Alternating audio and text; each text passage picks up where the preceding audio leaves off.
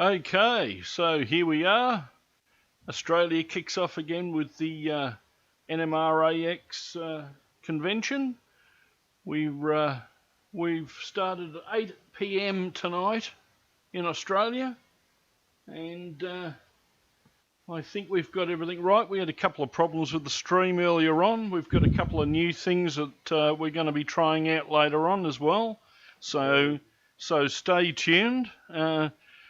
Brad's there joining me. G'day, Brad. How you going, Martin? Yeah, we've had a few little gremlins in the system. I think we've got all the bugs sorted out from what I can see. Yeah, it looks good to me. Well, it does down in Australia, so yeah. Yeah. I think it's all working well down here. For once, for the technology. So we've got Arthur Hayes with us to start off. Arthur is a Queensland modeller and based up here in Brisbane. He's just south of Brisbane itself. He's about an hour away from myself. He's got a fantastic layout, which we'll probably see in upcoming clinics. But I understand you're going to teach us how to build an 8-wheeled wagon and freight car today, Arthur. Yep, the way I do it anyway. With I guess over the years I've built quite a number of wagons and or freight cars, and every time I do one, I do it different. So technology is changing, and so are my freight cars. Not a problem. Well, I'll maximise your PowerPoint and we'll hand it over to you, and we'll keep an eye out for the questions to pop up in the chat. Okay, thanks, Marty. Well, first of all, good day to everybody, or morning, afternoon, wherever you might be tuning in. I think it's awesome that these guys have given up their modelling time so that we can still come together and meet and see what each other's doing, because I think that's the part that's so good about exhibitions, trade shows, conventions. We go along to see what others are doing, how they do it, and then we go home and the fun starts and we try to do it ourselves. So just a little bit, as Marty says, so we're in Queensland, the Sunshine State of Australia, down under. My layout, I model 2 scales or 2 rail systems. I model mainly my Queensland system, which is a 3'6" system.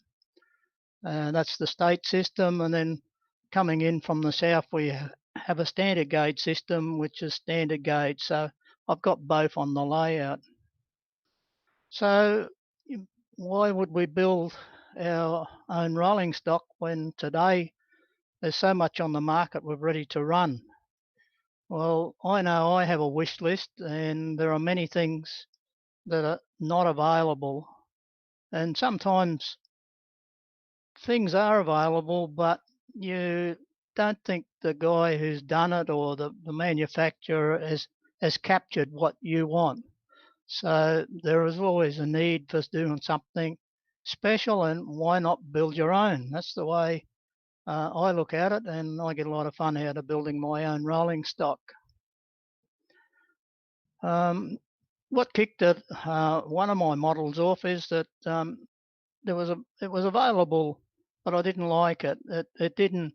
I felt it missed a lot of the things that made the wagon look what it was, and so I decided, yep, one day I'll build that wagon, and I'll have one that I'm comfortable with. So I was at a meeting one day, and a guy come and dropped a few sticks on the table and said, "Oh, I've been trimming the yard.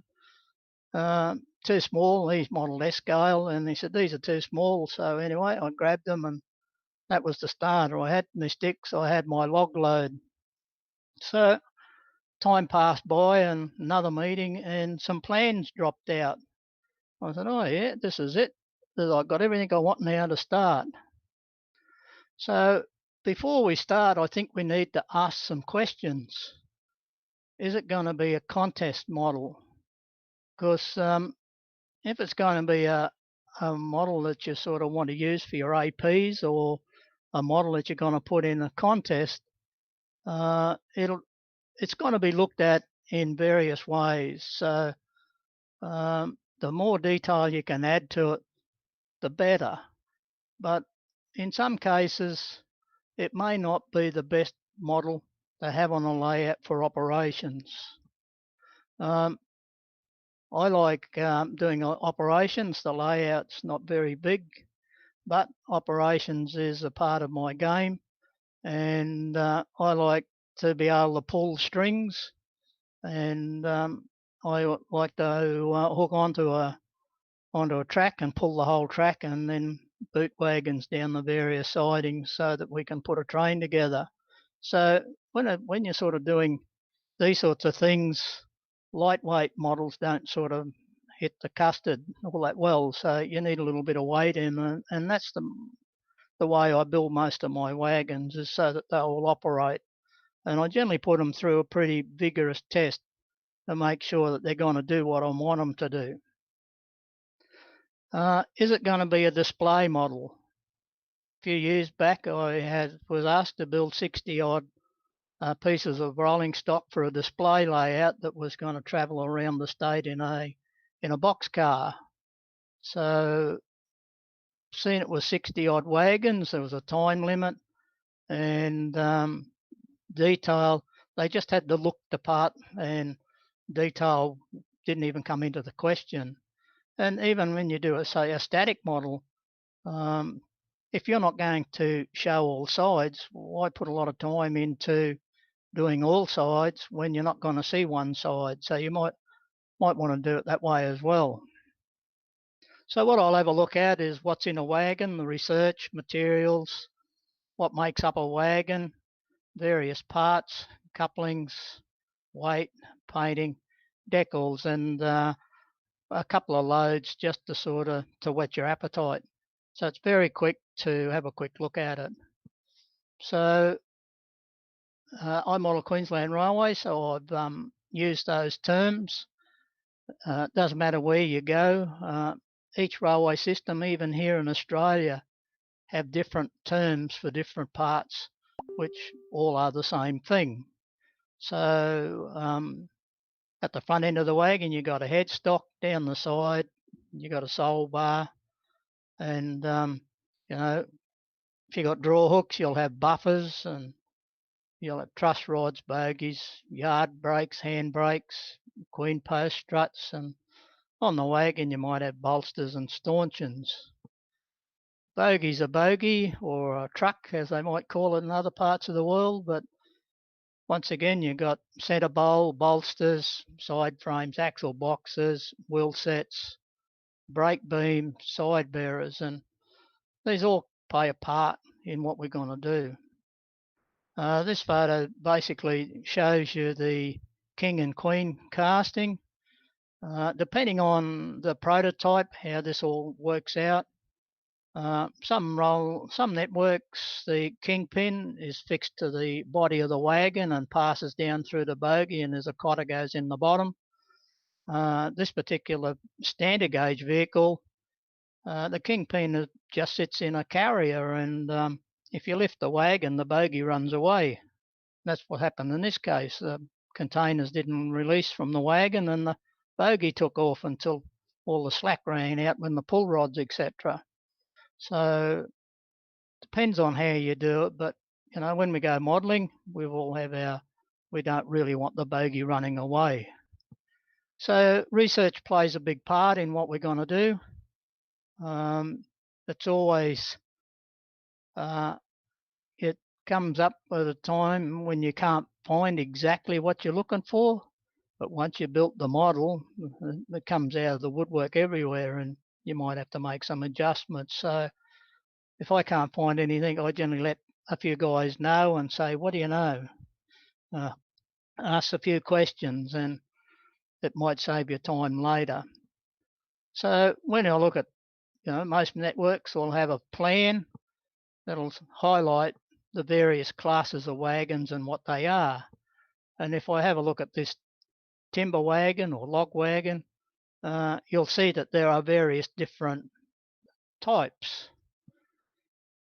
You'll also need some photos, and when you have a look at the photos, what you see in the plans is not always the same. and if we sort of have a look at this one here, it shows you these sides, but none of those photos showed it. So you sort of got to start asking your question, you know, what era of my model, was this ever on the wagon, and do a little bit more research. And once again, I find it easier if I buy mostly in styrene.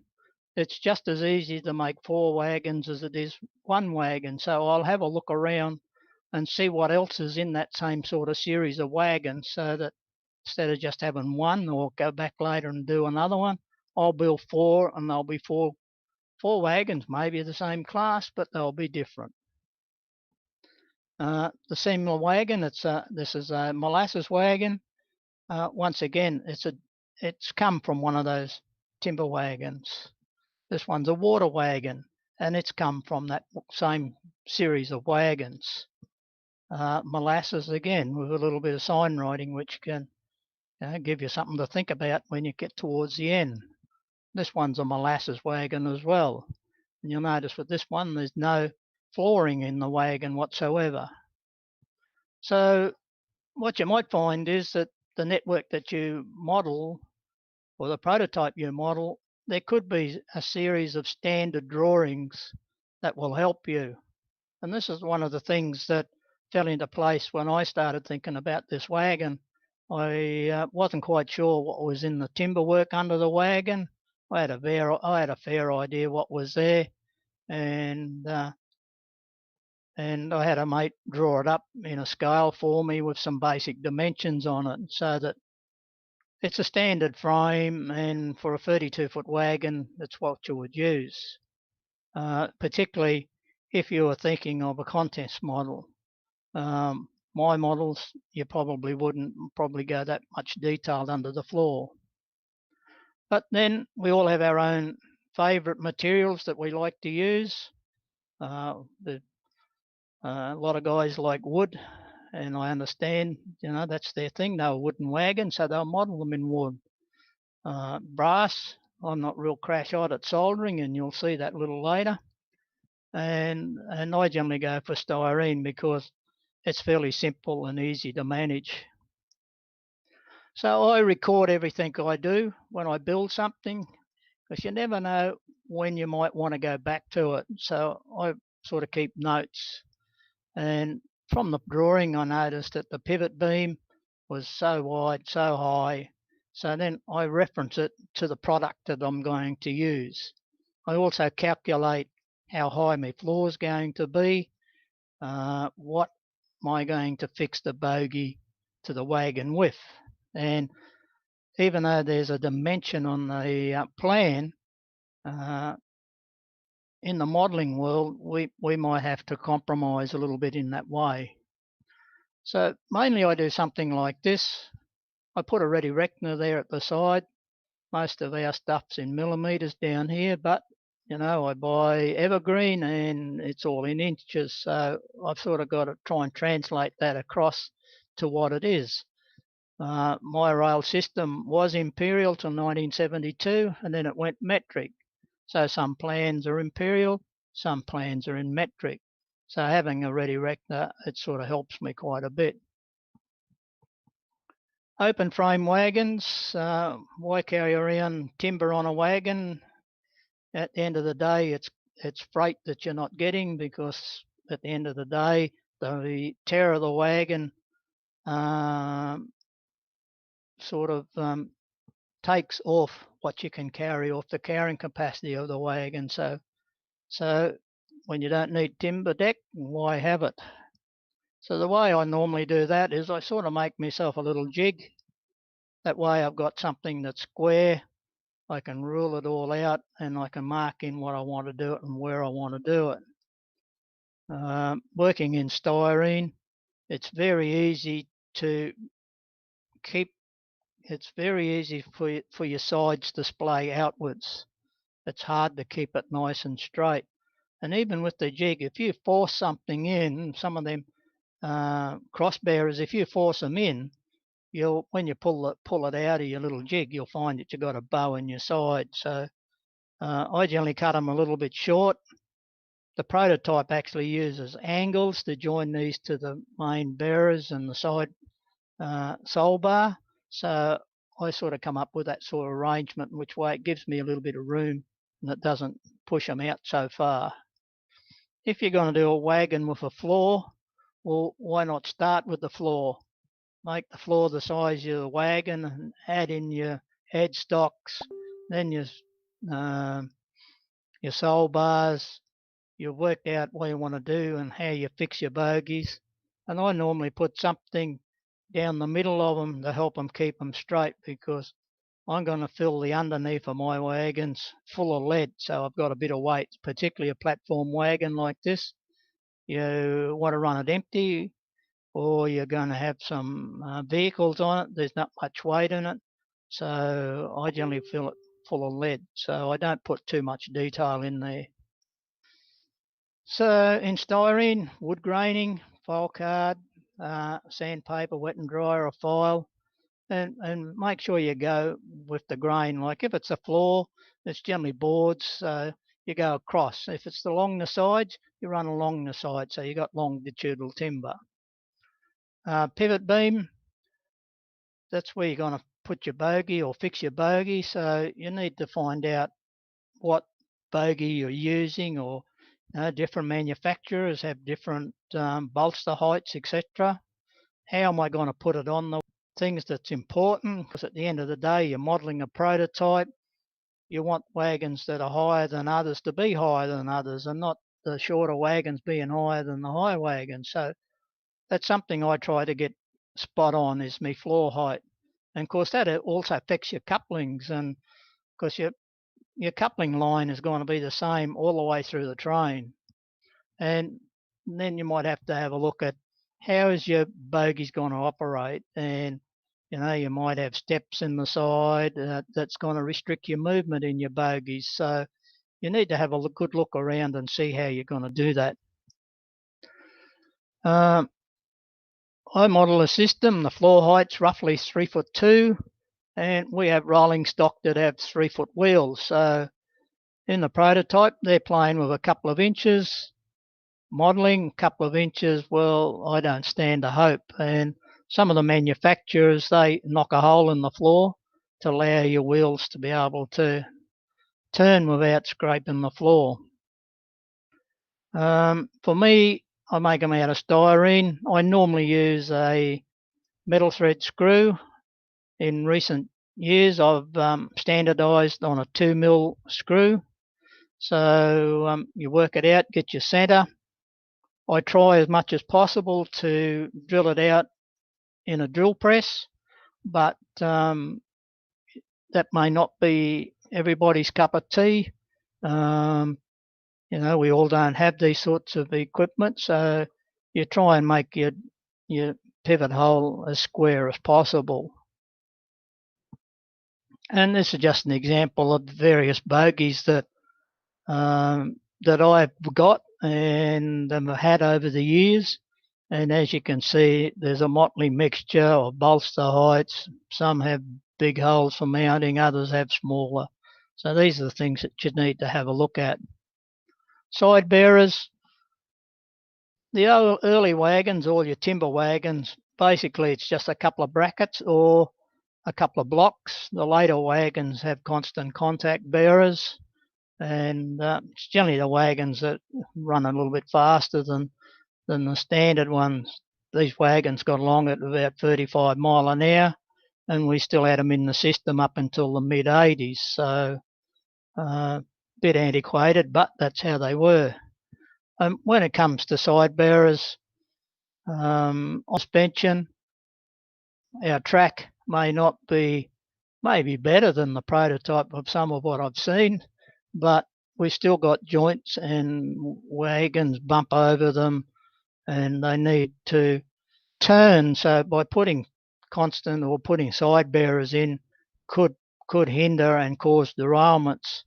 And at the end of the day, unless you're eye level with that part of the wagon, you're not going to see it.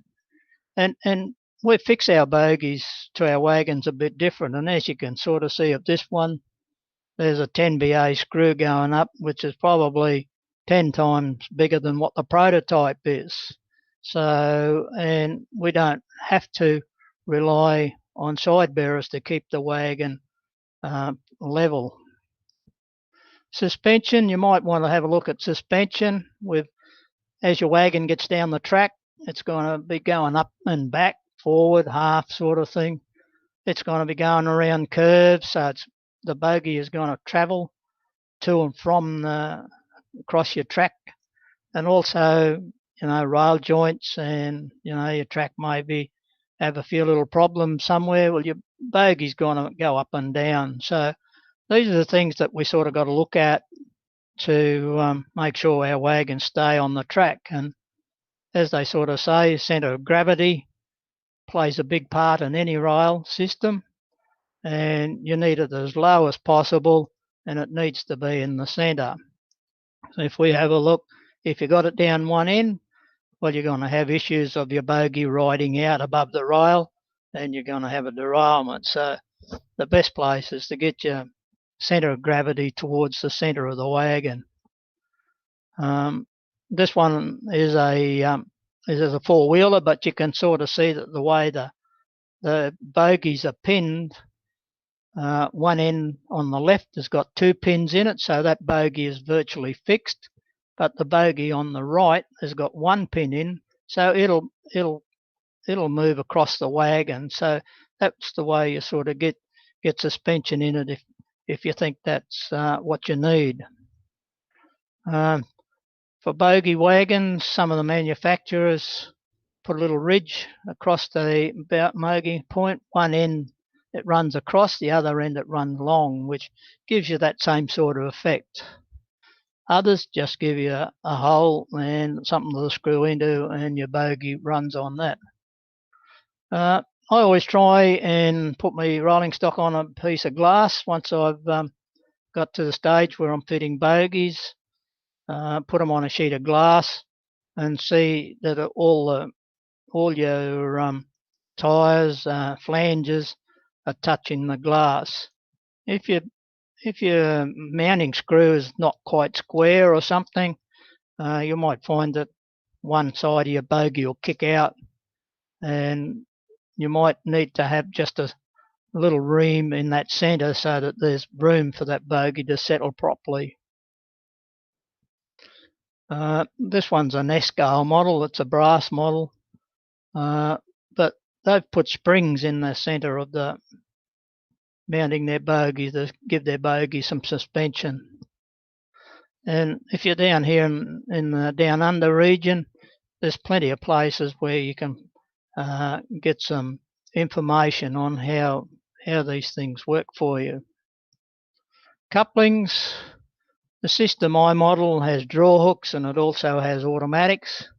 Matter of fact, there's 3 different standards in draw hooks, and then there's automatics, and we've got to cover that some way in the model form. I tried it with having 711s on my draw hook and number 5s on automatic wagons, but I've gone to the scale couplings now, 58s, and the 711s I found I was having a lot of trouble with them, especially with long strings, and in the end I pulled them all off, and I've standardised a whole coupling irrespective of what the wagon might have. It makes it easier when you're doing operations. You know what you're dealing with. If you've got something like this, and it's also possible, but it takes a lot of time out of your operation sessions trying to put links into place. I have buffers on my stock, so where do I mount the KD? I generally mount the back of the pocket of the KD just in front of my buffers so that I don't get buffer locking.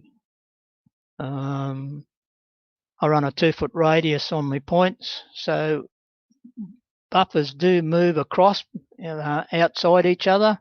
If that was too close, when they moved out, they're likely to come back in behind each other. You have buffer locking, and then you have derailments.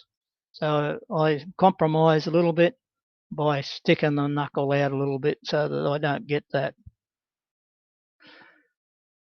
The greatest thing since sliced bread is the whisker coupling.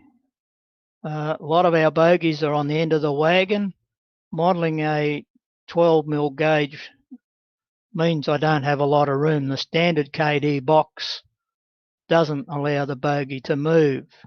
So if the wagon is going to be a box car or something along those lines where you're not going to see the floor of the wagon, I quite often adjust the tension just by undoing the screw and get it to operate the way you want it to do.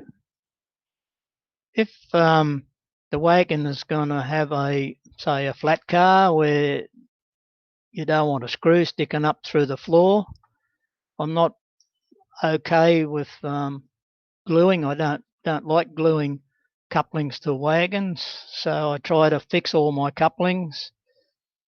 This is one method I've come up with, is using a 1/8 brass tube where I cut it to the length, the same thickness of the KD shaft.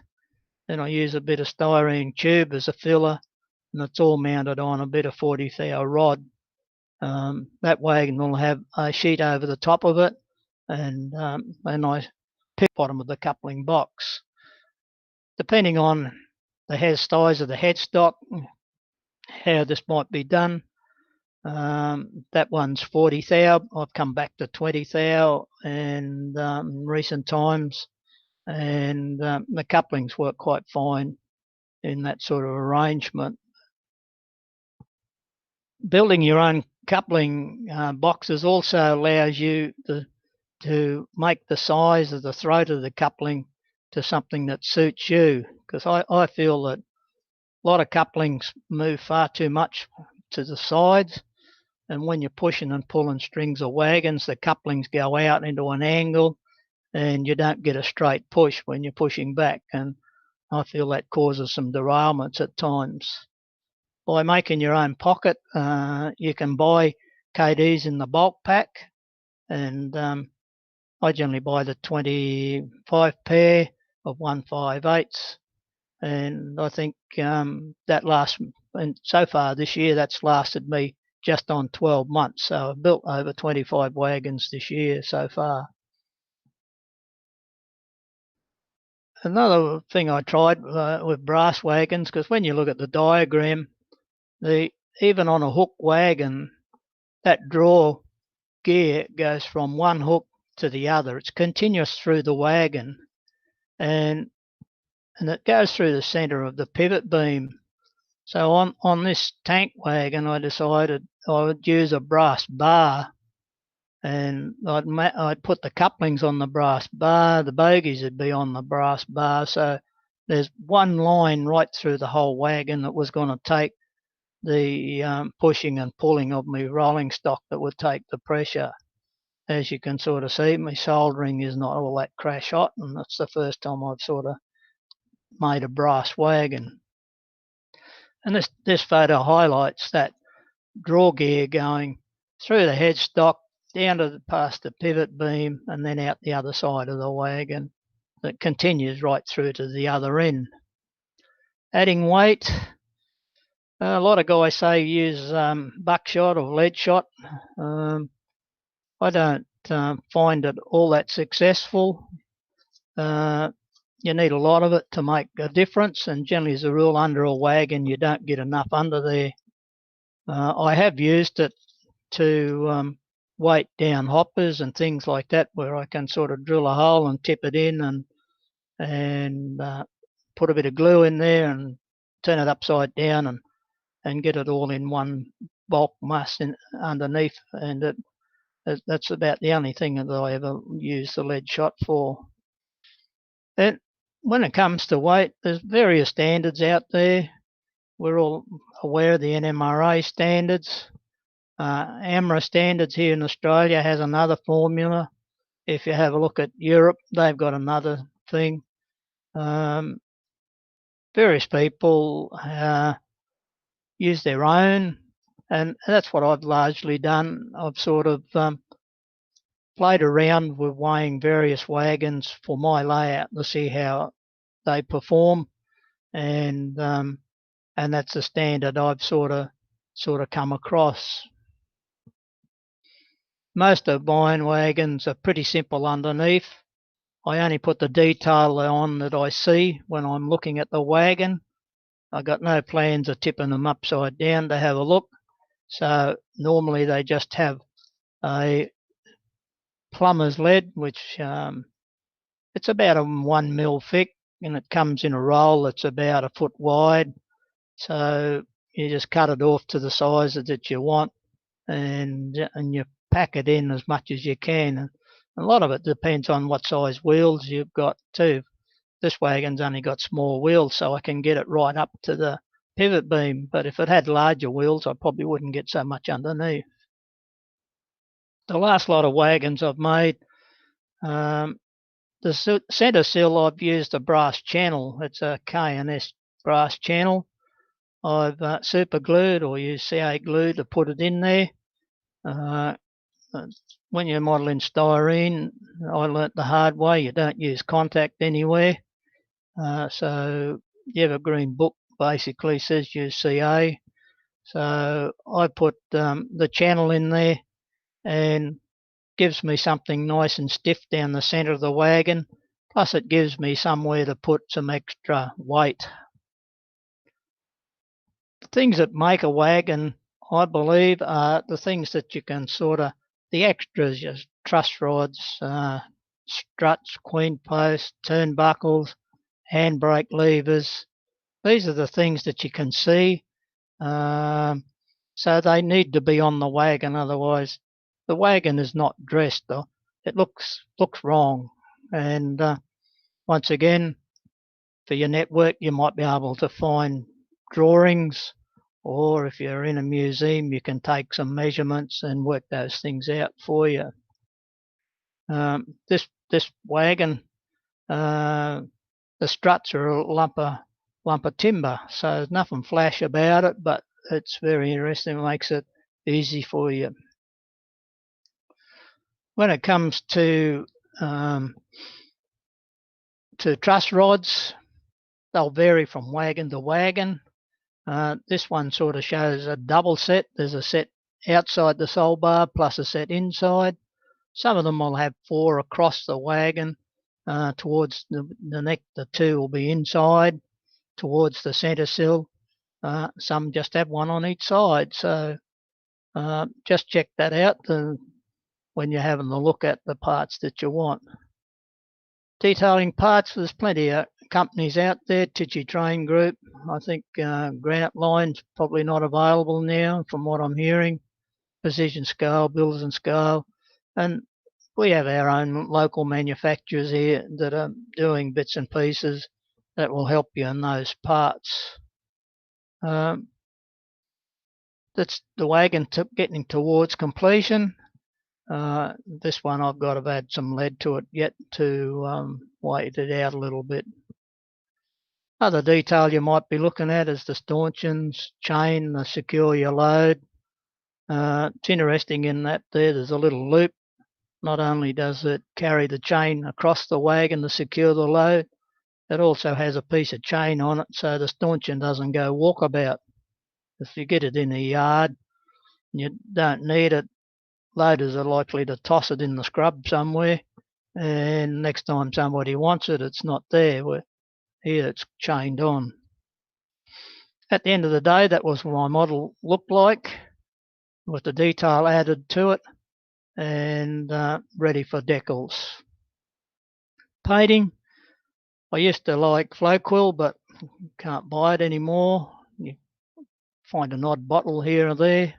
Humbrol I sort of use as a last resort. I don't get along too well with a tin of Humbrol, but today I'm mainly using lacquers, and there's a little bit of True Colour getting around, but I don't know if I'm going to be able to get that too much longer. But I try and etch prime most of my stuff first, so the paint's got something good to stick to. In some cases, you might have to ask the question, what colour?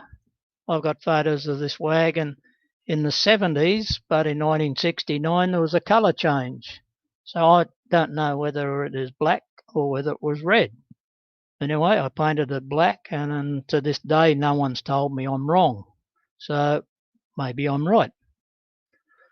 Painting, have a look around, look at prototype photos. This one sort of highlights the inside on one wagon is not.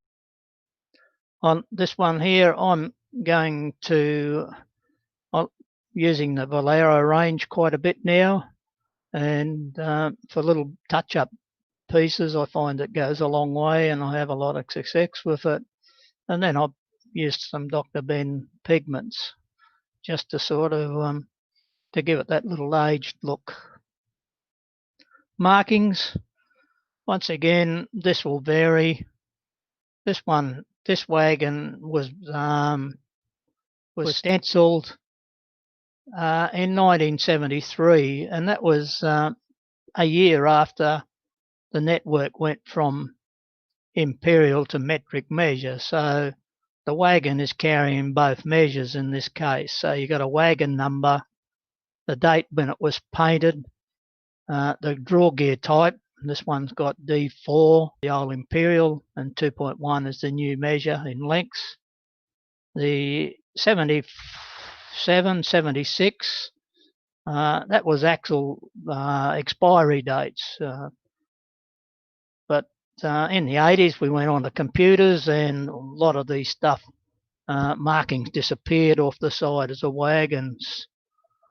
Plus, when the wagon's serviced, when it was lifted in oil, there's generally some markings to tell you when this happened, because in this era, it relied on people looking at the wagon to know when it was next to go to the shops for repairs or to be serviced. So once again, your network may have a drawing that tells you what goes where on the various wagons. It's worth looking at. The drawing will also probably give you the size that they should be. Just be careful when you go to museums. This is a classic example. This wagon shows it was painted in 1951. It's 2000 something now, so the paint job's still pretty good for 50 years. The wagon was serviced in 81, but the axle expired in 79. So none of those dates really add up. So you need to sort of have a good look at what people are sort of putting up and presenting.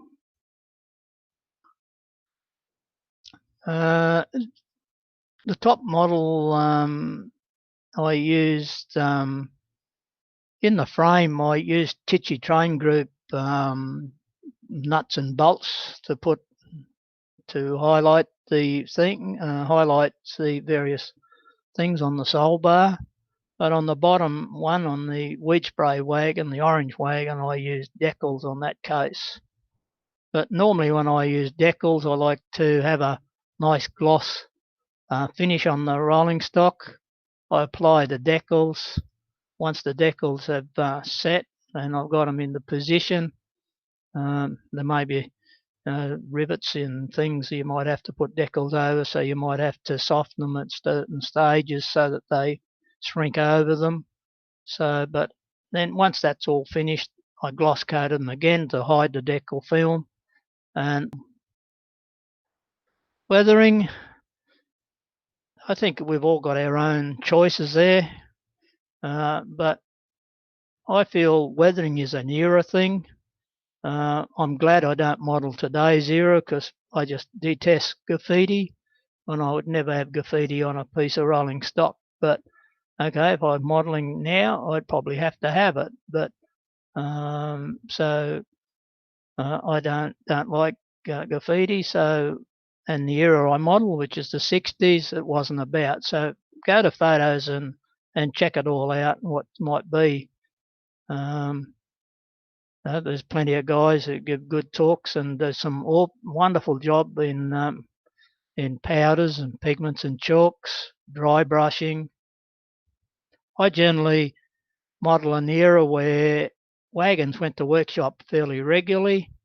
It was an era where railways had a bit of pride, and wagons, if they looked half shabby, well, they got a paint job. So most of my modelling, I use an airbrush for weathering, and I just sort of give it a dusting so that it sort of highlights the detail, pulls the detail out of the model more than anything. But at the workshops, and they weather it and then put it in service, and I just don't sort of feel that that's the way things were.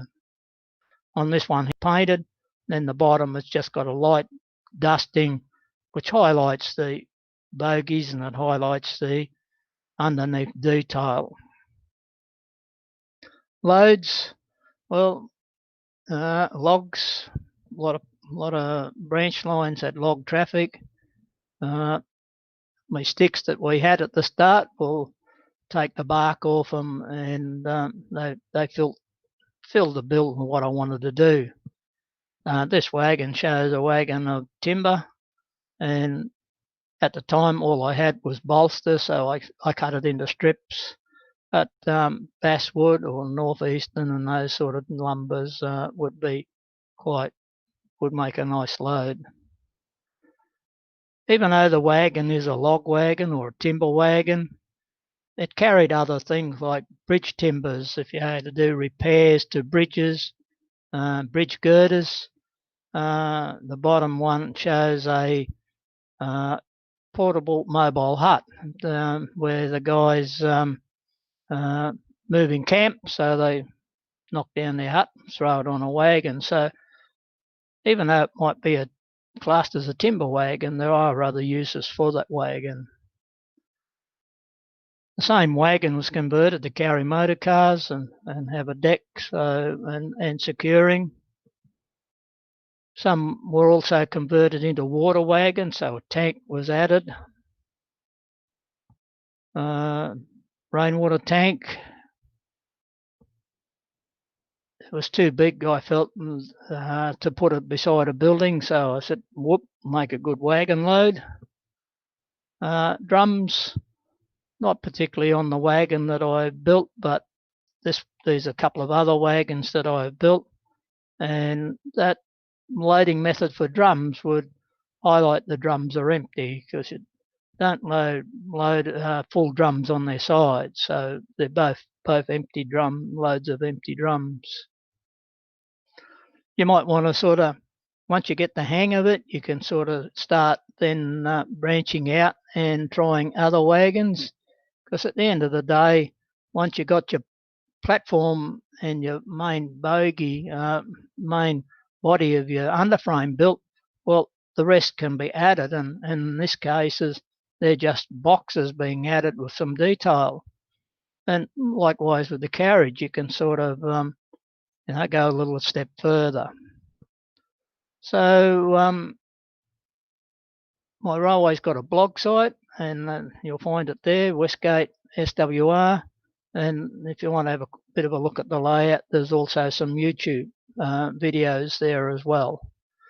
And that's it. Thank you very much. Back to the boys. Thank you.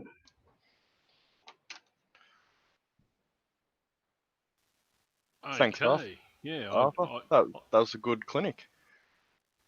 I had to go diving for a couple of buttons there. That's why I was late in getting in. No, that was excellent, Arthur. Yeah, excellent. So, how's the chat looking there, Brad? We've got a few questions in there. We've got quite a few people joined in. There's about 80 across both platforms. We'll start off. I just want to give a few shout outs that have come up through there. We're joined by YouTube royalty, I guess you could say at the moment, in the YouTube chat with Sparky107107, all the way from over in Canada. And I see Facebook's got the range of the world: New Zealand, England, Texas. I've even got a local from Lismore here, so that's good. So questions. There's been a few that's popped up. Dan on Facebook says that he uses a spreadsheet for his modules and the items that he needs for them, and now he'll be going back and modifying it to suit the wagon and to suit his layout. So thanks for the idea. Okay, good. Thank you. YouTube, there was a question from Mark. How do you glue or fix your truss rods? What I do now is make my own truss rods, and I make them out of brass wire, and I form a loop in the end of it. But over the years, I've purchased the various manufacturers and have tried those. I normally just, sometimes I might even put a block behind the sole bar and drill into that, and that secures them. But I normally just use super glue and put them in. I normally put the I normally put the queen posts or struts in first, and then I bend up my truss rods to go in. Because some come outside, some go inside. So I find with a narrow gauge system, the ones inside can give you a bit of pain at times. You don't get movement you don't get the movement that you want in your bogey at times. So you sort of might have to make a compromise on that one. But I form them out of, normally these days it's just out of 12th hour brass. I've made up a pair of pliers that are a bit like, they're just very round. They're more like circlip pliers, and I file them down to a very small radius, and I can bend a loop that's got about a millimetre or so, and I use that for my truss rods now. At one stage I was using number 10 fishing hooks, cutting the ends off and using that, but they're a bit bulky, and for say some of the larger scales, say S scale, they might be okay using fish hooks, and that's the one way around them. Simple, easy. Yeah, okay, good. A keen viewer there on Facebook, Craig, noticed the Bundy rum wagon and wanted Yep. to know, is it empty or full? Full. That's But right. it's molasses. It hasn't got rum in it. Yeah, lucky. Sorry. If it was rum, I dare say it'd be emptied out by us Australians down here. Yeah. Yeah. Andy on Facebook asked, what material do you like to build with? Plastic, brass, wood? And is it dependent on the prototype that you're modelling at this? I mainly model in styrene because the range is so big, and it makes it so simple for you. And I find if I build 4 wagons at a time, you sort of move from one to the other, and by the time you finish the 4, well, you can go back to the first one and take it the next step. Just sort of progress them that way.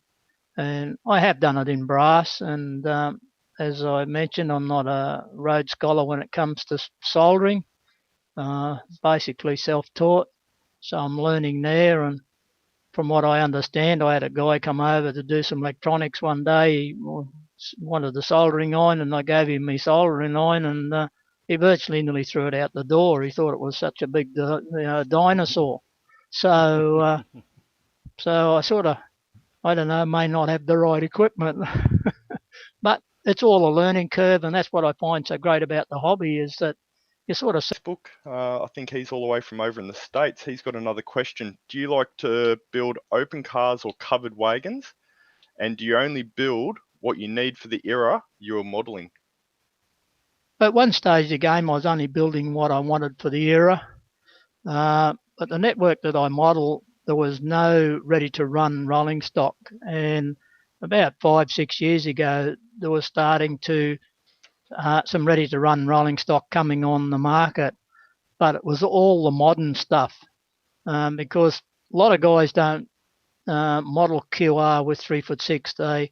They model it and run it on standard gauge, and the wooden rolling stock that in my era on standard gauge looks a bit hideous because the bogeys stick outside the wagon when in actual fact they're under the wagon. But with the modern stuff, a lot of it's about 9'4" across, so the standard gauge bogey fits under it. So at the moment, the manufacturers, there's about 50% of QR modelers now doing it in HO on standard gauge. So they've produced all this modern stuff. So I have extended my period a little bit now because I want to support the industry. I want to support modelling. So I've got some modern stuff. So I am building some modern stuff now. But normally I try to build certain train makeups that I'm aware of and do it that way. But the ones that I like doing best are the older 60s era wooden wagons. And of course, we started getting steel blasted on the network up until the mid 80s. So there's still plenty of scope for me in the wooden wagons. Great. So that's all the questions I can see over on Facebook, Martin. How's our YouTube chat looking? Well, I think you pinched one of the ones from most of the ones out of YouTube, but I think Mark has actually put another one there and says, what an idea regarding weathering for the 20s. Were there little photos and were they available? There is no colour. So, yeah. He's talking about weathering in the 1920s, where all the photographs, I guess, you're going to get are going to be black and white anyway. Yeah, that's probably as good as you're going to get. But you know, the way I look at it, even in the 60s and in the 50s, the era that I sort of grew up in, I didn't think wagons, they got a little bit dusty and things like that, and where they're working and what area that they're running in, largely weathering reflects that area too, because often I'd see wagons on the Mount Isa line during the wet season and they were absolutely red because that was the countryside that they were running through. But, after a few more showers along the coast, they sort of dropped back. Yeah. And I feel that, in those eras, the railway management and staff had pride in their railways, and if they got a bit shabby, they hooked them into shops because, let's face it, wooden wagons went into shops quite regularly. I can imagine, yes. Yeah. So if they're in there to have some timber replaced and they weren't looking the best, they got a paint job as well. Yeah. Because the paint job wasn't flash on them by any means. The ones I saw at Ipswich workshops, it was just a compressor with a half-inch garden hose with a pipe on the end of it with a spray, and it just went along the side, and it was all over in about 10 minutes. There was no fine Duco put on there. No. Well, Arthur, I'd like to thank you again for the informative clinic there. I know Arthur is he's got quite a number of clinics up his sleeve, so I guess we'll definitely be seeing Arthur back again. And yes, Arthur's got the MMR up here in Queensland, the AP chair. Now, I said we were going to have something new, so let me see if I hit this button, whether this works. So, now we're going to have the NMRAx Wheel of Chat.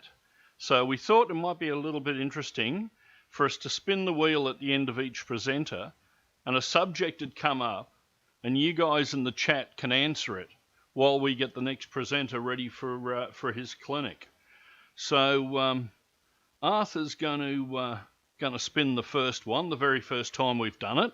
So on 3, Arthur. 1, 2, 3.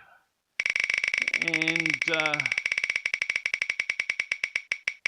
it's going, and the question is, what is the time with you at the moment? So in the chat, put in the time and the day, because remember, we're an international show here, so people are all over the world. So put your time and your day in the chat, and we should be back in about 2 or 3 minutes with Jerry Hopkins and another video.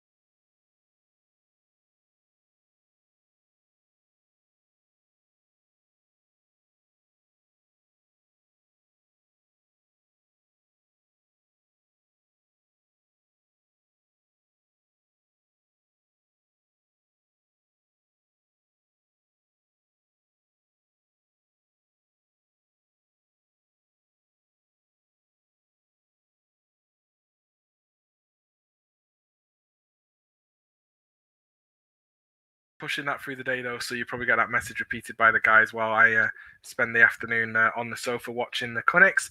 But up next, we've got Jerry Hopkins, MMR from Australia, who joined. Jerry joins us again. Good day, Jerry. Good day, Jerry. Yeah. Redo the ad. The audio never went out. Oh dear. Okay. Sorry, technical difficulties, everyone. Hopefully the audio is going out. We'll come back to Jerry in a minute. So, us here at NMRAx have been working on some merchandise, which we will be pushing now, and a percentage of the sale of every piece of merchandise goes back to Project NMRAx, and that will help us support regions to your own potentially division, regions, divisions, and nationally support this project for us to do more live events in the future when we're able to socially distance but get out of the house, and we'll be able to hopefully do some more live content from around the world.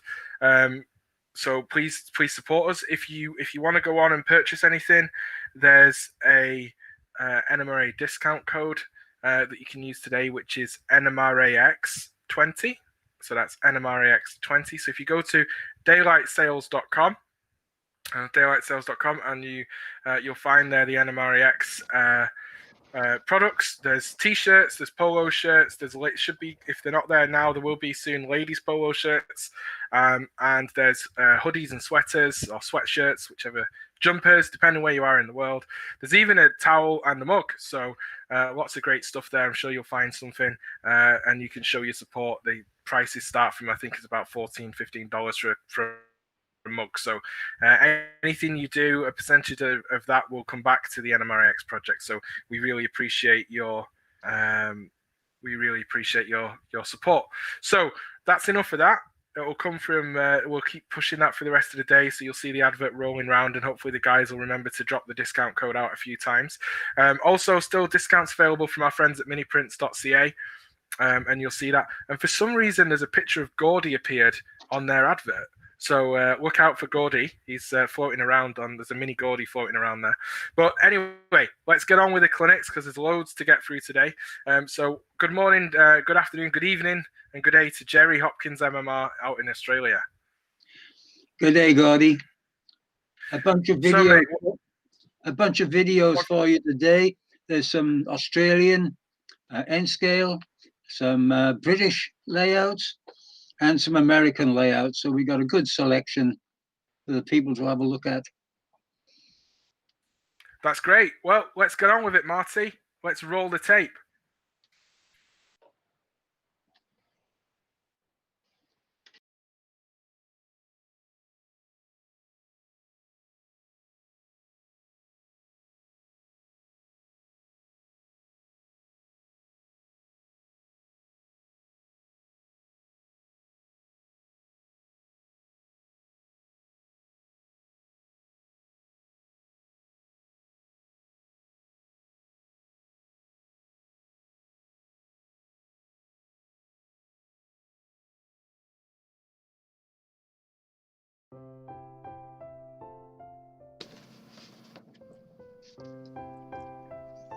Ladies and gentlemen, welcome to Broxburn Sidings.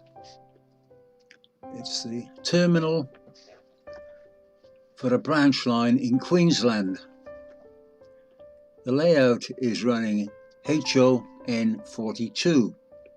In other words, it's a 3'6" gauge. And the layout runs on DC.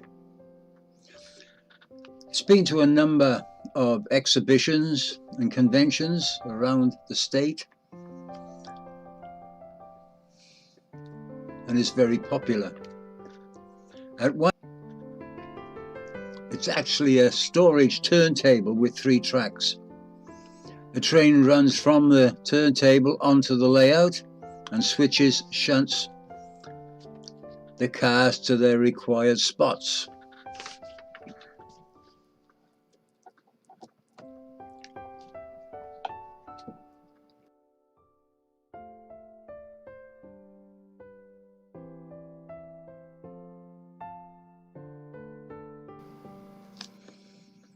You may notice a different type of coupler on the end of the cars and the locos. This is called the Jackson coupler, and it comes from the UK. Very handy on this type of layout. A smaller electronic magnet beneath the track is used to uncouple the cars. Operation of the turnouts is at the back of the layout on plungers. You will see posts with yellow markers on top. This just marks where the little magnets are located. They're about the size of a cigarette. So nice small diameter hole, which is a little ballast over the top and you won't know it's there. We also have steam on the layout. Everything seems to run very smoothly and very reliably.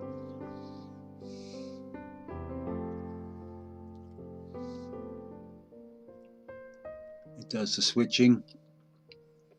I didn't inquire as to what they were using to get the switching in the right areas, but as you can see, they're having fun.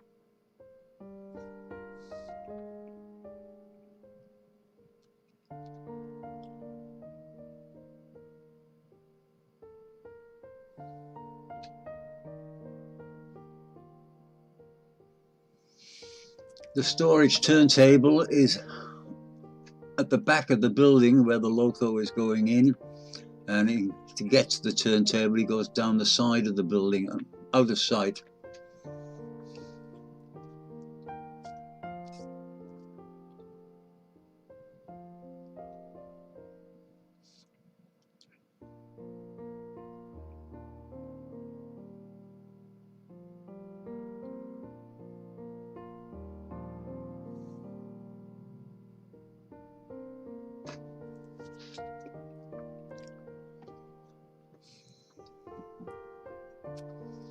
Most of the state of Queensland runs on 3'6" gauge track, mainline, sidings, branch lines,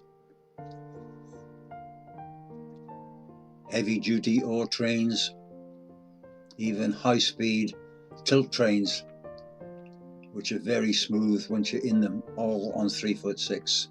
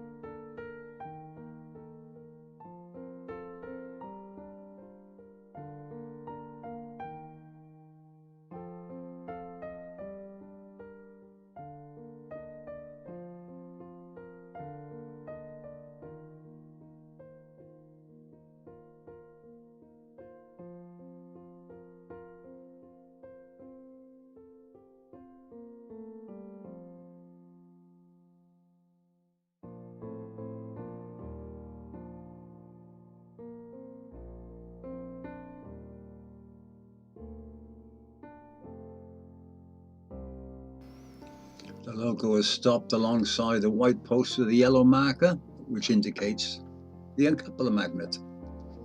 And off it goes to get the next car.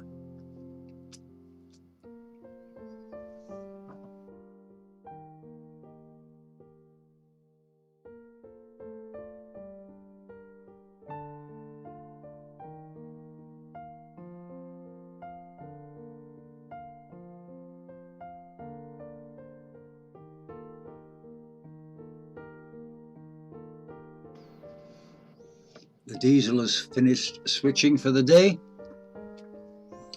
I will connect up to the other end of the train, back out onto the main line and take it off into staging.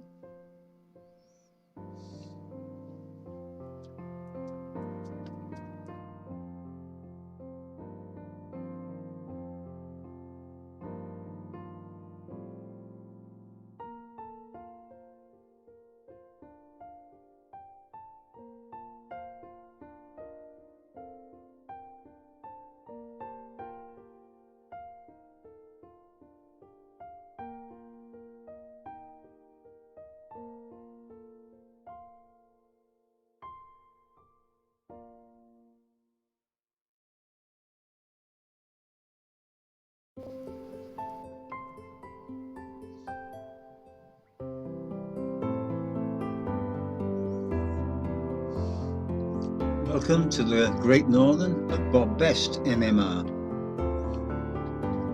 This HO layout replaces the old from CVP.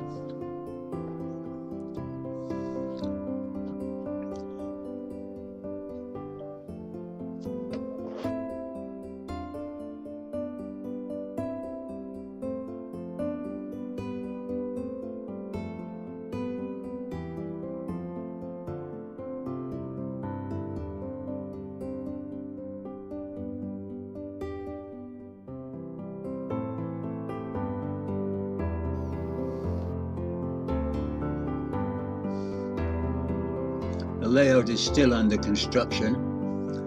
Most of the buildings are scratch built and have yet to be mounted in place on the layout. It's still fun to operate rather than put a train on and run it round and round and round and round.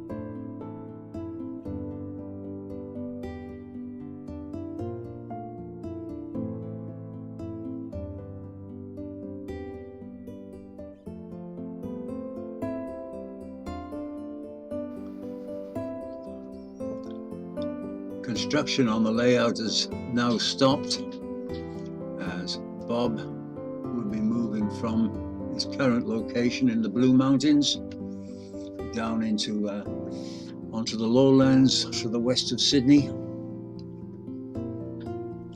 A lot of this is because of available bushfires coming through the area, and it'd be safer down on the flatlands rather than up in the mountains. Fires have come to the back fence a couple of times.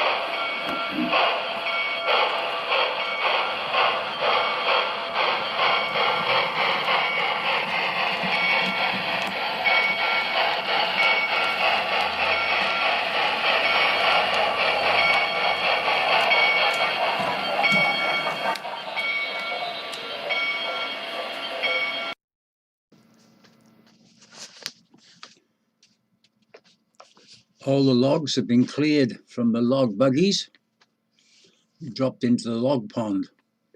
The loco is now getting coupled up, ready to haul the empties back up the hill to where the trees are being cut and loaded.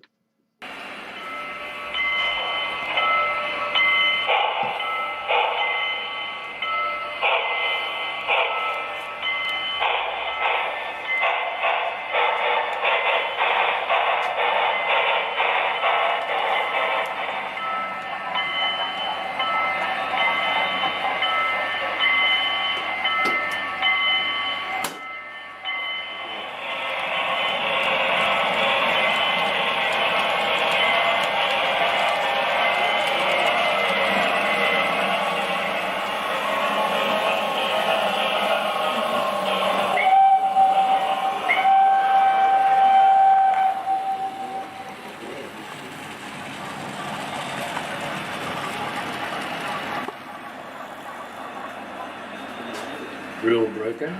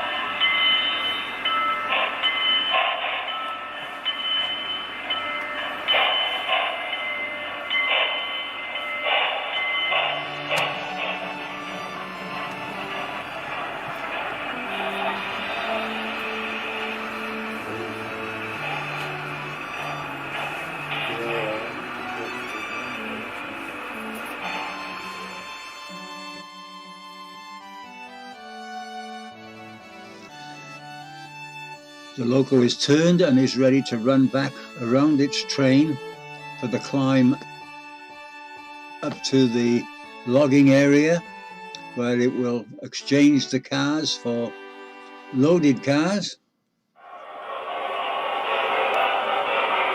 The loco has to be at the back for safety reasons, and as you can see, it's a fairly steep climb up there to the staging yard.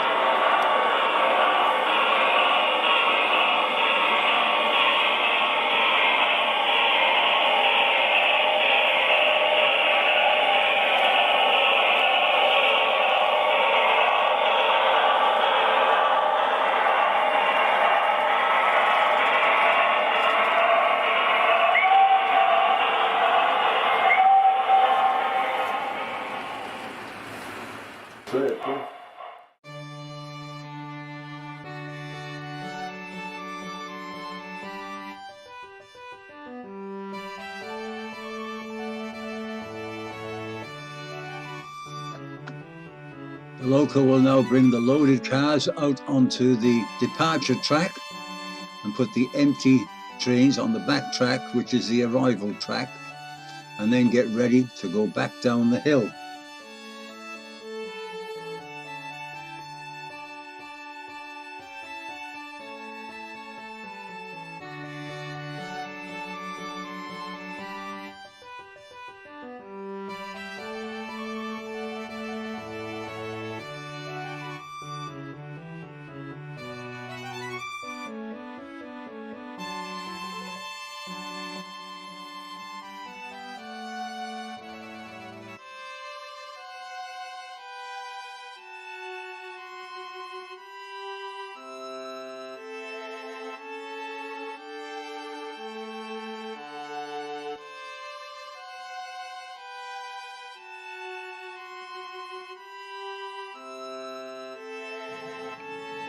A climax will come down from the logging camp, take the empties up to the logging area to put some more logs on.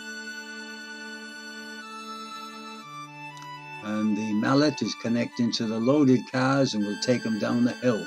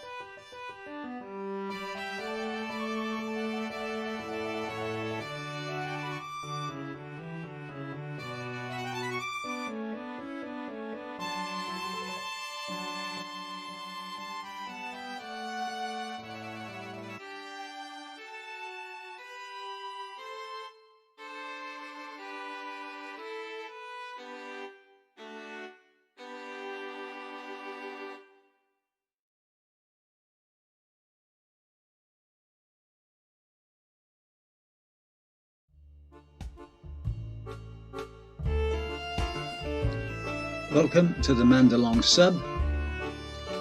Just as the NMRAx superliner is coming down the hill behind the paper mill. This is the N-scale layout of Trevor James. It's DCC running with CVP.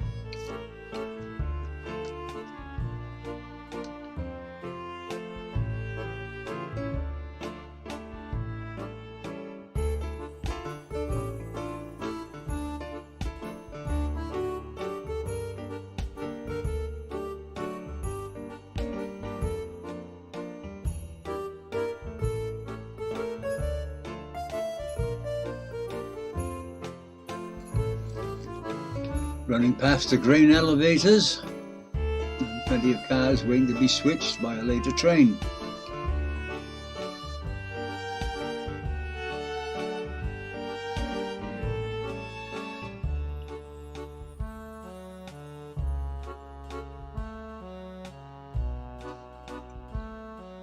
The train is switching the area near the stockyards. A few other industries there, plenty of cows there today.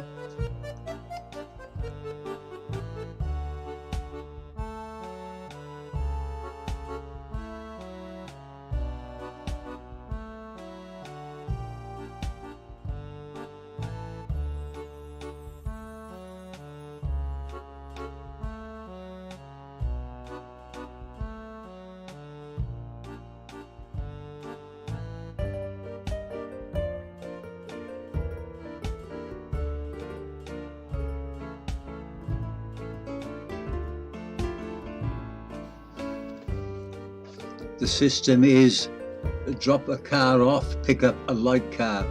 It's very difficult for the majority of people to see the numbers on the N-scale cars. So if you've got 3 box cars and a reefer, you drop them off and you pick up an equal number.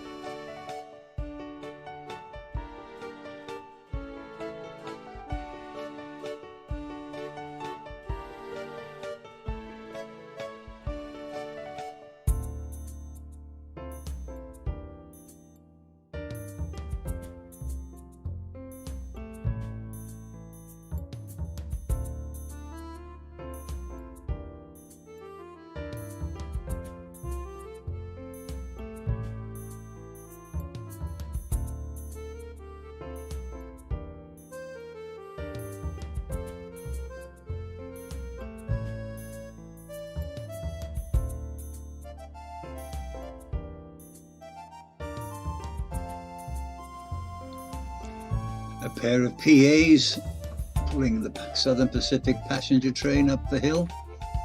It just passed a bunch of rail fans waiting on the hill for such an opportunity.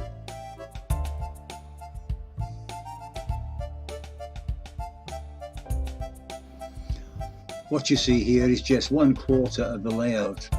The rest is being scenic and having some tracks changed, and will be in the next video of this particular layout.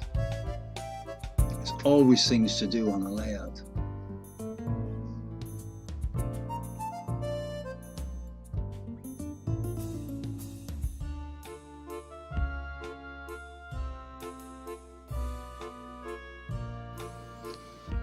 A pair of Fairbanksmore switches are now switching around the small town with the grain elevators and plenty of other small industries to keep it busy for a while.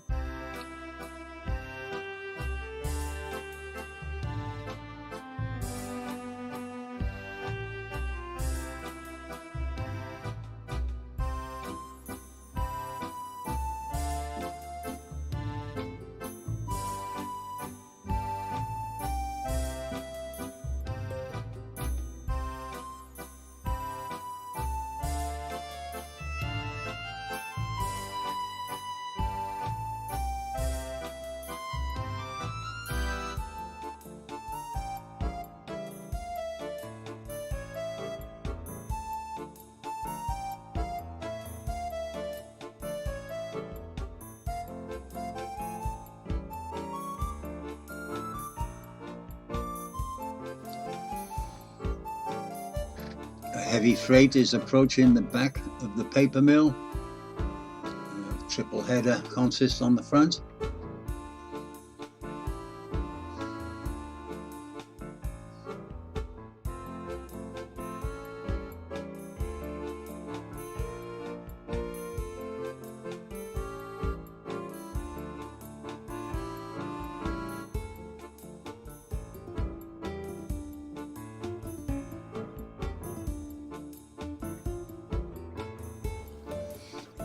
The bonus for today is the Union Pacific passenger train coming down the hill at the back of the paper mill.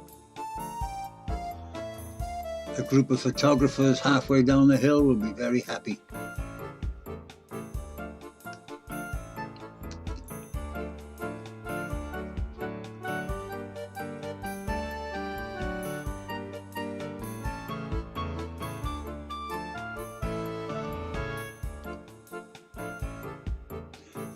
Passenger train is followed by a freight. Some beautiful paint schemes on some locos these days.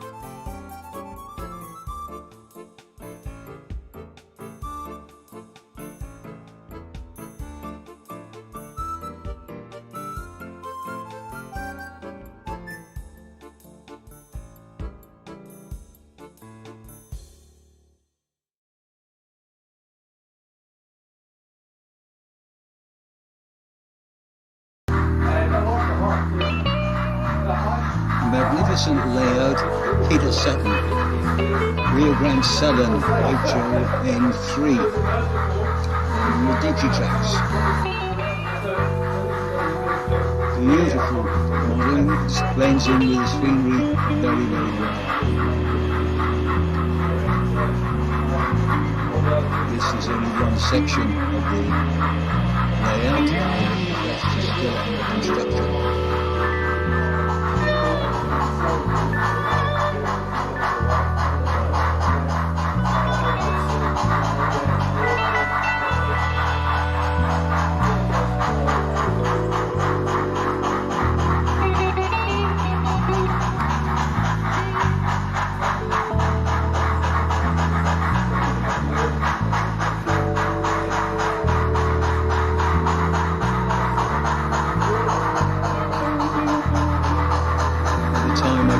videotape this layout.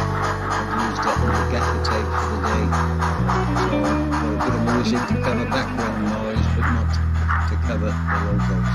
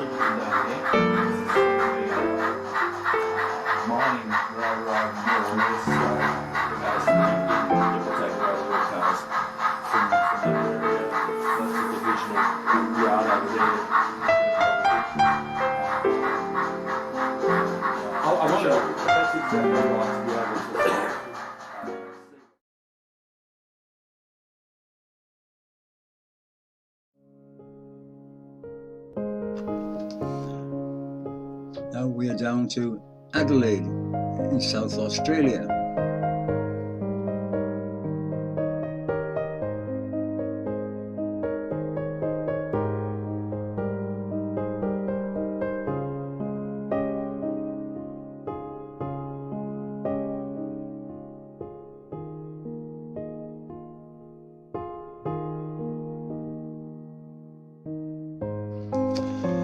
Like many of the good layouts in South Australia, this one is run on DC. The structures are different to the rest of Australia. You see by the corners of the brick buildings they have a different identity. So you always find out where you are by looking at the brickworks when you're in Australia. The yellow loco is the 800 class, same as a New South Wales 48 class. And for those who really want to know, it's an Alco 251 inline 6.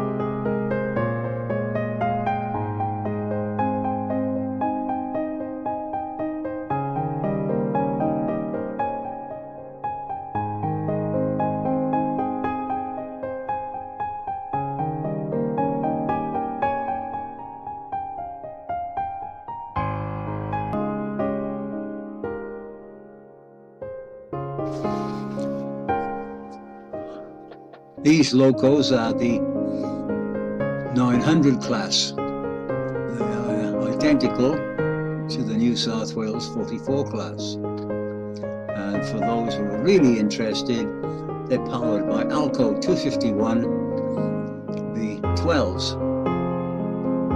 Some of these were broad gauge and some were standard gauge. South Australia is unique in having 3 gauges,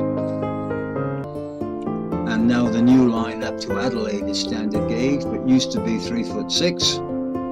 A number of the smaller lines around Adelaide are 3'6", and stuff coming in from Victoria runs broad gauge. And very interested to see some of the track combinations around the place.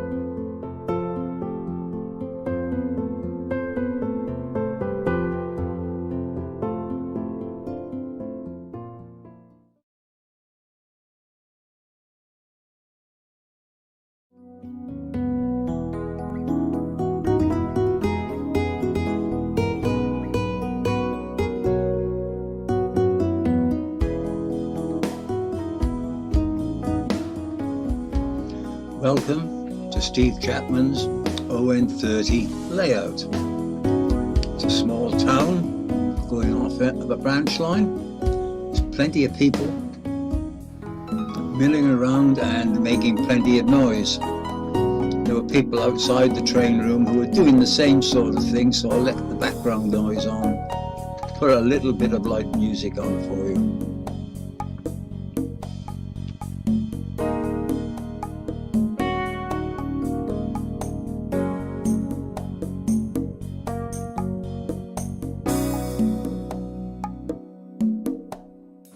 Between the sections, especially when a few people try to pass you, so I could not use a tripod for this lot.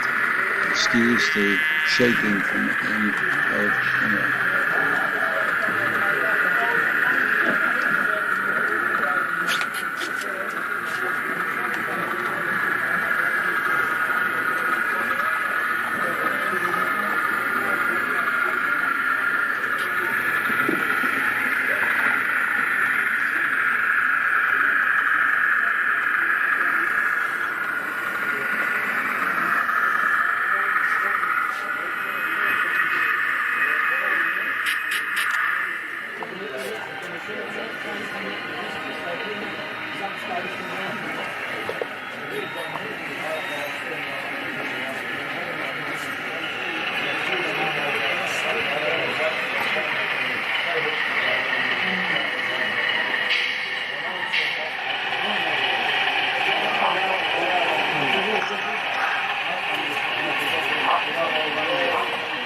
Easy to pad now, aren't they?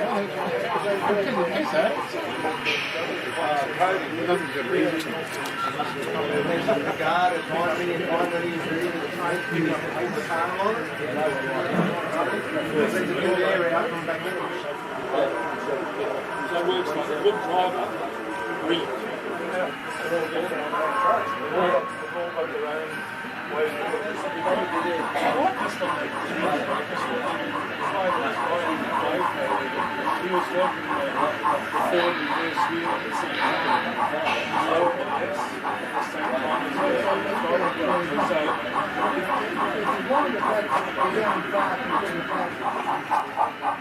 Out of your shot, Tom. Yeah, you're okay.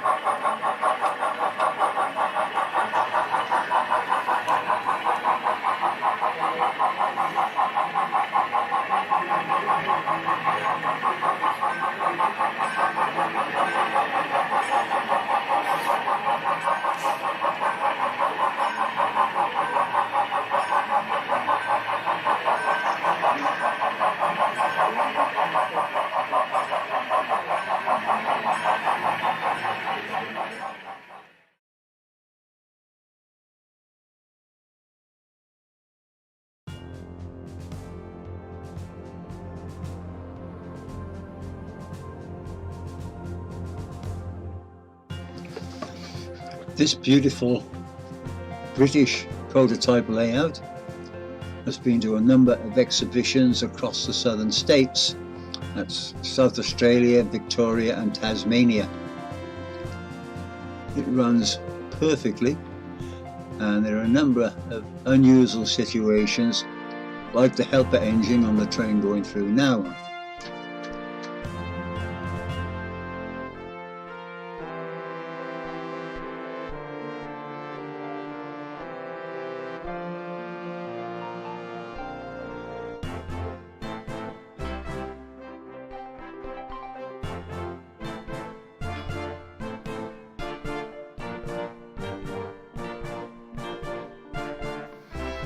Those veggies look very, very inviting, especially this weather.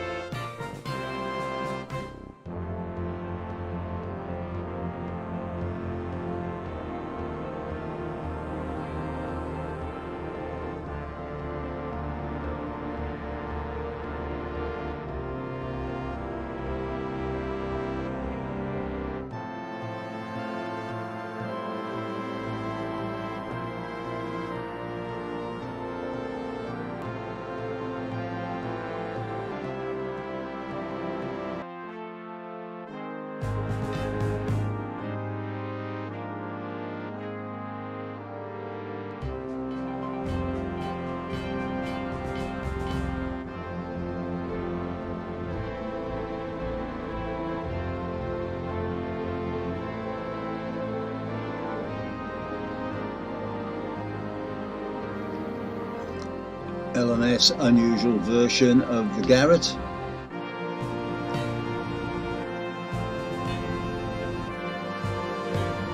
Plenty of trains running, and I love the private owner wagons with all the different names down the side. What I grew up with.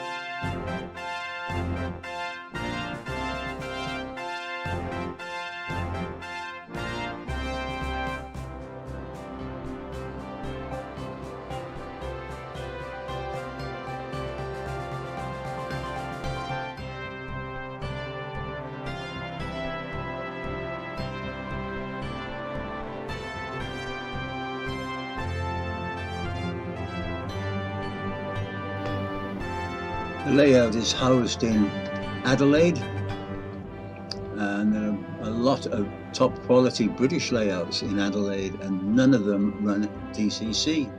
Interesting.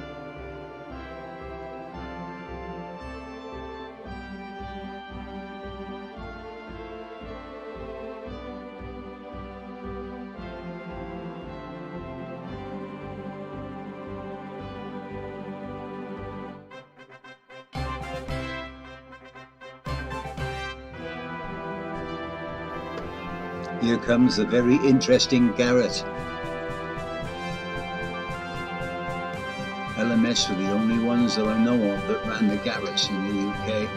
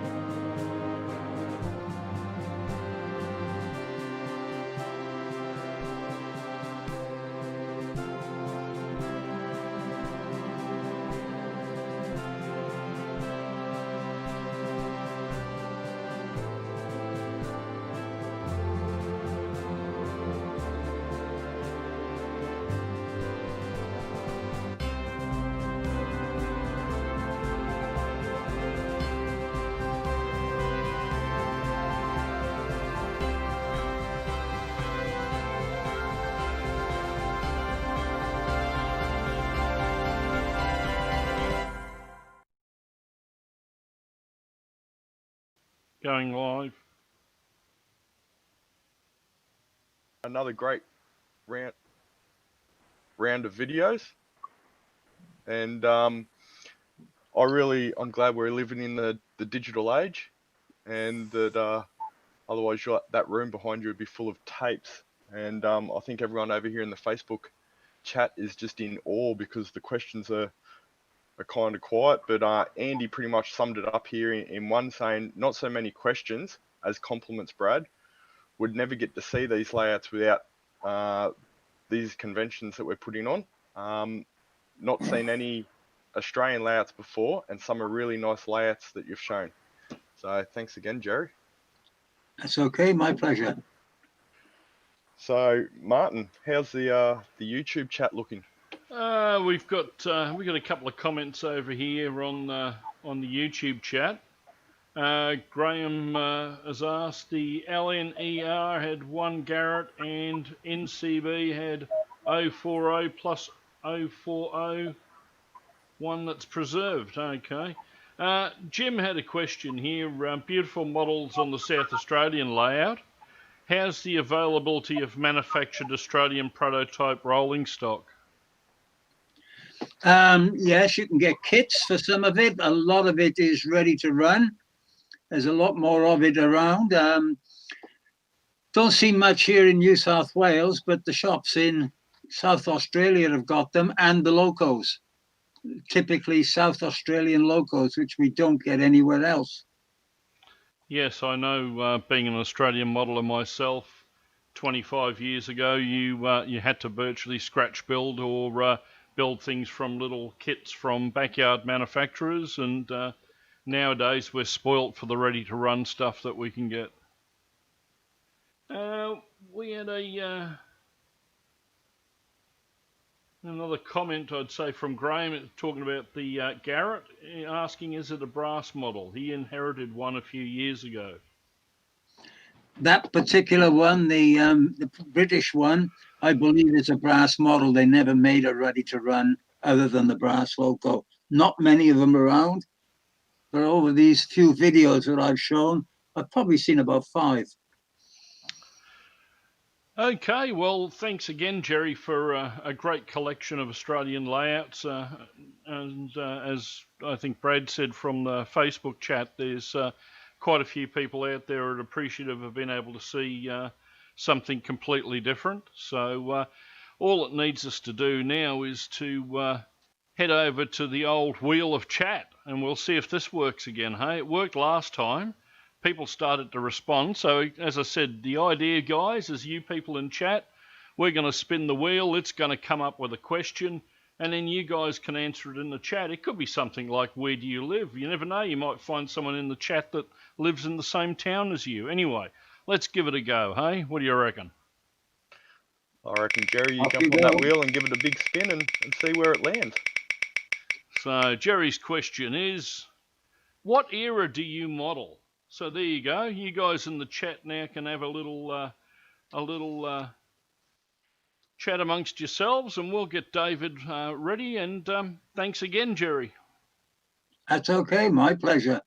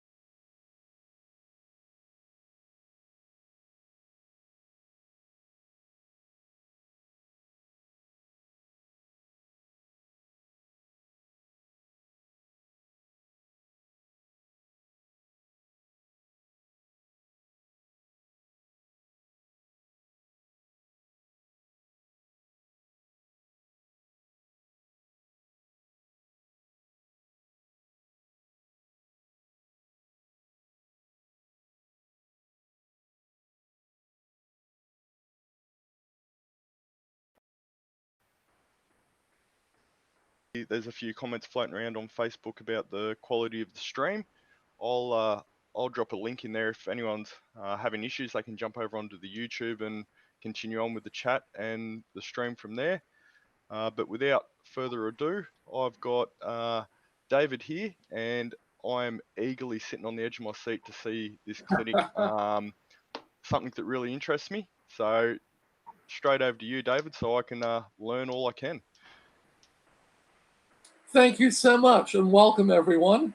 I'm a retired church architect and conservation architect. I love scratch building structures, so thank you for joining me today for this NMRAx virtual convention clinic on scratch building Western Maryland railway structures and more.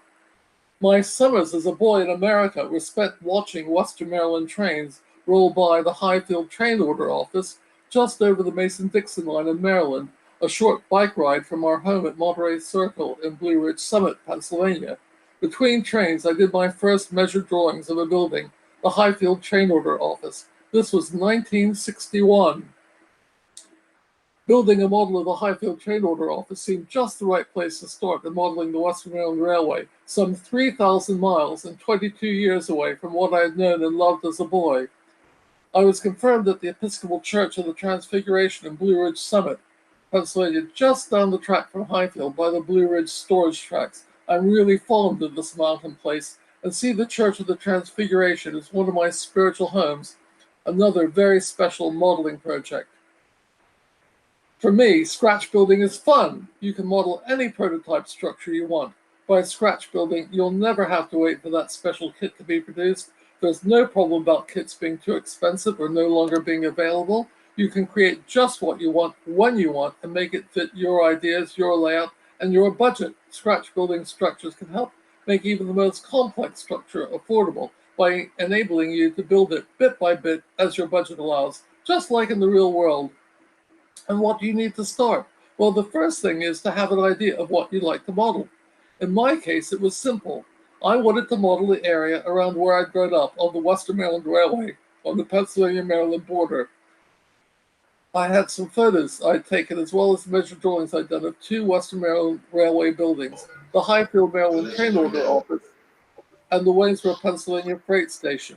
I was keen to start my first two scratch-built buildings. The first lesson I learned is that I didn't have all the information I would have really liked before starting to build them. But that's just the kind of thing I find out in each project I tackle. This naturally leads to the second lesson, the good enough factor. I like the idea of the good enough factor. After all, you can always come back and rebuild bits or all of models. Which brings to mind the third lesson. I was so excited to be at Highfield and to hang out just where I did 22 years before that I didn't take the opportunity to measure and photograph all that I could have. Nowadays, I make a checklist of what I want to record well in advance and keep it for reference. If you don't have a specific prototype or location in mind, where do you start? Railroad historical societies publish a lot of really good information, and of course the internet and Facebook provide astonishing resources of historic photographs, maps, aerial photographs, and almost unlimited information. My favorite source of ideas is working from old photographs and maps. That feeling that you just have to build it when you see the photograph of it for the first time. In the bottom left-hand corner, the crazy Swiss chalet look of Edgemont Station made it an absolute must and called out, "Model me." And of course, that is the fourth lesson. You really need to want to model a particular building or structure to make building a model of it really enjoyable. In my case, one of the things I decided early on is to check to see that the buildings I choose to model look American and can't be mistaken for anything other than American. Scratch building was the answer. I get a real buzz from tracking down old photographs and maps to further my model building. A good example is the Waynesboro, Pennsylvania Western Maryland Railway Station and Railway Express Agency Depot. In this case, I only had this one photo that I'd taken in January 1963, aged 14. It shows the south elevation of the depot, and just to the right of it, in the mid-distance, what I then knew as a gas station. It took me about 8 years to find the remaining series of photos, some dating back to the early 1900s. These enabled me to understand what the depot had originally looked like and how it had changed over the years. In addition, I found out that the gas station had earlier been the depot of the Cumberland Valley Railroad, later the Pennsylvania Railroad. Here's a fabulous image of World War I soldiers leaving Waynesboro in 1917. with a rare glimpse of the back of the depot. We've already seen the January 1963 photo I'd taken showing the south elevation of the depot, and then the mid-distance what I then knew as a gas station and service garage. This earlier color photo, and a detail of it, clearly show the gas station with its depot doors and central canted bay and depot clock. And this archive photo shows the Cumberland Valley Railroad depot with its platform canopies intact. There are 3 series of maps and charts that I found extremely helpful. This June 1947 Sanborn insurance map is the closest map to the 1960s era that I'm modeling, so it's a great starting point. The insurance maps of the Sanborn Map Company at a scale of 50 feet to 1 inch are invaluable. The number of stories of each building and section of building is shown, as are canopies and overhanging roofs. This is very helpful when modeling depots, as one can see the finished model of the Cumberland Valley Railroad depot. The L-shaped canopy was its signature statement. The original Sanborn maps are color tinted to denote the different building materials that were used: yellow for timber, pink for brick, and blue for stone. But in these black and white images, I've tinted Western Maryland Railway property and right-of-way deep red and Cumberland Valley Railroad's yellow for ease of reference and comparison. For Waynesboro, there are a series of insurance maps spanning 1886, 1891, 96, and 1902, and January 1910, and finally June 1947. So here we are, we've got the images of 1896 and 1902. So you can therefore trace in detail the growth and decline of Waynesboro's 2 railroads, the Western Maryland and the Mont Alto, later the Cumberland Valley, and later still the Pennsylvania, building by building and track by track. You can even discover the appearance and disappearance of a turntable. Before being introduced to the Sanborn insurance maps, I was happy to use U.S. Geological Survey maps. The U.S. Geological maps do, of course, have all the details of contours and other natural features, as well as buildings and block form, but at a much smaller scale. The Sanborn insurance maps have far more details of buildings. They even have details of the internal layouts of the ground floor of commercial buildings, including the soda fountain in my Uncle Funky's drugstore in Center Square, Waynesboro. The third source I found was the Western Maryland Railway Company's track charts. This one for Edgemont shows the right-of-way in 5 parallel lines, denoting ballast in 1, rail, the weight of the rail, with the dates of laying and relaying, the alignment of the track in relation to grade crossings, signals, railroad structures, bridges and streets, culverts, watercourses connecting private company railroad tracks, and the date of track removals, and the grade line, including all the bridge numbers. This early photograph of homecoming celebrations in Waynesboro had a very significant impact on my understanding of the construction of the depot. It emphasized its board and batten timber walls, its modular-like construction of comparatively wide boards set on a stone plinth. This was a key photograph. Finding so many photos had been the first step. Finding the photograph of the homecoming celebrations was wonderful. I really wanted to celebrate it, so I created a large colored screen print from it to hang on the wall. The next thing I needed to do was to prepare scale drawings. My first attempt at this was based on the width of doors and windows being either 2 foot 3 inches or 2 foot 6 inches, but I was having trouble getting the overall proportions to look right. Luckily, I happened to go to a lecture on early American timber building techniques.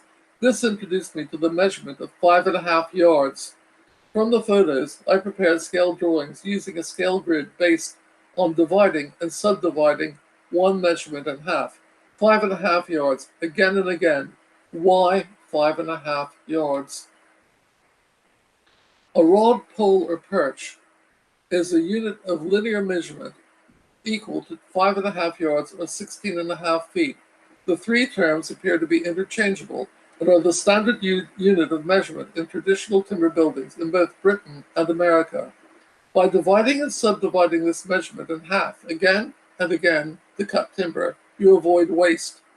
By drawing these divisions and subdivisions, you get a modular grid which can help you work out the dimensions of buildings from carefully looking at old photographs. How do you start? Draw your own scale grid in your scale of choice. Draw it 4 rods by 2 rods. That's 66 feet by 33 feet. Subdivide the top right-hand quarter square into half, which would equal a scale 8 feet 3 inches. Then into a quarter, equaling 4 feet 1.5 inches, and then 1/8, which would equal 2 feet and 3/4 of an inch. Extend the lines as a tartan grid to a scale 66 feet by 33 feet. Now you can overlay tracing paper onto your tartan grid and develop a plan in sections.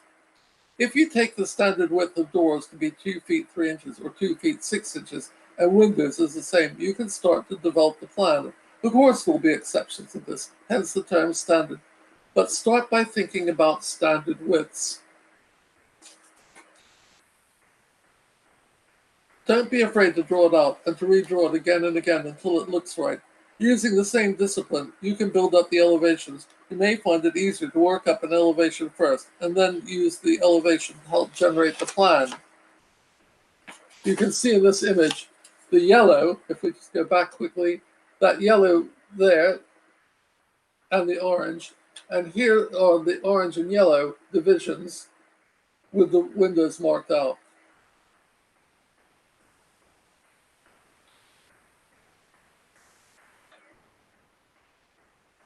I used this technique to prepare the drawings of the Waynesboro Railway Express Agency depot and passenger station. This led to the overall external dimension of the depot model as built being a scale 22 feet by 45 feet. Some years later, I discovered a spectacular source for my Western Maryland Railway buildings, the insurance schedules from the foreman of road carpenters to the division engineer, dated July 30th, 1913. These, coupled with the August 1918 photographic index of the railroad's buildings, confirmed the good enough factor in the dimensions of the depot as modeled. Passenger station at Waynesboro, 20 feet by 44 feet. Now my model was 22 feet by 45 feet. I could add in mitigation that my dimensions are the external overall dimensions as modeled. Were the dimensions recorded for insurance purposes internal ones? Whichever way we look at it now, the dimensions of the finished model satisfy my desired good enough factor. Scale color is critical. The depot, as originally painted, as you see on the left, was simply just too dark. So dark one couldn't see the details. Not only was the depot itself too dark, but so was all the surrounding scenery. A radical change was needed, preceded by careful color experiments. Actually, they were not only too dark, they were also too weathered. I invited my good friend and fellow NMRA British Region member Chris Hopper to come over and give an unfettered critique of my small layout and its buildings. The simple but robust response was that everything was too dark. That was the track, the ballast, the trees, the roads, the buildings, and the weathering. What followed was a major campaign on my part of gently retrieving the situation by preparing a new approach based on scale color. Several experiments on different backs of structures over time led to a careful program of revitalizing the layout, and, while it's not yet complete, it is already looking significantly better. Study the photographs of model railroads that you enjoy, and especially study their color palettes and weathering. The other really important thing about painting structures is to have a narrow palette or range of colors. Look at layouts and modules by Brian Moore, Fred Lagno, Tom Johnson, Mike Confalone, Lance Mindheim, and Polly Soberg in the American Model Railroad Press and on Facebook, and you'll see exactly what I mean. The colors hang together so well. There is no place for discordant colors. A further aspect of weathering and careful detailing is that it ties all the buildings together visually. This is really important. Just as having a strong railroad presence by a consistent approach to a railroad company's paint schemes for all railroad company owned property. The second project was going to be really different. A big 100 feet long brick freight shed. I had read of an English technique to model brickwork.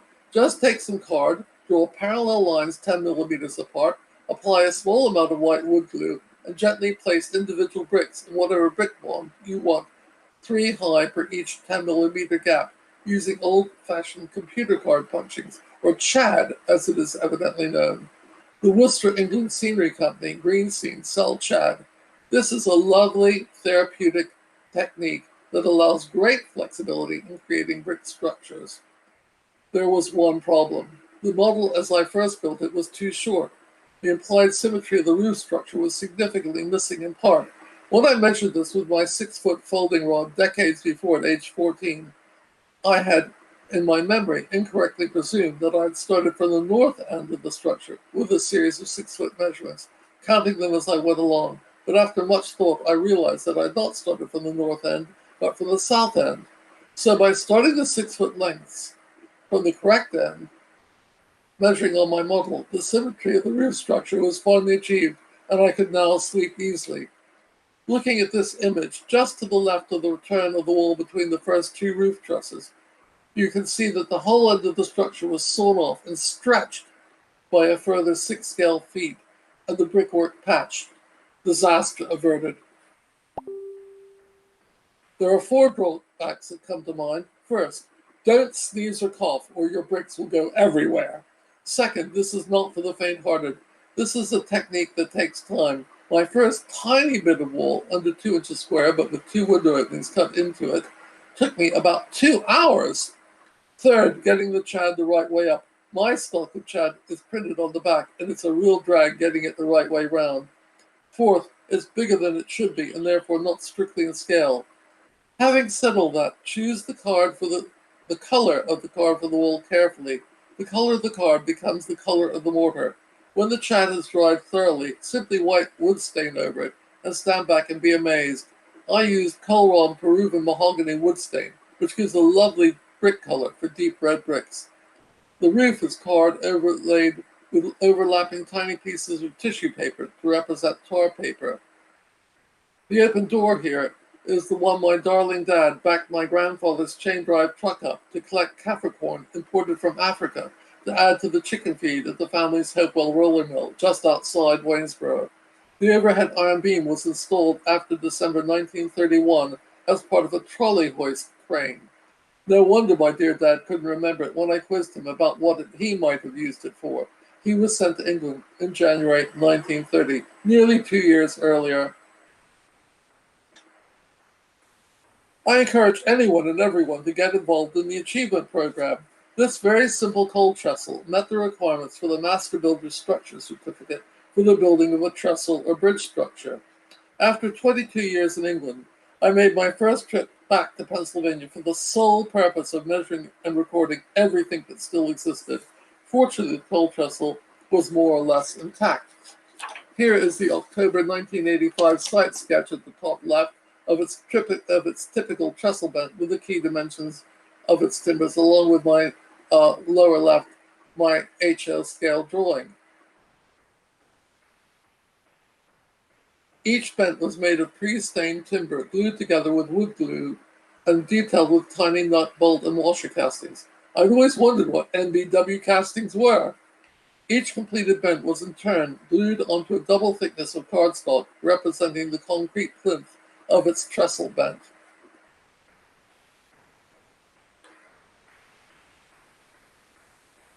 My favorite source of ideas is working from old photographs and maps. That feeling that you just have to build it when you see the photograph for the first time. The all-American 19th century stick and shingle style of the Crazy Swiss chalet look of Edgemont Station made it an absolute must and called out, "Model me." The right-hand photograph shows on its left a train coming up the mountain on the Waynesboro branch line, and to the right of the station, the main line from Baltimore, heading west towards Penmar Park and Hagerstown, Maryland. I did a lino cut as a fun image to explore the all-American 19th century stick and shingle style impact of the Edgemont Station building, and how the dramatic alternating diagonal border gives such vitality to the look of the structure. The prominent chimney stack called for it to emit smoke. Certainly in model form, a smooth smoke generator is installed in the model, and it works.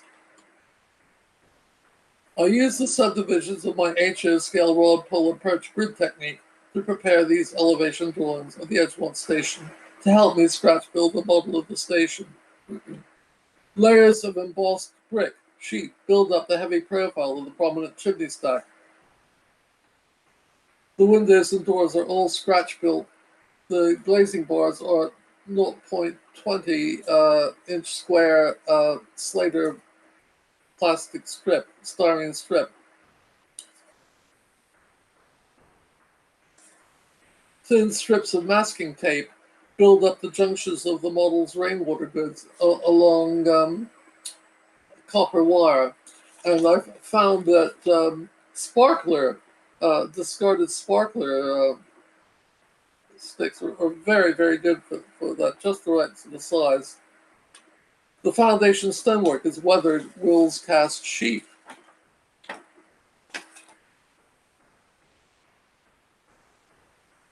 Well, this is the former Western Mound Railway Station at Blue Ridge Summit that was built in 1891 to replace an earlier smaller station dating from 1872 in order to better serve a flourishing growing summer resort community, providing a passenger service from 1872 to 1957. In 1958, the Western Maryland Railway presented a deed to the station and 1 1/2 acres of land to the Board of Directors of the library with the following statement. In the tradition of the good neighbor, the Western Maryland family deeds to all the families of Blue Ridge Summit this familiar community meeting place to be used as a free public library, thus continuing in a cultural sense the close relationship between the railroad and the people. Still a free public library, this much-loved station building with its delightful tower continues to serve the mountain community. And indeed, this is very, very close to where I lived as a child at Monterey. Under John Mifflin's Hood's presidency of the Western Maryland from 1874 to 1902, 270 miles of new track were laid. The famous resort of Penmar Park was developed by the Western Maryland. Gross earnings rocketed from just over $218,000 to just over $2,120,000.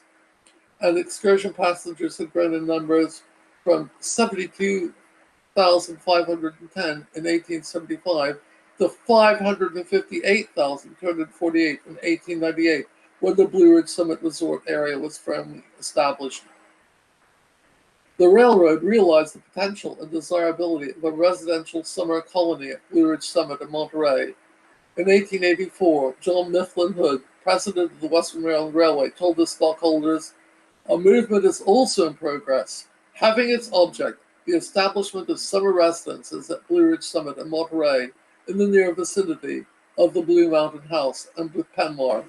And judging from the class of people now turning their attention that way, there can be little doubt in a few years thousands of our city people will have provided summer houses in these near elevations where the most favorable conditions for good health, pleasure, and convenience to business are combined."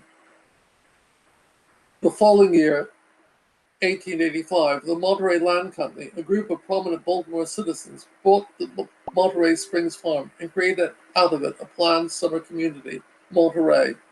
This is, in fact, where I lived in the early 1960s.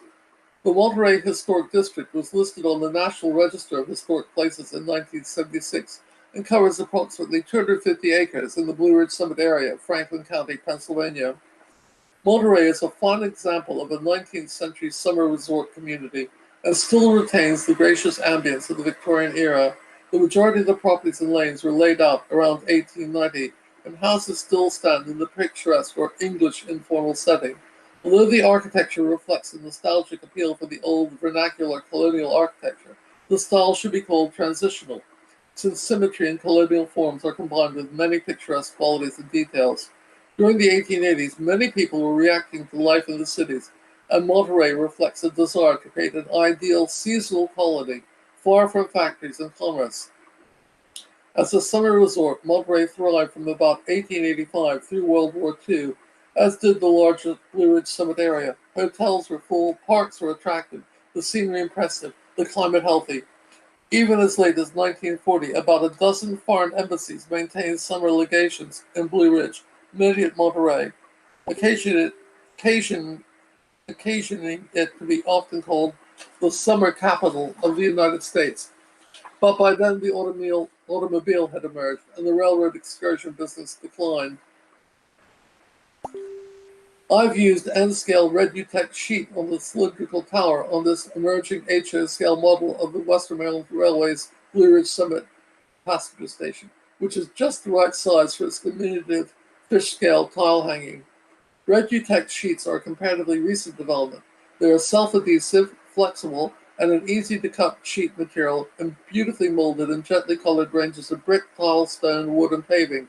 This has enabled me to clad a cylindrical tower in fish-scale tile hanging, which looks terrific. The new machine-turned stainless steel and aluminium finial has been most kindly made for me by a fellow NMRA British Region modeler and friend, Peter Everett. It literally completes the station, as the height of the finial gives an implied repose to the composition of the station's trackside elevation.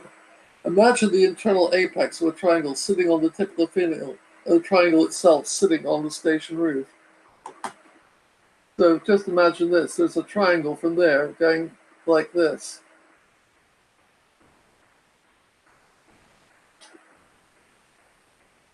We'll see in the next image my previous finial. This finial makes all the difference to the model. It's just superb.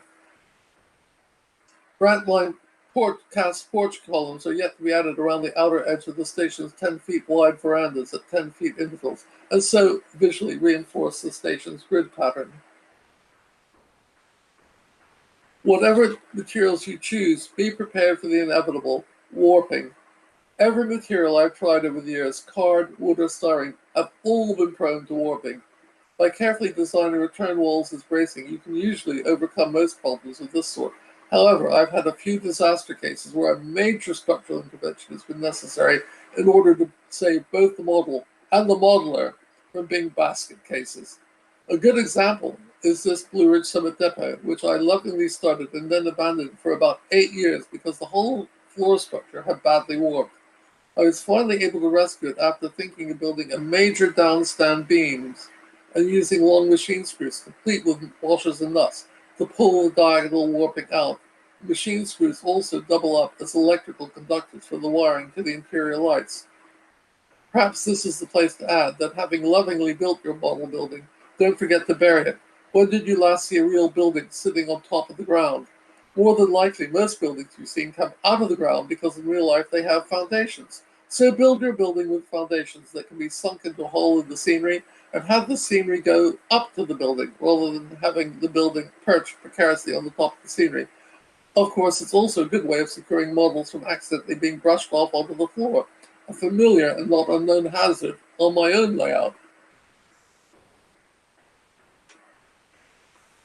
I'm very fortunate to have a good collection of photographs of the station that I took all those years ago, as well as a wonderful range of archive photos.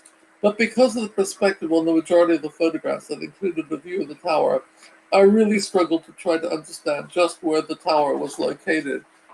After many attempts at drawing the trackside elevation of the station, I realized that the station and its platform had been planned on a 10-foot square grid of 9 bays by 4 bays. The station itself was designed on a 10-foot square grid of 7 bays by 2 bays, and that the tower is located in the central bay of the 7-bay grid of the station building itself. And now for true confessions. As I was reviewing all this earlier this morning and thinking about the grid, I thought, well, 10 feet doesn't go with the grid that I was talking about. The nearest point on that grid was 8 feet and 3 inches, not 10 feet. So why isn't it on a grid of 8 feet 3 inches or something? So I've looked up the dimensions that are given in the insurance schedule, and actually the grid should not be 10 feet, but 9 feet. I think I have to say here, well, this is going to be the good enough thing. I'm not going to be rebuilding this building. I've already rebuilt it once because studying the photographs, I got so engrossed between vertical boarding and horizontal boarding that I did all the plinth as horizontal boarding and all the main structure as vertical boarding. And when I just got round to the corner to having gone around 3 slides just to start the fourth and final slide, I looked at my archive photos and thought, oh, it's the other way around. And I thought, I can't live with that. So I completely rebuilt it already once, so that's sufficient.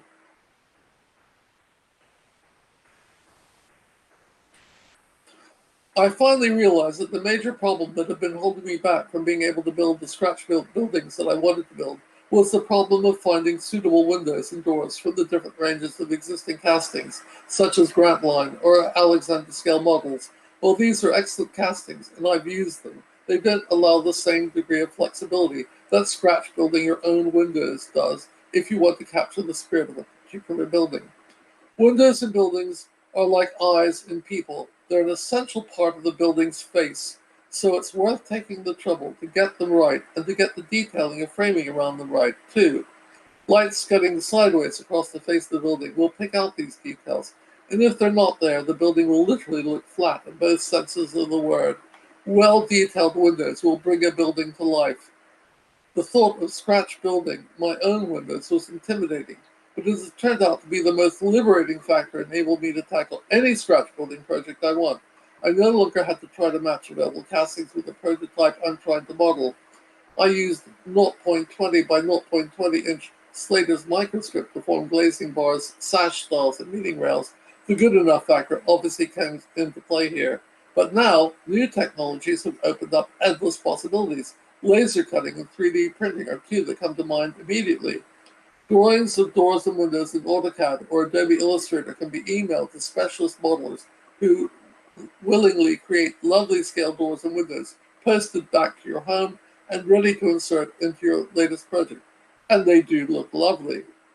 The artwork for the laser cut doors and windows for my model of Western Maryland Railway's Blue Ridge Summit passenger station was done by my son, Sam McLaughlin, and emailed to York Model Making, who posted the resulting wonderful doors and windows to me.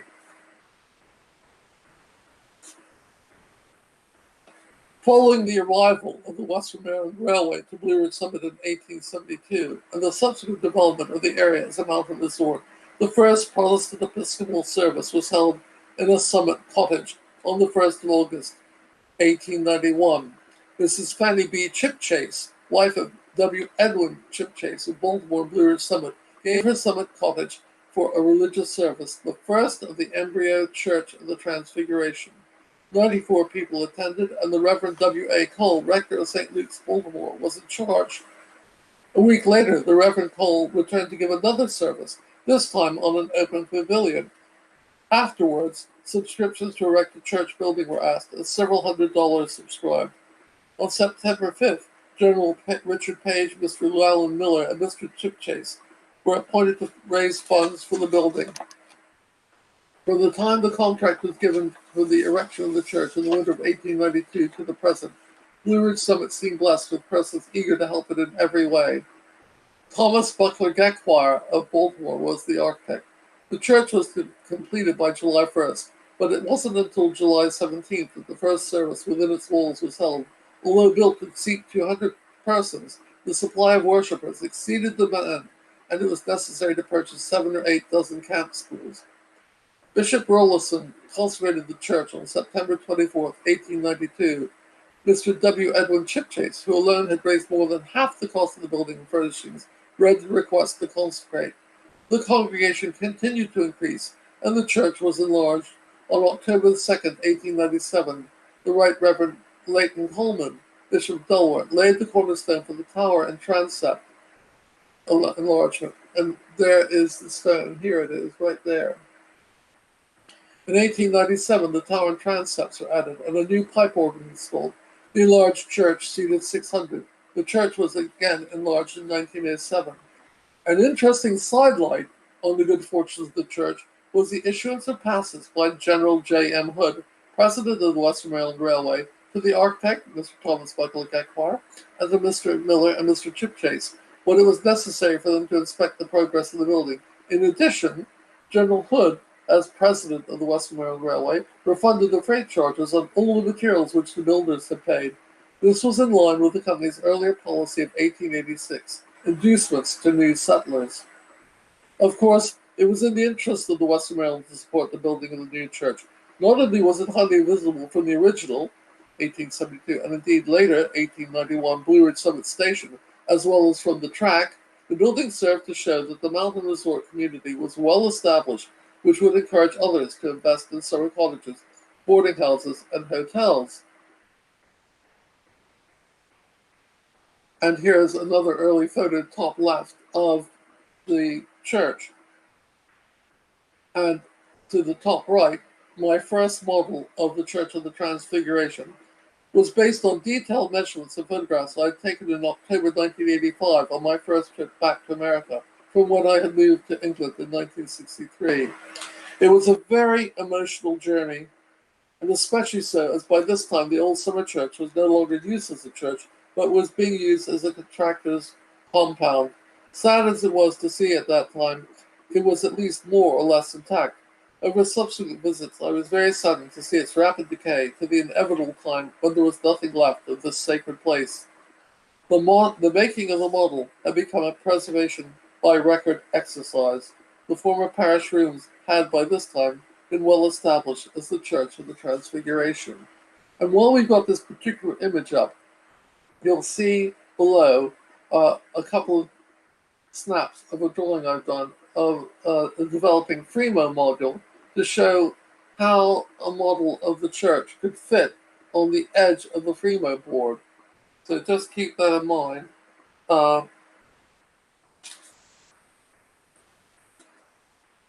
In more recent years, I've enjoyed developing Fremo modules.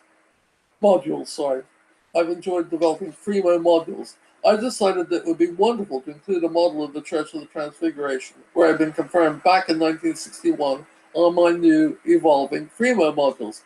But my first model was simply far too big to include on the edge of the proposed module. I have had this problem before. I've readily solved it by taking a completed model and running it through my neighbor's bandsaw. The result is the front and back of a building immediately modeled, needing only minimum making good. But I just could not bring myself to subject this model of the Church of the Transfiguration, where I've been confirmed to such an inglorious and painful end.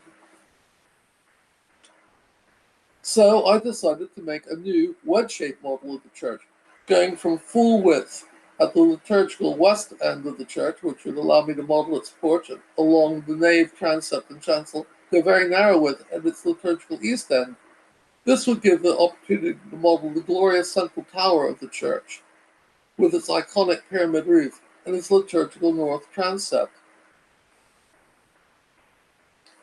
The artwork for the laser-cut doors and windows for my model of the Church of the Transfiguration was done by my colleague Nigel Sprague and emailed to Chris Denning of CD 3D Model Making, who posted the resulting wonderful doors and windows to me, as well as fabulous laser-cut self-adhesive strips of HO scale wood shingles. After painting, I glazed the windows by painting micro-scale crystal clear on clear acetate and offering the clear acetate and crystal clear up to the inside of the window. Now I also use Deluxe Materials glue and glaze. I tried to do only one wall at a time and stand the model on its slider end to let the crystal clear dry to form lens-like patterns in each pane. I find this slight distortion looks like old glass and gives a slightly obscured view of model interiors, which I like. And on the right here, there's a picture of me. I've also had myself scanned by the delightful Alan Butler of Model U, holding the original model of the church, so that I can be modeled standing on the steps to the porch, holding the model of the church on the model of the church. And here's the work in progress. I encourage anyone and everyone to get involved in the achievement program. I did, and I have the privilege of having earned my Master Builder Structures certificate, now over 25 years ago. By taking part in the program, I was not competing with others. By taking part in the program, I was not competing with others, but raising my own awareness and standards of structure building techniques and enjoying extending my model building skills. I hope by sharing this with you that you'll want to try it too. Good luck and happy scratch building. And many thank yous to you all for your friendship, encouragement, and sharing know-how through the NMRA. And special thanks to you for encouraging my scratch building, to Steve Park for encouraging me to take part in the achievement program, Chris Hopper for sharing his know-how, the idea of scale, color, and friendship, Peter Bowen for sharing his know-how, help, and enduring friendship. Michael Ingham for sharing his know-how, friendship, materials, and books. Brian Moore for sharing his know-how, enduring friendship, and enthusiasm. Gordy Robinson for creating and curating NMRAx virtual model railroad conventions, and especially to my dear wife Kay Ross for marrying me and tolerating my enthusiasm for model railroading. And if you'd like to know more, then please email me, and there's my email address. So thank you all for listening, and I'm happy to take questions. Thanks, David. Great clinic, and like I said, I was on the edge of my seat all the way through that. And I've got a few questions over here from the Facebook chat. Andy says, I like David's good enough factor, rather sums up his modelling. So that was one of the early on comments. Dan also commented on, didn't think of building structures with a ridge below the sub roadbed. Good idea, and thanks.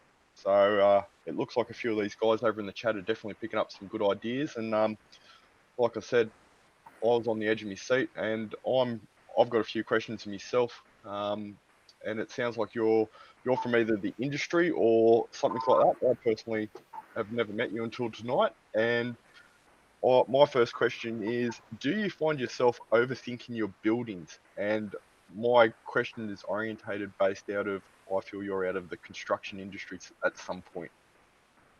Yes, well, I'm now retired. I'm 72. I trained as an architect here in England. My late uncle, my English uncle, we visited England in 1962, and my late uncle took me on a tour of fabulous English cathedrals, Chichester Festival Theatre, and indeed, before 1962, our next door neighbor in Monterey Circle, most gracious lady, gave me a book on English architecture in 1961, which I've still got. I've always been interested in these old buildings and things. You know, I was last in New York in 1953. How about that? And I can remember my parents taking me to these glorious buildings, huge buildings, and I've always enjoyed looking at buildings. I joined my first preservation body, the old John Brown School historic building preservation something or other in 1962, age 14. You know, isn't it wonderful that we have these terms geek and anorak now? You know, I know what I've been all my life, and I just adore old buildings. So I got very, very involved when I came to England with something called the Victorian Society, campaigning for not simply to keep the buildings, but to give them a new use. So I became an architect and worked on the repair of old buildings. I worked as conservation architect in the World Heritage City of Bath for 3 decades and 5 months. Commissioned lots of different things, oversaw lots of different things, passionate about lime mortar and lime conservation techniques. So coming back to overthinking buildings, I mean, the real dilemma is, you know, here in England, there isn't that much space to do things.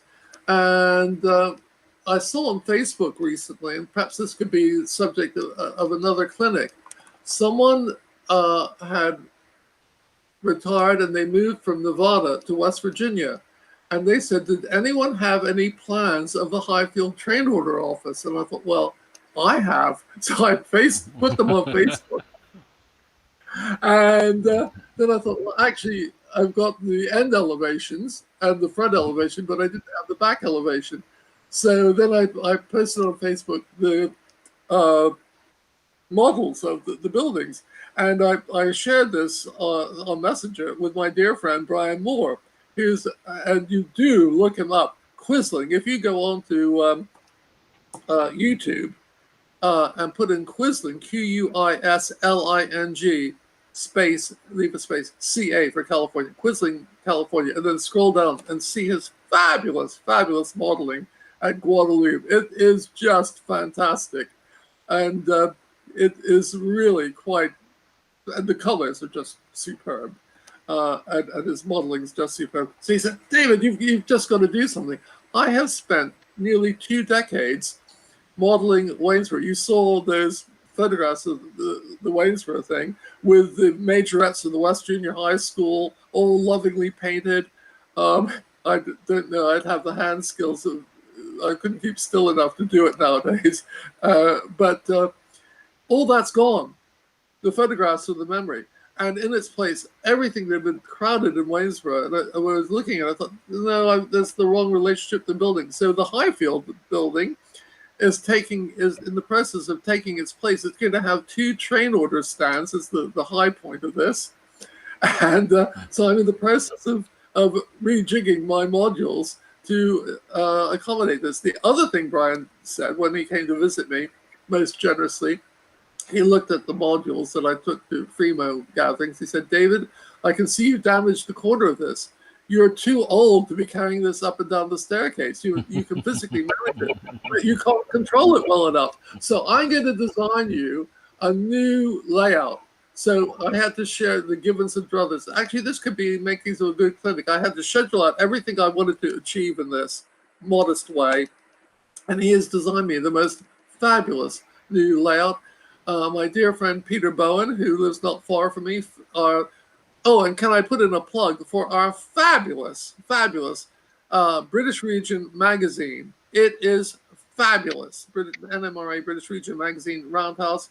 You can become a subscriber to Roundhouse. I'm not sure what the fee is, even if you don't live in the region. And then you can see it electronically on our website. And not only can you see the current copies on the website, you can see it all the way back, every copy to 1977 onwards. Huh. Peter has recently spent over 263 hours revamping the British Region's website, nmrabr.org. It is fantastic, absolutely fabulous. And I'm so thrilled that's happened. I completed my 2-year term as president last October, and what a note to go out on. It's just thrilling.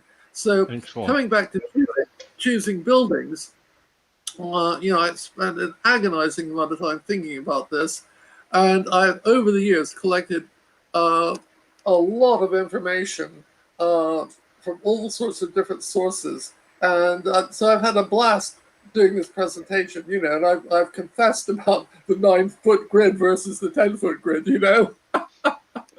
Bless me, Reverend Father, for I have sinned. But we've got a question over here from the YouTube chat from Jim, and he's asking, what is your favourite base structure material given your issues with warping?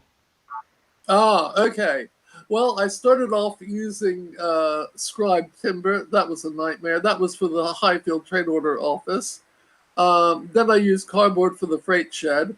But my go-to material nowadays is styrene. Oh my goodness, sheet styrene. And the lovely Steve Park, I don't know who he knew or knows in Leeds, but he'd come to visit me. He said, oh, David, I brought you some supplies. And he'd bring me these really big sheets of 60 thou and 40 thou styrene sheet. And I've been enjoying looking. Oh, and by the way, thank you. I've just discovered that I can tune into YouTube on our widescreen television downstairs, and I went to the NMRAx stuff. Oh my God, my wife thought I'd never move again. I was transfixed. Of course, the one key program I love watching over here, which irritates absolutely the hell out of my wife. I don't watch it to irritate her, but I just adore it. It's American Pickers. Have you watched American Pickers? Mm-hmm. So, if you need a real shot of Americana and you haven't lived there for such a long time, it's a wonderful treat. Anyway, but watching the YouTube videos, I was very interested that the scratch builders over there were using these modelers knives. The blades are so wide. I use surgeon scalpels. I use Swan Morton number 3 holder, which is very fine and thin. And I use 10A surgical blades. The number is 10A. So if, in those days when one went to train meets, I buy a box of 100 of these things. They're not the sterilized blades, but they're pretty sharp. But if you were to buy the sterilized blades, by golly, they'd be really, really sharp. So going back to the styrene, so you can use styrene sheet, okay, and oh, by the way, the other thing I noticed is that people were using their scale rules as a straight edge. Absolutely not. they're too thin, and you should use a much heavier steel edge. That's asking for trouble, and also damaging the scale. So I use a heavier steel rule. I mark it out with the tiny little pencil marks, and then holding the thing carefully, I score the styrene a couple of times, and you just put it in your hands and snap it. It's a clean cut. It's just fantastic. So if we just go back, here we go. So this is me and my wife going on holiday to our friends on the Isle of Man. So you can see there's a box there. So that's my toolbox. And then I've got another box with bits in it so that I can take, sad, isn't it? While people are going for a walk along the beach, I'm cutting it. So here we go. Look at the right-hand image there. It's got A, B, C, D, E, and all those kind of things. So now we go to the center lower image. There's the drawing on the styrene sheet, and then to cut the windows out, I scored across and snapped it all in pieces, and then snapped all those other bits, and then glued them back together using plastic weld. So, have you got any more in the chat there, Brad, or? They're just having a general chat amongst themselves. I think we're pretty much done here, unless you've got a few questions over there. But Graham put one in saying I'm building some buildings at the moment. It's more of a statement, but I reckon we could get David to go over into the YouTube chat, and then he could answer some of the questions there. What do you reckon, David? Oh, that's fine. So all it needs, I'll let Brad do the close off, and yeah. Thanks again for the clinic, David. I'm sure Gordy will be in touch for another one in July. And thank you both so much for hosting me and your patience with me, teaching me technology. It's been terrific. I've really, really enjoyed this. And hello to my grandson in Birmingham, who I hope's been watching this too. Well, we've got a little thing to do now called the Wheel of Chat, which we've been doing this evening. So the wheels come up on the screen now. So we're going to give it a big spin, and there should be a question come up for the people in the chat to answer while we set everything up then for Michael, who looks like he's ready to go there. So we'll hit the wheel, and it's spinning round. And what's our question going to be? And the question is, steam or diesel? So all of you people in the chat, what do you model, steam or diesel? What do you prefer, steam or diesel? We'll leave that chat go ahead in the background, and we'll be back in a couple of minutes with Michael, and we'll take it from there. So thank you very, very much, David, and we'll speak to you soon. My pleasure and joy. Thank you all.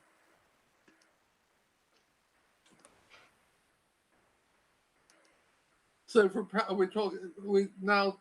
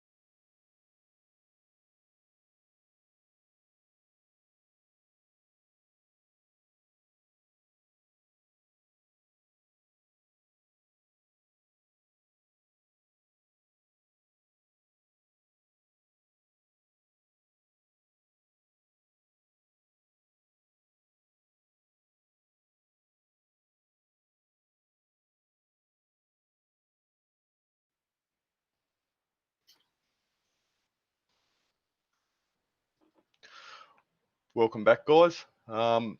We've got our next clinic lined up and ready to go here, but I was just watching a few of the ads pass by, and just a reminder, if you are going to jump on there and grab any of our merch, don't forget you can use the discount code and get 20% off on any orders, and some of the proceeds go back to helping build this as a bigger and better convention and social gathering for us all. So up next, we've got Michael. He has a clinic that really has caught my interest. I know nothing about it, but lighting your scenery without wiring has seriously got some something funky going on there. So it's caught my attention. I'll hand it over to Michael to give himself a bit of a background intro to you, and we can go from there. Over to you, Michael. Thanks very much, Brad. Hey, it's great to see all you guys out there this morning. And as you can probably hear from my accent, I've got a similar one, somewhat similar to Brad's, but you've probably got used to it by now. So we'll say fair income and words like that. But no, I'll try and avoid most of those Aussie slangs. Just finished my Vegemite breakfast, so I'm good to go. So I've got a layout here in central Pennsylvania. That's where I'm located now. I was born in England, grew up in Australia, worked in Germany, now in the United States. So I actually do trumpet shows at some meetings, not playing trains, but trumpets. And I always go to assisted living homes, and they often ask me, well, where are you from and so on. So I give them a tiny bit of my background. And then I say, well, you could probably call me incontinent. Well, that goes down like a ton of bricks, doesn't it? Anyway, back to the train stuff. So I've just like to tell you a little bit about the lighting that I got involved with. And actually, it's all going to be very self-explanatory. So, Brad, away we go. Perfect. Hit that video, Martin.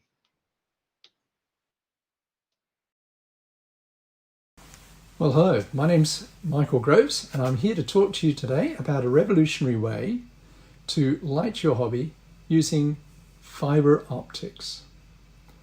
And I really want to thank Hert and Gordy for bringing this program to us, because usually I'd be at a show like this, as many of you would be. This was the Amherst show back in January of this year. So this gives us a huge opportunity to come in front of a whole lot of our friends and people and just enjoy some time together. Well, before we go into this presentation, I just want to show you a little bit about the layout, and you're going to see a little bit of what we've done on it. So this is part of the layout that we have in the basement, and just showing you, giving you an idea of what it looks like, obviously without any of the lights on it. This is a section that actually I've worked quite hard on in terms of putting some lights into it, and you'll see this during parts of this talk. But of course, adding lights really does change everything. It really comes much more alive.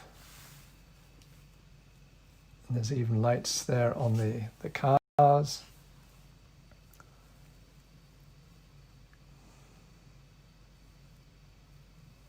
And then as we come across, come back to sort of the English village scene, you might say, with the Rolls Royce there and the traffic island and a church.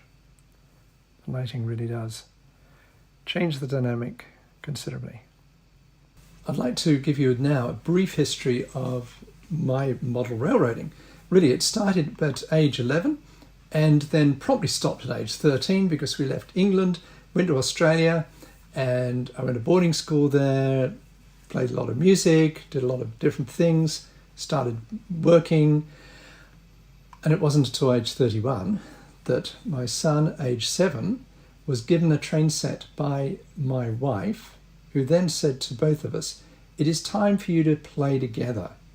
And so that's when my hobby started all over again. But then at age 55, I sawed the whole piece into parts because we were moving from New Jersey into Pennsylvania. And so I didn't have a machete at handy, so there's my saws all laying there, and we cut it apart. It's pretty brutal, My son put up with it. He'd done a lot of the hard work of laying trestles, hand-laid track, and so on. But we made it, and we moved moved to Pennsylvania. Now, one of the things that I learned, though, was that rejoining sections is a royal pain. And the second thing I learned during this process was that rewiring is a absolute headache. And of course, what had happened was I actually had laid out my basement. My wife had told me to lay it out before putting the train room in. And by that time, all the labels had fallen off the wires, and I didn't know which wire was which. Well, before we get any further, I'm going to talk a little bit about then what had we used for lighting. Well, we started with grain of wheat bulbs. My son put these together for us. I rarely, if ever, turn those on. Why? Because if they burn out, we're stuffed. I'm not going to replace them. I have a rower station up there with these grain of wheat bulbs, but it still look very attractive. But what I learned is, of course, they're very small and bright. They're horribly difficult to solder, lots of wiring involved, and horribly difficult to replace. Fortunately, I haven't had to replace any of them. Then, of course, along came LED lights, and so I worked into that. And LED lights have some specific challenges. One is that there's an anode and a cathode. So, in fact, they're polarized. You can't just wire them without regard to polarity. So that is a bit of a challenge in implementing LED lights, but most people have got over that. I went to a website which many of you are familiar with, Evans Designs, and they got this huge range of LEDs, great, and different colors, really fancy stuff. But then I looked at another slide on Evans Designs and I said, well, that's interesting. All that wiring, am I going to go through all of this again, or am I going to do something different? And of course, my biggest concern was to end up with spaghetti wiring. And that's something you want to be super beware of. In fact, Rick Wilkins at 2009 Amherst meeting showed me this control board. Then he flipped it over and showed me the spaghetti that's there, right there. And basically I would just say, don't let this happen to you. Well, one of the nice creations has come from Woodland Scenics, and they've produced a system in which they've integrated all of the wiring into boxes, so it's really what they call a just plug system. Very attractive from the point of view of you don't have to sort out polarities or wires. All you do is just plug the system together. Now it comes with many components, and that for me is a bit of a challenge, because if I'm ordering or if I'm putting something together, I've got to plan my ordering from them in order to get the right components. There's also a fair amount of real estate required, and that's, as we're going to see, is a bit of a challenge. So LEDs, summary: inexpensive, long-lasting, polarity and voltage are critical, spaghetti wiring is still a challenge unless you use something like the just plug system from Woodland Scenics. So why didn't I go with a just plug system solution? First of all, I found it a bit expensive. Two, it takes up a lot of space underneath the layout with all those control boxes. But I think most importantly for me, it limits creativity. I enjoy being creative, and having a system like this limited what I could be doing. So then I thought, well, how about fiber optics, right? No wiring, easy to install, but how are you going to power these things? Now, people had told me, you can't do that, Michael. Well, you don't say that to a physicist. And that's my background, because that was the big challenge. And so I worked on thinking about it, and I thought, what would be some key attributes for a lighting system? So here they are. Realism was really key.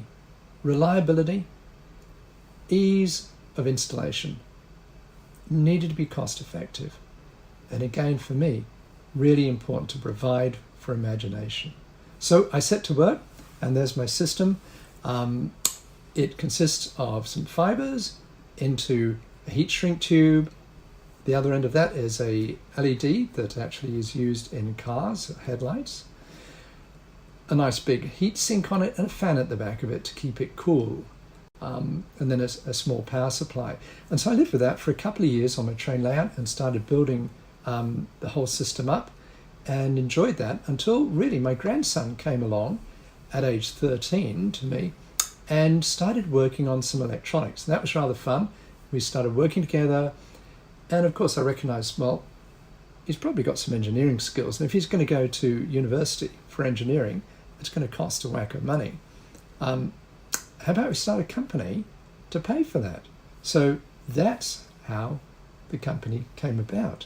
Was talking with Austin, and in fact helped name the company as well as the product. And that's our first product, was the Lamplighter 1, which you see there, into which you plug the fibers. And the idea really is conceptually very, very simple. All we do is take the Lamplighter 1, take a fiber, drill a hole, run it up into a building, you got light. Take a light, alternative, a lamp, say, and you can run that down, the fiber down, into the lamplighter. It couldn't be simpler. In fact, that's what I discovered from my own layout. So here's one of our lamps, perched over the top of a Rolls Royce. Naturally, I had to have a Rolls Royce. I've given up thinking about owning one of those now, so this is probably as far as I'm ever going to get. And here you can see it actually in situ with some of the buildings lit around there, some of the swan neck lamps. There's a roundabout there, all the normal things, and an English crossing gate as well. A little bit closer and you can get a better idea of the focus of this light onto the roadway. I'm going to talk a bit more about that in a moment. Well, you know, it's really great to just add lighting where you want. So you can see those guys in the picture there, they're digging on a road. And of course we're always digging roads up and filling them in. That seems to be what goes on all the time, much to motorists' annoyance. But when I didn't have a light there, nobody really noticed it. But as soon as I popped a little light on there, boing, it really popped out. And of course there's a little mini miner there with a light shining on it. But you'll notice that in fact, for the light, it's really a nice conical, about a 40-degree spread on that beam, unlike an LED, which is more typically about 135-degree spread. Now, I took some of these round to one of my friends in the area, and Al Judy, and he actually took some of them,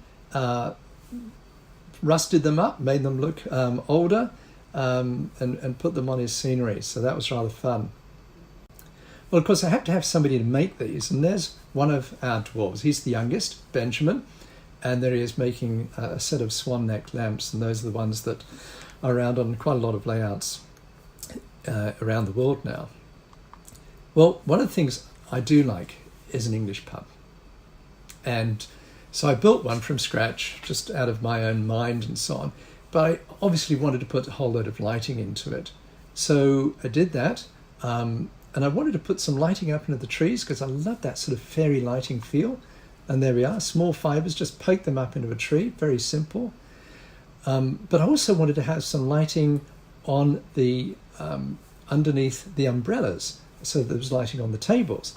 And again, very easy, just put a fiber up there and I've got lighting.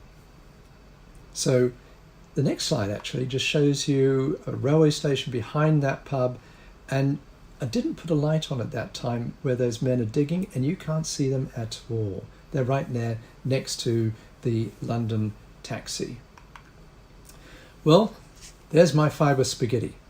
And yeah, you obviously do end up with a bit of a spaghetti. But the nice thing about it, I was worried about it at first, was there's a glow from those fibres. So I turned the lights off completely and I got underneath and I could see exactly where every light was. That's tremendously useful when you want to move things around. It's also interesting for children, as Paul McCarthy, who's one of my customers, discovered. He sent me this great picture of his grandchildren looking up at the fibre spaghetti underneath his layout. So here was the lamplighter design. Needed a very bright LED. I wanted to make sure it was easy to mount, so it's just got a couple of screw holes there. There's very few components needed to do the lighting, and it's very easy to trace the lighting. So if you look at it overall, it's really what I think of a 2 or 3 component system. So there it is, there's the lamplighter box and some fiber. Well, maybe you want to put some lamps on. So here we go. So we've got a lamplighter and some lamps, or maybe all 3. So we want some fiber into buildings, we want some lamps and so on. So basically, with 3 components and a drill, you're away. Let's take a look at what happens is I looked at the layout that's right behind me, and I've got a 6-foot section here that I've lit. And I want to describe that a little bit in terms of the components and compare what it is with my system or the Dwarven system versus, say, using something like the Just Plug system. So here we go. So I've got 16 buildings lit up. I've got 22 street lamps. I've got 3 umbrellas and 1 tree. I'll use 3 lamplighter 1 boxes underneath the layout. And the cost for all of that list is $400. Well, remember, there's a lot of components in the Just Plug system.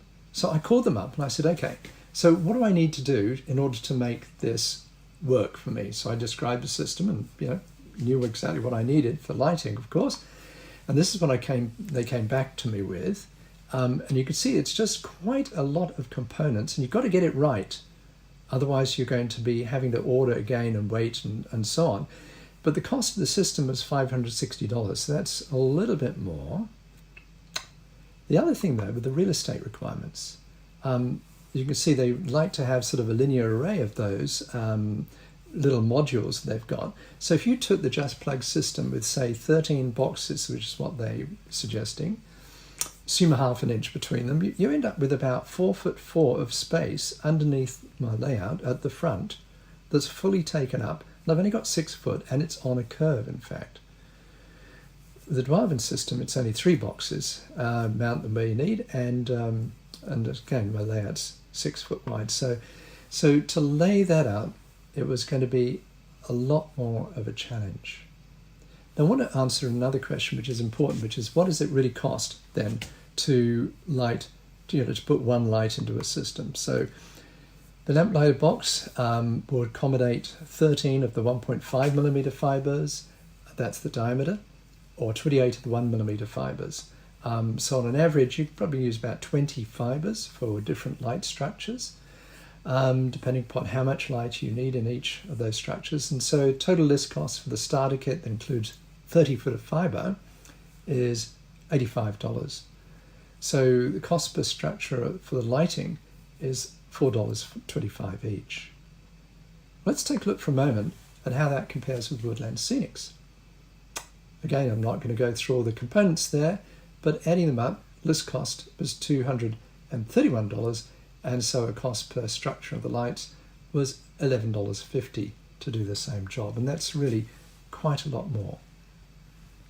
Let's go back for a moment and talk about having some imagination and fun. So I put together a diorama which I take around to most of the shows, and it just shows off a number of different lamps. But one of the fun things that I did with it, and you can see that here, you can see there's a tent, and what I did was stick a very small fiber up there because obviously you don't want it really glowing. There's also a car back there with its headlights on. Actually, I put 1mm fibers in there, and it probably could have done with 0.75 because it looks like it's got its high beam on crazily. But anyway, so you can light cars easily. There's one of my old cars. It was looking a bit disheveled, so I just stuffed some lights into it.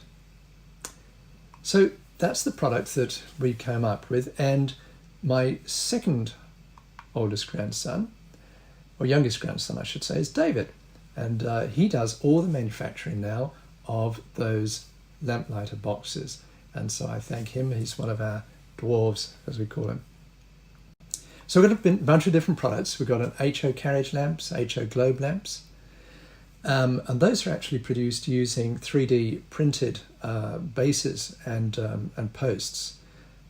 So really it's quite an interesting technology. Then we have some highway lamps. That took a while to develop as I was looking for a way in order to have the fiber come up and then do a right angle, the light to do a right angle bend. So there's actually a mirror in the top there to produce the light down onto, or shine down onto the highway.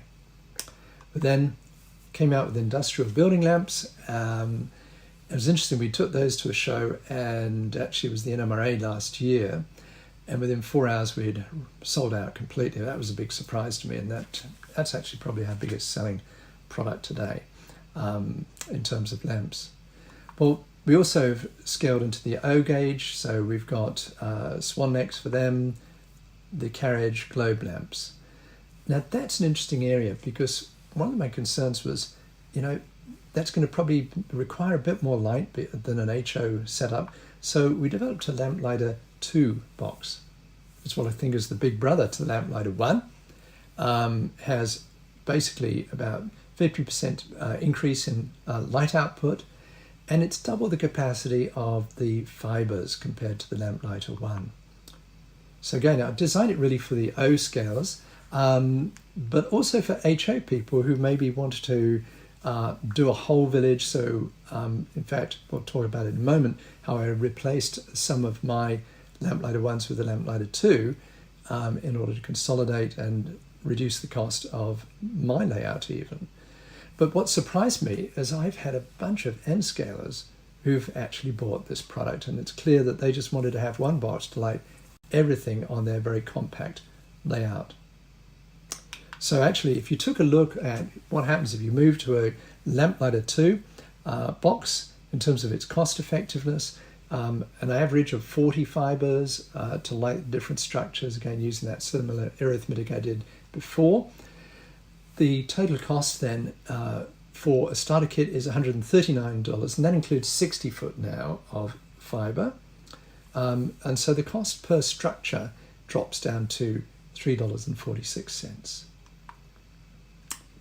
So what I did, as I said, I substituted a Lamplighter 2 box for my layout, and now for all these components, my list cost drops to $284 compared to, again, the Woodland Scenics at $560.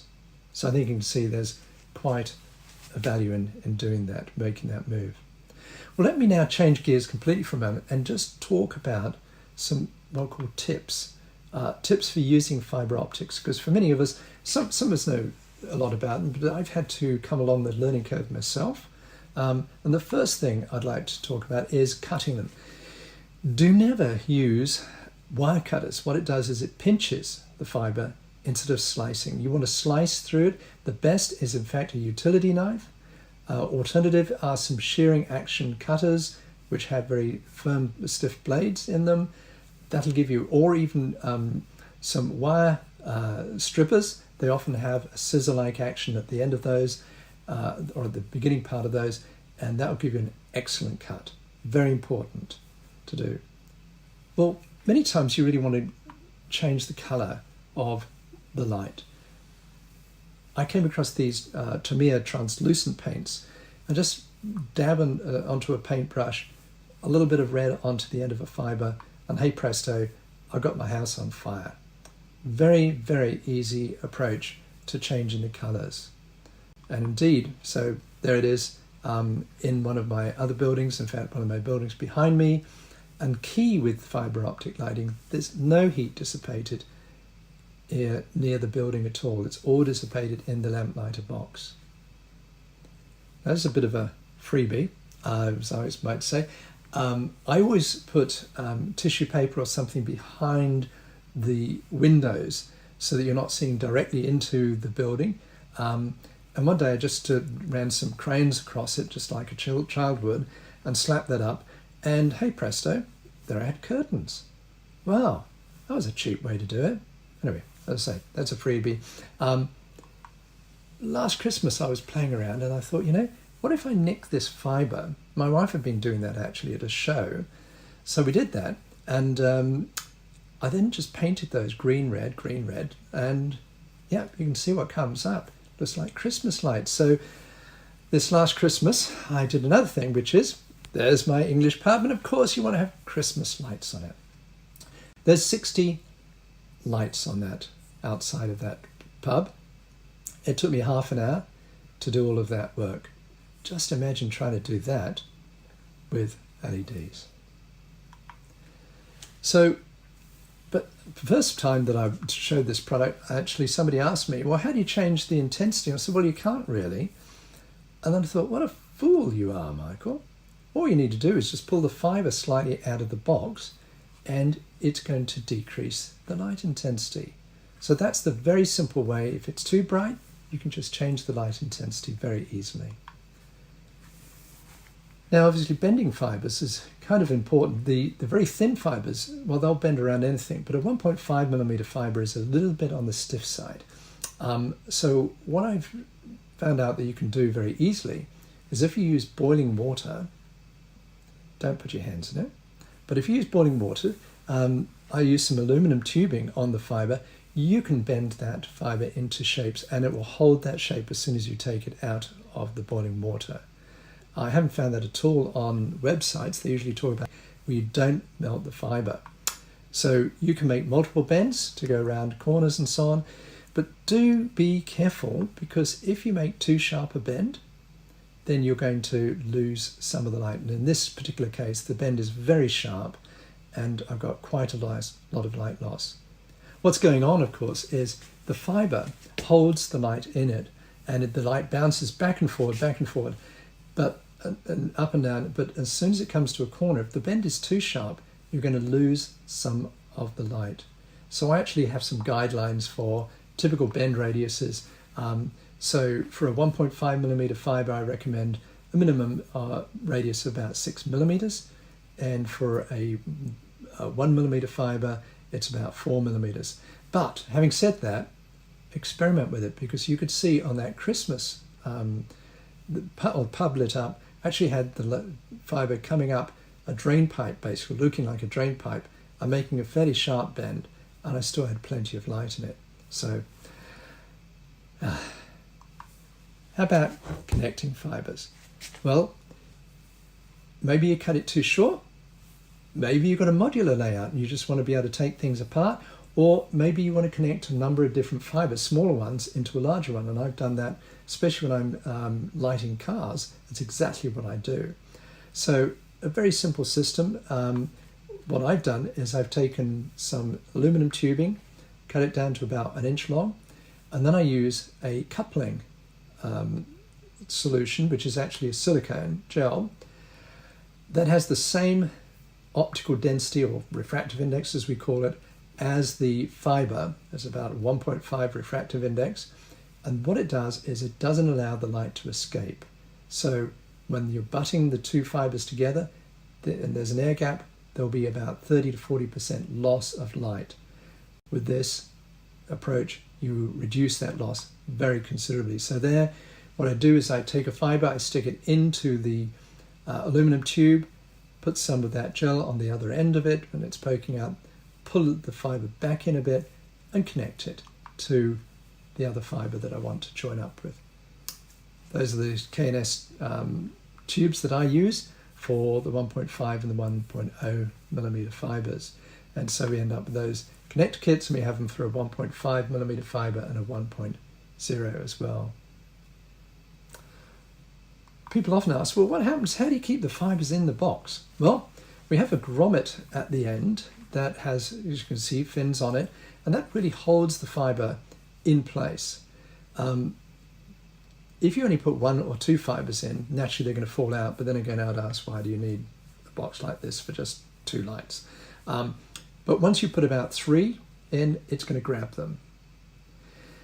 The other thing about fibres, though, fibres tend to be cylindrical. They have been wrapped around a drum and they come off that and they naturally want to take that shape.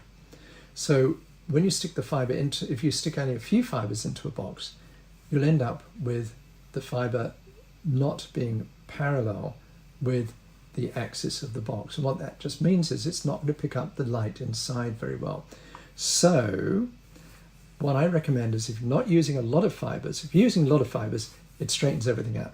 If you're only using a few fibres, and let's say you're only using 20 in a lamplighter 2 box, insert some other fibres, sort of dud ones, or plastic stirring straws, whatever, that at least 3 inches in length so they don't fall inside the box and so on. And that's going to straighten your fibers out, and it will give them increased efficiency of light collection. So very, very simple approach. So let me just sort of now go back and sort of summarize what I see as the key benefits that I've discovered as I've worked with fiber optic lighting.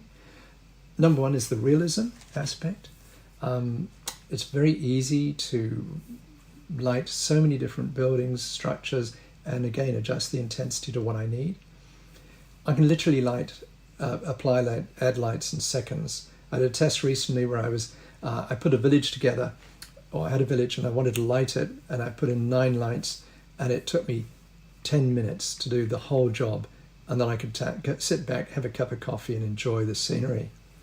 But of course, that's because there's no wiring involved, and that, for me, as I've got older, is a key aspect. Again, no heat dissipated in the buildings. That's key. I can have it as bright as I want and know that I'm not going to have any issue with whether I'm using tissue paper nearby or anything like that. I believe it's a cost-effective solution, and you can tell that. But I think it allows for a lot of creativity. And I think finally, people have been saying to me, and this is something I've been learning recently, they've said, Michael, this really is the next generation of lighting. We've gone from grey to wheat bulbs to LEDs, and now fibre is going to be the new wave. And I think you can really see why, because obviously this is a challenge for most people, but plus it's much easier to stick a fibre into very, very small spaces. So again, well, my wife got a bit crazy and decided that my drill needed to have some social distancing and a face mask on it. So anyway, so we have the lamplighter one, we have a fibre and a drill. So that's all you really need. So my motto is really, it's a 3-step process. Attach the lamplighter underneath your layout, drill the holes, stick up the fibre, and you're done. I don't know about you, but I love seeing other people's layouts. And so we've put on our website, we've got what we call a customer showcase. And I'm really pleased with the number of customers who are sending in images of what they've been doing. So I'd like to really give you a bit of a flavour for that, just a bit of a buzz, I think.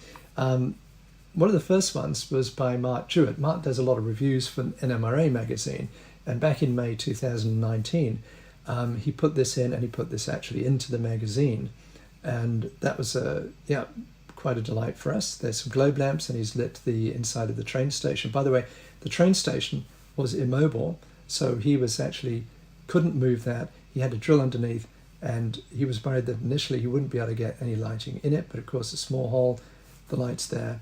He was really pleased with that. Some more lighting.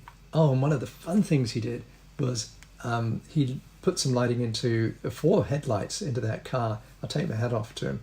Better than I could do, actually. Paul McCarty, N-Scaler, sent me some images. Really nice scenery there. And I love this one. There's a guy reading his newspaper underneath the light just outside the library. And this is an interesting scene, I think you'd admit. Paul's actually worked on some moon lighting, so that he's really got sort of an ethereal effect there. It's very, very interesting. Looks like a Thomas Kincaid type of painting to me. So I'm longing to go out and take a look at it in first person. So, but here's another. Paul Bacadero, it's just nice getting, you can see the lamps there, rather fun. And of course that's, there's quite a lot of bright lights around there, or it's quite bright. So you can see how well those stand out. Lynn Clock, he's up in Amherst, and he had some interesting layout where he'd lit an inn, but he also, there he is with one of his tugboats lit. But this is what really interested me. He had basically a wharf there, and there's sort of a barge with the trucks on it and rail lines. And the lighting, he just drilled a hole in the sides and stuck raw fibres out, and it looks perfect. The other thing he did was he stuck a fibre underneath the overhang there in that building, and he's got this light. Now, I'd been working on something where I thought I would have to build something that would have a 90-degree bend in it so that the light could shine down. No, all he did was run the fibre up, drill a hole in the building, run the fibre out, leave it there. So I thought, well, I'm going to have to see if I could work that on my layout. And there is one of my buildings with a small door, and I did exactly the same and got some light on it that way, so very easily. So I threw my project out the window. I'm hoping a bit later is this church, for example. You can just stick a fibre up surreptitiously through the layout. You don't need to sit it far through it so it's showing, and it's just going to beam light out onto a building. And here is some very, very nicely lit church. Now, Steve Duranix, he is a Canadian, and he does some lovely work with buildings, and he'd used our system to light this building, I think, quite artistically. And one of my greatest interests here was the signage. So he'd actually lit that signage up using the fibre optics. Great job on that. I've mentioned Al Judy before. Here he is. He's lit some of his scenery. And Al does a lot of work with, well, as you go see, narrow gauge. And Al said to me, you know, Michael, he said, this is the best thing that's happened to model railroading in the last 10 years. And I must admit, I was rather surprised and taken aback by that. There's some more shots from his. Malcolm Sokol, that's another one, another customer, nice downtown scene. And this one I just got, this from Jim Roberts. And I love the parking lot with the highway lamps that we've got, and of course some of the buildings that are lit. Well, I got enthused recently to do some work on my own layout. I rarely get any time to do that. So I decided to put in some of the globe lamps along a waterfront. A simple job. And the rear of those, I put 4 lights into the rear lights of that car and just painted them red. And that was a simple job. One of my customers just sent me this from his layout, and of course he's got the lights all on, but there are the lights on the bus and the lights. So he's really provided a lot of lighting in his system. Well, our newest product is billboards, and we've got a range of different billboards, and you can see them here lit up on my layout there. You can see that really, even though the lights are on, you can have quite a good effect. Now this says, Trenton makes, the world takes. Now that's a bridge in Trenton, New Jersey. Michael Dettinger, who was at the NMRA MER meeting last October in Philadelphia, before that he'd actually put this together, and he asked us, would you please light this bridge? Well, I didn't have a clue how it would be done. I'm in Australia. Meanwhile, Austin, who's the oldest of my grandsons, our senior dwarf, as we call him, got to working on this and came up with some lighting. And there it is. What he did actually was he nicked the fibre and created that lighting. And we can talk about that further. Hopefully he's going to write a paper for that, which might come out in one of the magazines, and you'll learn exactly how he did that. Well, in April, I was very grateful that Cody had put together a 2-page spread in that magazine where he'd taken some lights that had been installed but had never been lit, and he just pulled them out and put in some of the Dwarven lamps, and again very, very quickly, which sort of demonstrated to him as well as others how quickly you can put lights in. Right, I'd like to show you something about lighting a church. So here's the church, and if I take that up, all we've got are 3 fibres, 1mm fibres coming up. We've actually got some coffee stirrers stuck in there so as to keep the fibres fairly straight, and you can see it's very easy to move them in and out of there. On the church itself, we've put some foil on the bottom, on the roof rather of it, and also where we've got the windows, we've actually coated those so you can't see through the plastic. That's a typical problem with many of the models around. So the plastic tends to be rather thin. Of course, there's some gravestones attached to the side. Well, we'll put them back down so they can enjoy sitting down there. And then we've got the effect of the light on there. Now, one of the things you will notice is, in fact, that there's quite a bit of light on the front of this church, and it's really coming from this little light down here. In fact, if I put my finger over there, you can see the effect of that. That's just a single fibre that has been stuck, drilled a hole, stuck the fibre down there. All you can see is the end of that fibre, and because of the spread of the light, it gives you a nice glow onto the church building. So what we need to do now is just go and turn the lights down a bit more so as to really make the scene pop a little bit more.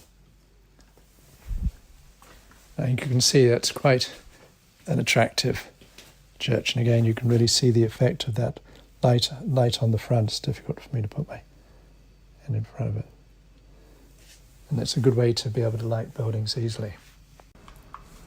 Well, so here's the summary of the different products that we have. We have the swan neck lamps, globe lamps, carriage lamps, industrial building lamps, highway lamps, different sizes of fibre, 4 different sizes that we carry.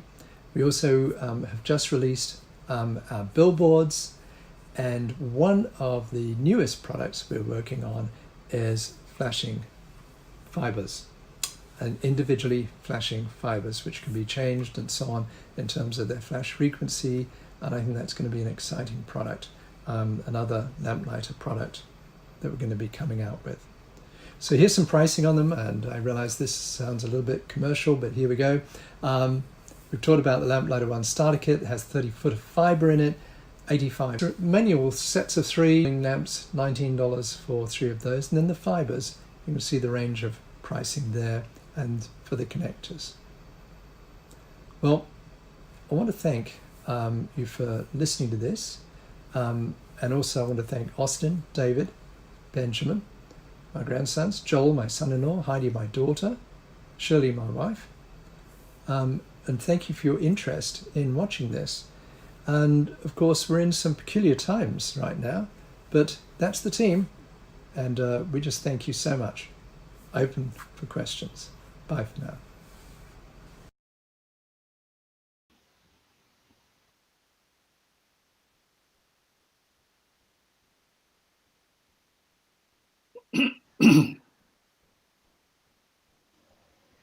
Okay, we're back here in the studio. I had a bit of a fumble with the mouse then, trying to get the right buttons to press, but I believe I've actually unmuted my microphone. I better go and check that, because the last time we did NMRAx, I left my microphone muted for a while until we started seeing comments in the chat that no one could hear me, which isn't unusual if you know me online.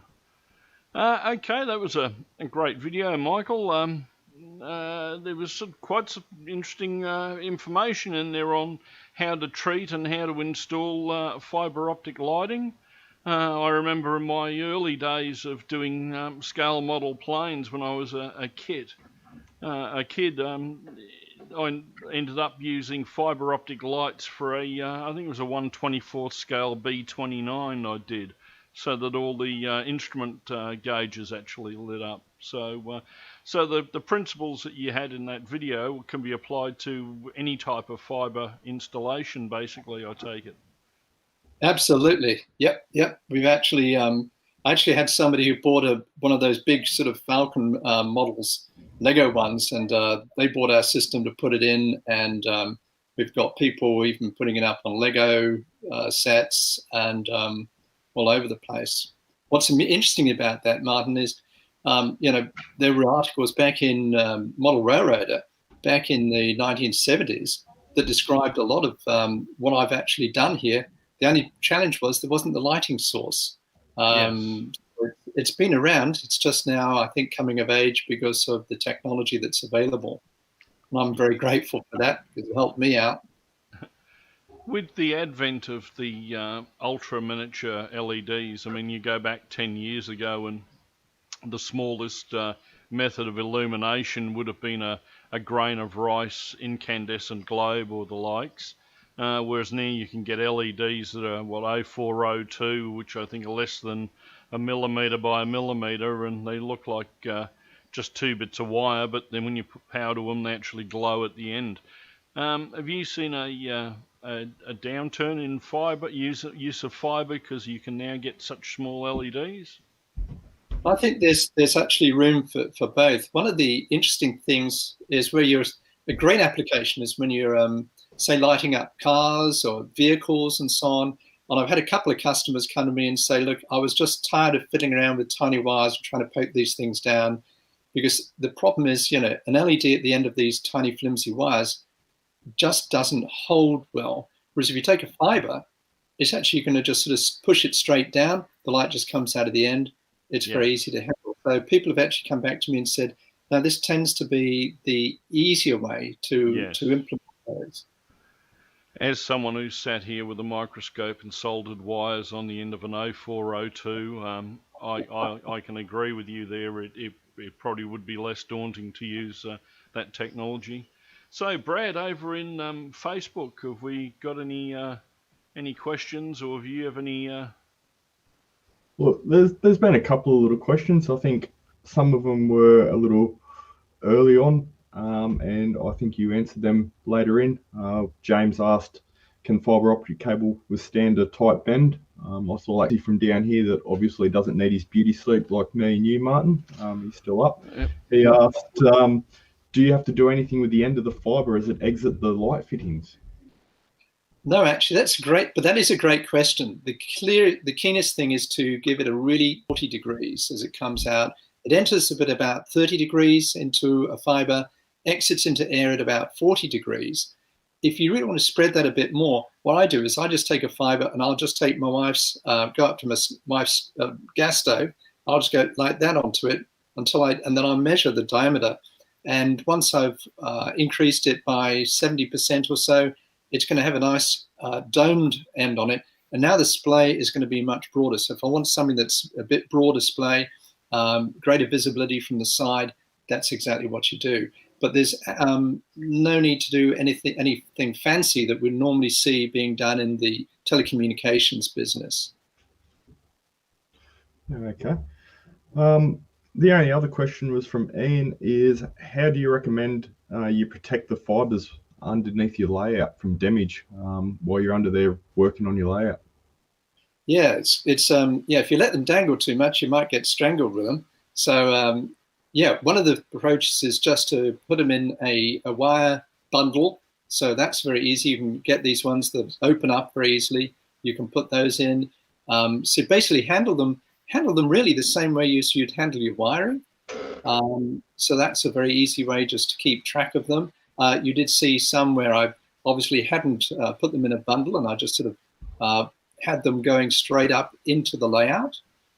But generally, I just cut them to just above the shortest length I need so that I'm not getting too short. And that does very well. And especially because when you're putting them into the box, one of the features, grab one now, I'll come up a bit close to the camera. You can see there's this grommet at the end, and it's actually got little splines on the end of the grommet. And what happens, that really grabs the fibers very well. In fact, this one's been used, the grommet's a bit open right now. So handling the fibers from that point of view is quite easy. The smallest ones are a bit of a pain. 0.5 millimeter, they're getting down to being almost a hair's width. And those I'll normally put together I'll put a bundle of those together and usually put them together with, say, a 1.5 millimeter fiber. So I'm running a larger fiber over a distance and keep the smaller ones a little bit on the shorter side. Yeah, okay. Well, I think that's about all over in the chat here. I see you've actually got someone over in the chat answering some questions now. So what about you, Martin, in the YouTube chat? Anything there? Oh, there's only one last thing there. Jim was mentioning there's still somewhat of a spaghetti effect under the layout. Are there any wire management devices that you recommend, plastic raceways, that you've used successfully with the fibre optics? I haven't actually used any raceways, but some of my customers have, and I think that's the perfect way to deal with it. Actually, one of the idea actually is very simple. I've got a lamp lighter right now that's on, so I'm not going to shine it at the screen, but I'm going to stick 30 foot of fibre in here. and you can probably see plenty of light coming out of the end. Yeah. So, and that's one of the beauties of this is once the light gets into the fiber, and that's actually, it's not easy to get a lot of light into a fiber. That's the big trick part, and that's what we've developed the technology around. But once you do, it's actually going to stay in the fiber. So if you've got long lengths to run, you can, even out in garden railroads, right outside, you can bury the fiber very easily. And if you happen to chop through it with a spoon. And I'll give you one other tip that I didn't show on that. This is one of my favorite tools. It's a stirring stick. I get those from McDonald's or somewhere else. Don't tell them though. And what that does is if I've got a fiber, I can really keep that fiber very straight within that stirring stick. And it's just a great way to pop something up into a building or whatever. So I often use those as just little tricks to keep the fibers happy when they're going up into a building. Not a problem. Thanks very much, Michael. That was a very informative session on fibre and fibre optic lighting. So, yep, all that needs to be done now, I guess, Brad, is the old wheel of chat. Yeah, definitely. I think we give that big wheel a spin, and I think what we'll do in this break is I'll actually note down some of the answers, and we might come back a couple of minutes early and we'll run through some of the answers. Okay, well, let's see. I wonder what one's going to come up this time, because you and I know what questions we've written in here, and there are certain ones that there's certain ones we really want to come out. But anyway, here we go. Here's Michael's spin.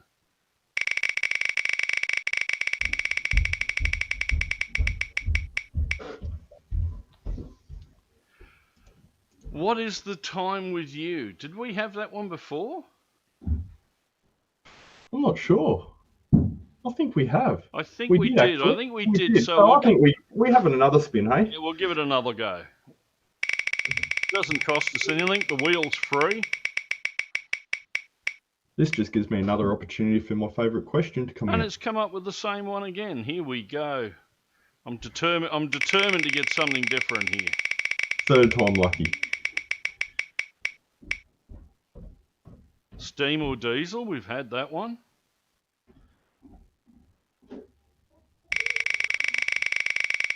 I think this might be the Australian Gremlin coming out. Yeah. We had that earlier on when I noticed we're upside down. Yeah, it's...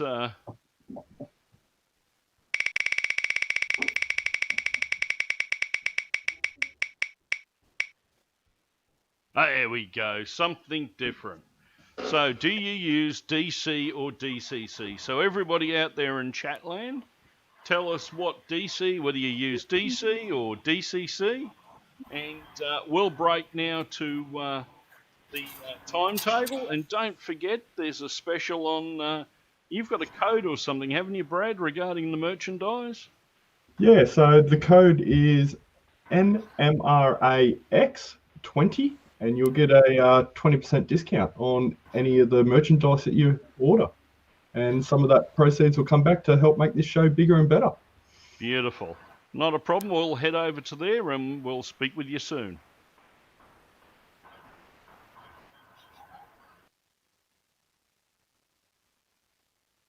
Okay, we're off the air now. Beautiful.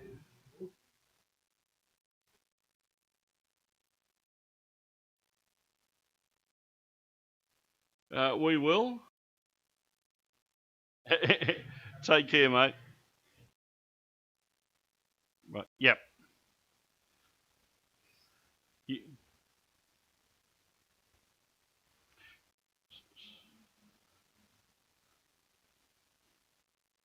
Why, what's been happening?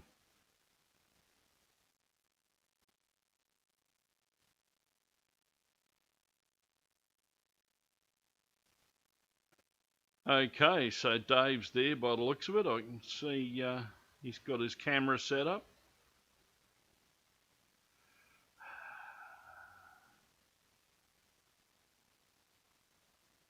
See, this is the problem. I get this.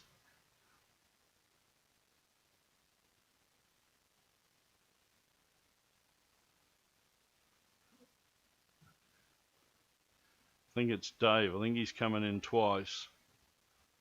Yep.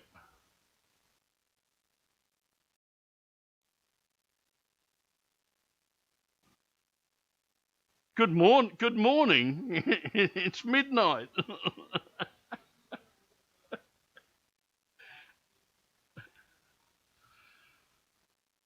Cool. It's good to have you here.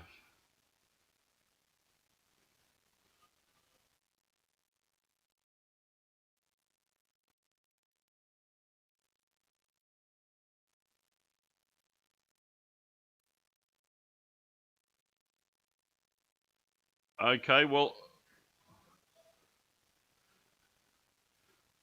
no worries. Will you just tell me which camera to maximize? That's all.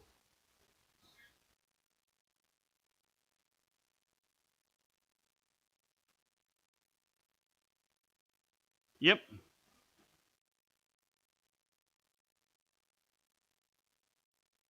Okay, well, what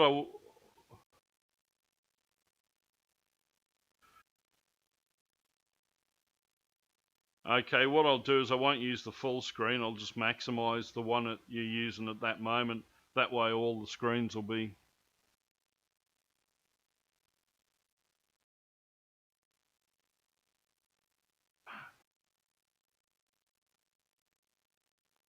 Okay.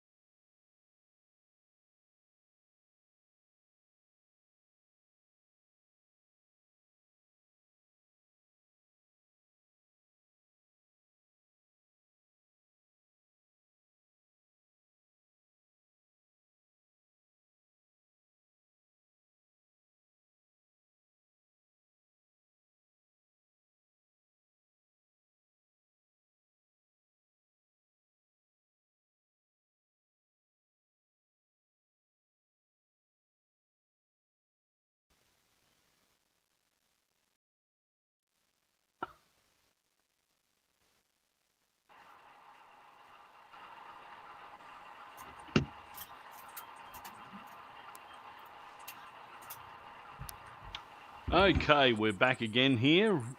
Dave's still getting set up over there, getting the final screen up so we can see the dispatcher. This is going to be, I'm going to be switching screens left, right and centre, I think, in this one, Brad. Yeah, I think so. But looks like you're going to be having your hands full, but And it's a bonus as well because I've remembered to turn my microphone on this time. Although during the last break, I think I forgot to turn my microphone off. So apologies for everybody hearing us setting up and plugging this in and moving here, but we're just about going now in the chat. I think that last question off the wheel generated a bit of interest. What have you got there, Brad? yeah, I think you're right. Like, yeah, it took us a bit to get that question up, but the chat has absolutely gone off. And just reading out a few quick ones, I'd say DCC is absolutely heads over tails the best one there. We've got Jeff Burns, he runs DCC. Ian Barnes, DCC.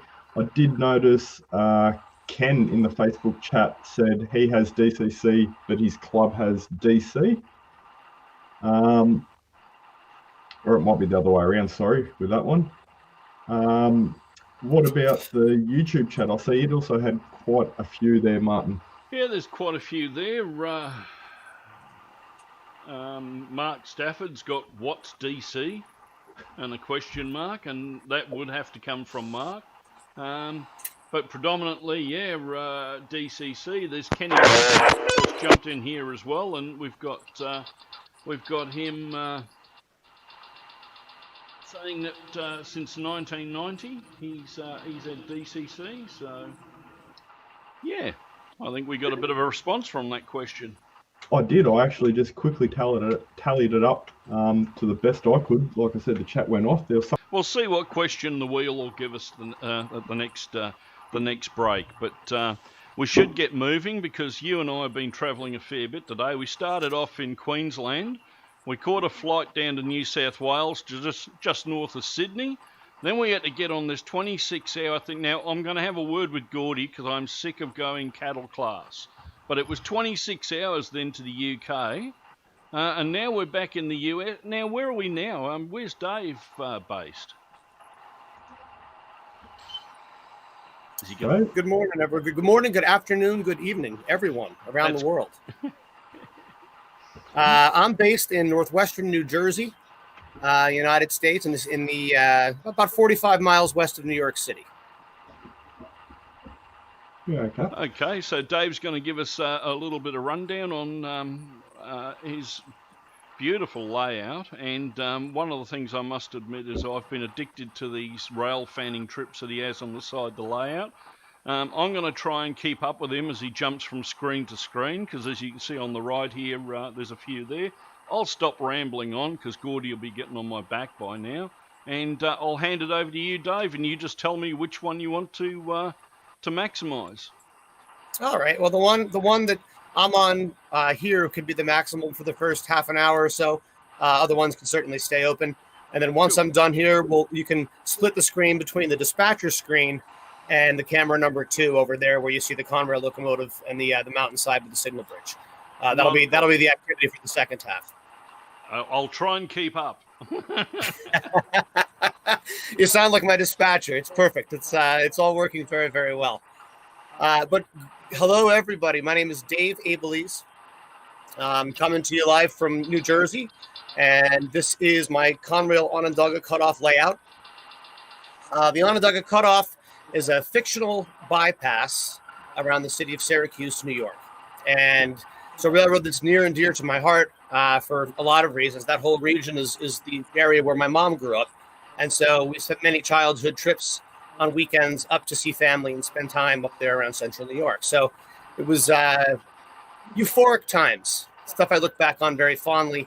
A lot of great memories were made up there. Big family with lots of cousins, and my brother and sister and I would just play for hours in the woods.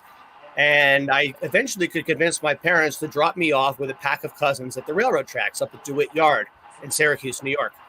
And it's about a 25-minute drive, so not too bad.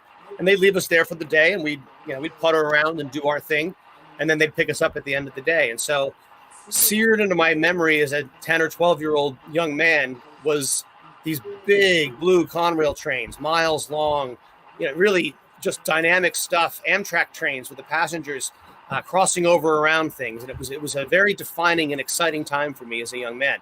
So when it came time to think about a layout and to build a layout,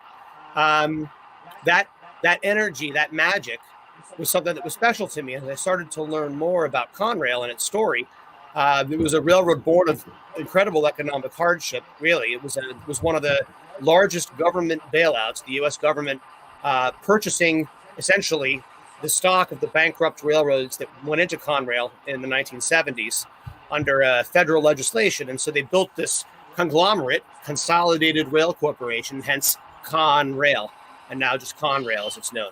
So sort of a storied history.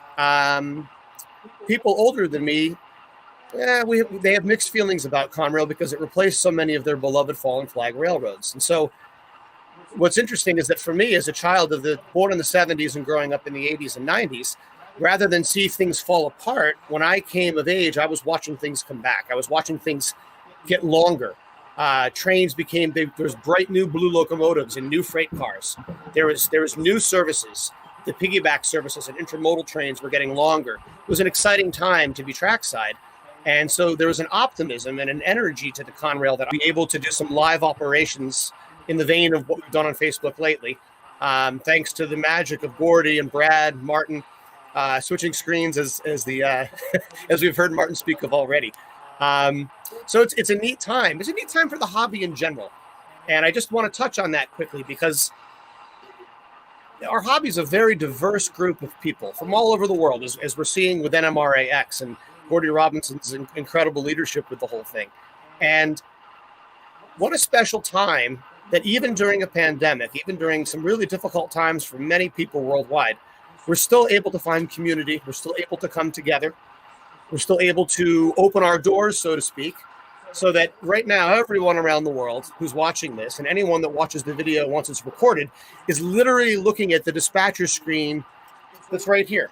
So you guys have a screen share literally out of my home, out of my basement. And it's such a remarkable time because our hobby is positioned to be able to take advantage of this. And I think that there's a real opportunity for us to use this as an opportunity to grow the hobby, to make it more identifiable to younger people and to open the door for everyone, regardless of age or background, to get a little more interested in railroad operations. I work for New Jersey Transit for the rail operations here in New Jersey that does the commuter trains, which has been a wild ride with the COVID pandemic right now. But we're handing in, we're doing what we can do. And with that understanding of operations I bring from work, several other of the gentlemen that I've known through my years, several of them work with me at NJ Transit, and two of them, Jack Trabacchino and Rich Wisniewski, will be helping us do some remote operations here so you guys can see how that works here in about 15 or 20 minutes. But before that, we get into that, I really do want to go through and give you a little introduction for what we're doing. So this is the former New York Central water level route. It's a fictional bypass around Syracuse, but it's a proto-freelance railroad where we try and operate it like the prototype was operated. And I think one of the goals is to capture the intensity of a trunk line railroad. So when you think of American railroading, or even European railroading and Australian railroading as well, there's secondary routes, there's branch lines, there's the local deliveries. We call it switching, some places call it shunting, but the idea is the delivery to customers. And then there's the main lines over which all of that traffic goes from city to city or region to region. What we're modeling here is one of the most important trunk lines in the United States, and indeed of all of North America, the former New York Central water level route. So this was a 4-track main line, 5-track main line, even 6-track main line, all through the 1930s, 40s, and into the 1950s. And then as the American Railroad declined because of the construction of superhighways, political pressure, tax pressure, and just the economics of how we move freight in the United States, that was able to be downsized through centralized traffic control, which is a remote system whereby a dispatcher, instead of having a local operator at a tower to throw the switches and line the signals, now you've got one person miles or even hundreds of miles away that's able to do that through either electronic relays or solid state computer technology. So I'm actually modeling something that enables my use of this sort of technology because it's how the prototype actually worked and how it's worked for at least 25 or 30 years on most main lines. So the intensity of that trunk line, though, we're not talking about 8 or 10 trains a day. We're talking about 40 or 50 trains in 24 hours. The kind of main line where you go sit with your kids and you're almost guaranteed to see a train if you wait long enough. And long enough means an hour or two. So it's an exciting, thrilling kind of operation where it's very busy and there's always something moving. Construction of the layout, which you see in the background here in a better view as we get to later in the session, that started around 2008. This home, I improved the basement. It's an old farmhouse, so it's an old industry in a small farming town. But it's got the thick old walls with the field stone. So there was quite a bit of work to do to get the basement ready for the layout. And as we built the layout, we learned a lot about home construction, which has been its own adventure. But it's coming along very, very well. And the whole story of that was detailed in a model railroad planning article with Kalmbach in 2018. There's a track plan available online. If you were to Google Onondaga Cutoff track plan, you'd be able to see the track plan of the railroad, and you'll have a little feel for what we're doing today. So if you're interested, please go ahead and do that.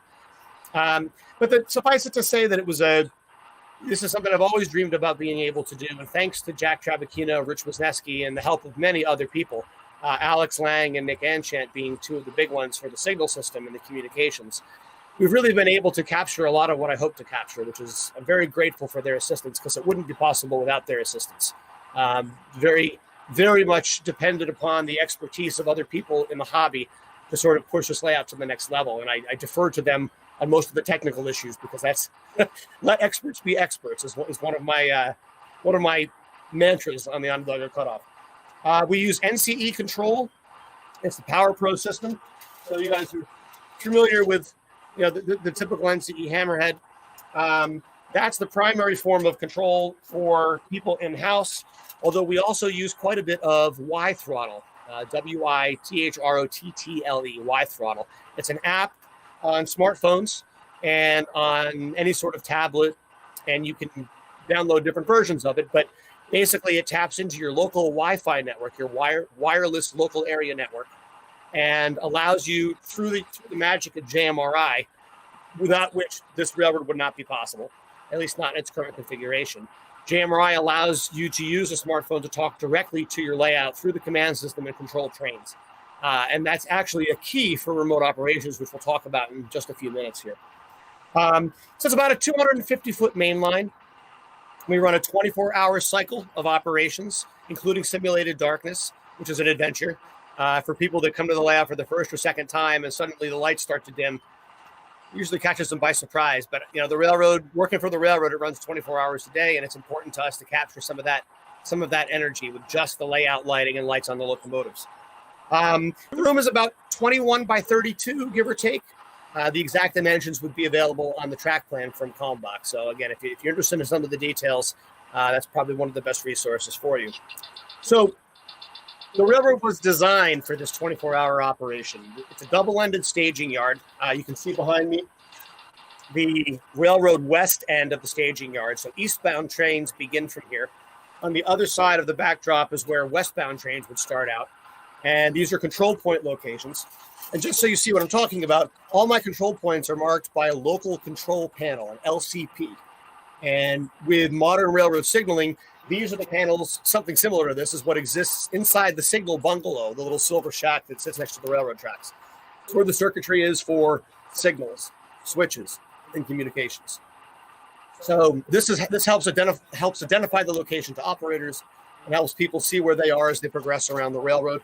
This one is CP 295. I'm not sure if it's clear enough on the camera to see, but CP stands for control point, and that's Conrail's terminology, although most railroads use the same terminology. And 295, when Conrail modernized this railroad in the 1980s, they changed the lettered station signs. The station call signs used to be SJ and NK, and 2 letters or 3 letters, occasionally 1 letter in New York Central style. When Conrail updated it, they brought it up to their standards, and they renumbered everything in the milepost from Grand Central Terminal in Manhattan in New York City. So if you follow the New York Central Railroad out of Grand Central Terminal north on the Hudson River to Albany, and then west across New York State, the number you're seeing is the mile from downtown New York, from Midtown Manhattan, which is also helpful for operators because it sort of tells you what's east and what's west. The higher numbers are to the west, and the even numbers are further to the east. So as we built this and put it together, we decided to run the 24-hour cycle to simulate the real railroad operation. And the 24-hour fast clock makes that a lot of fun. We run on a 3-to-1 fast clock. So any operating session would be about 4 hours long, sometimes a little shorter, sometimes a little bit longer. But the idea is to capture that flavor with enough time for people to really settle into their role. And one of the things that we like to talk about with operations is sort of a niche of the hobby, as we know. And it's almost a role-playing game for people that love trains. So where everybody grabs a piece of paper and takes on a role as an engineer or a conductor, a dispatcher, a yard master, and there's other roles as well, train master, for example, that hands out the orders and that works with the crews. And so you try and role play a piece of the railroad operation, and it's a fascinating time. It's a lot of fun. And please feel free to reach out if you're in the New York area and you're interested in seeing the layout or being part of an operation That's what it's here for. It's here to be shared, and thanks to the magic of the internet and all the help that we've had, it really is a special time in the hobby to be able to share it like this. So if we're able to do it, it's a lot of fun. So we added the NCE control system around 2012, and the beauty of that system is that it's been very robust. So it enables consisting of locomotives very easily and allows us to build and change consists for every operating session. So operators that come back month over month don't see the same locomotives each time. They're mixed up in different batches, and there's a different leader, a different trailer, and it's a lot of fun.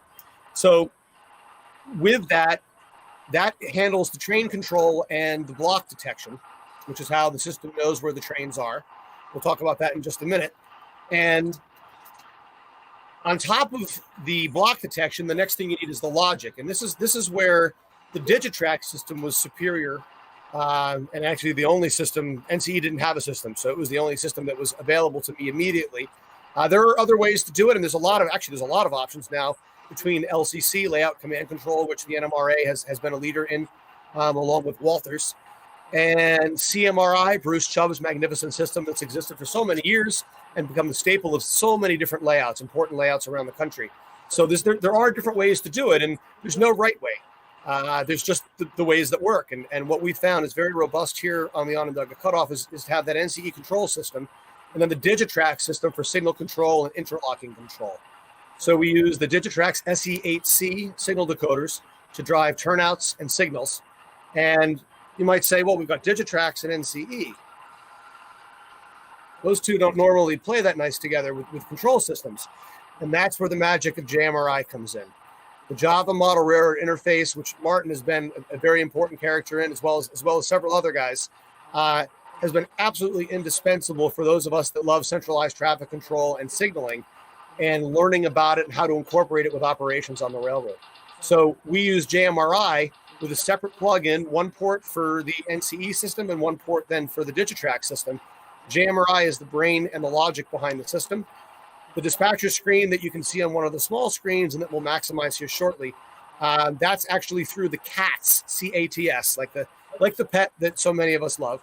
CATS is the Crandic Automated Traffic System. Do it from the JMRI homepage, and I highly recommend giving it a try. It has a lot of the documentation, and the boilerplate for a signal system is already hardwired in, and you can select things to customize it to your needs, but it really takes away a lot of the hardcore programming, which is a pleasure.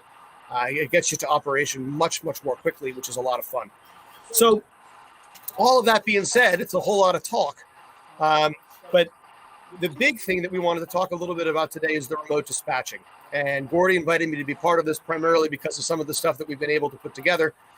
Rich Wisniewski, again, one of the fellows that will be driving trains shortly here, running trains in American parlance, of course, driving trains if you're from the UK. He had the idea, as we weren't able to do regular operating sessions due to physical distancing, well, perhaps we could do a Facebook Live operating session and share the railroad that way, which is, well, okay, it's a novel idea. Let's give it a try. And so we gave it a try. And I had no idea how excited people would be to watch. So it's really taken off. And in the vein of the last operating session last Saturday, Gordy said, boy, it would be great to do a clinic on the remote operations themselves and the background behind it, how we get there, and then maybe a sample to see how it actually works. So basically what we do is we have several control systems at once, which is why poor Martin has to switch screens later. But we've got the computer behind me, which is running JMRI and CATS. On that computer, I've also got Team Viewer loaded, which is a software sharing application that allows people with a username and password to log into my computer from anywhere in the world and view the dispatcher screen, also control the dispatcher screen if we set it up that way, which is fascinating because that enables anyone to dispatch the railroad on the computer. But the missing link was the radio. How can you capture FRS radio conversations through an operating session and through JMRI? We weren't able to figure out with any particular ease, and again, JMRI is open software. It's a wonderful piece of software. But I said, boy, there's got to be a simple way to tap into some sort of computer call. And it was Alex Lang, a good friend of mine from Pittsburgh, Pennsylvania, who's regularly operated and dispatched the Onondaga Cutoff from Pittsburgh. He is a computer network engineer by training and by profession. And he said, boy, maybe we could use Skype. And I said, yeah, but how can you, again, you want the radio presence, and how do you broadcast that in the basement? He says, well, maybe we could use like a voice activation. And I said, yeah, and maybe we could plug it in to the side. So our little FRS radio, we set up one of these radios for voice activation, which you can access through the menu on the radio. We plug it so that the computer hears what comes out of the speaker port while the radio also broadcasts. Then you plug the output from the computer, which is the incoming voice traffic from the dispatcher or remote operators. That output from your headphone jack gets plugged into the input jack, the mic jack, on the radio. And so what that essentially means is that Skype has become our radio repeater. We have a little voice-activated set radio in the basement space. And so every time I use the push-to-talk button, which we'll use in a little while, this radio hears it, the voice activation switches on, it broadcasts, and the broadcast goes through the internet because that's where the speaker button is now wired. It goes into Skype, over to whoever's listening to the Skype call, and then they hear it on their computer speakers. They press a push-to-talk button, the space bar, or a radio in their particular case, if they want to set it up the same as this. When they speak, it comes back. It comes out of the output jack into the radio. The voice activation turns on. And then this little radio will broadcast to the basement, the voice-activated speaker from outside. So it really is a neat way, a workaround to create a little local radio repeater, which works beautifully for operations.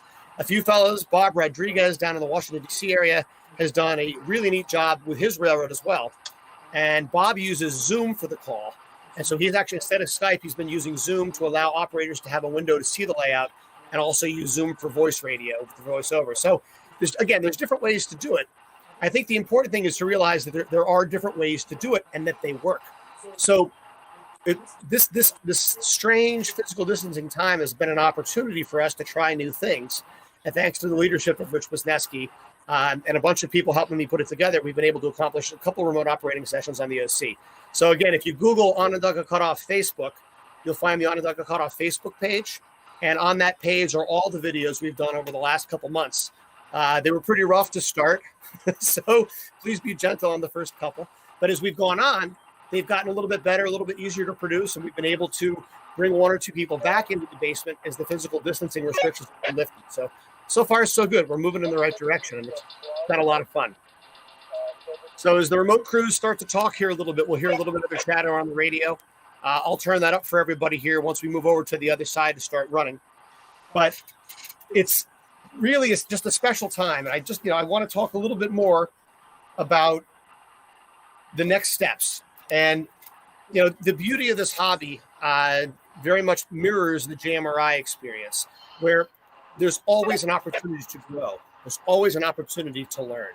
And so what I'm hopeful is that us as model railroaders and as operators, we're able to move in a direction where we come together.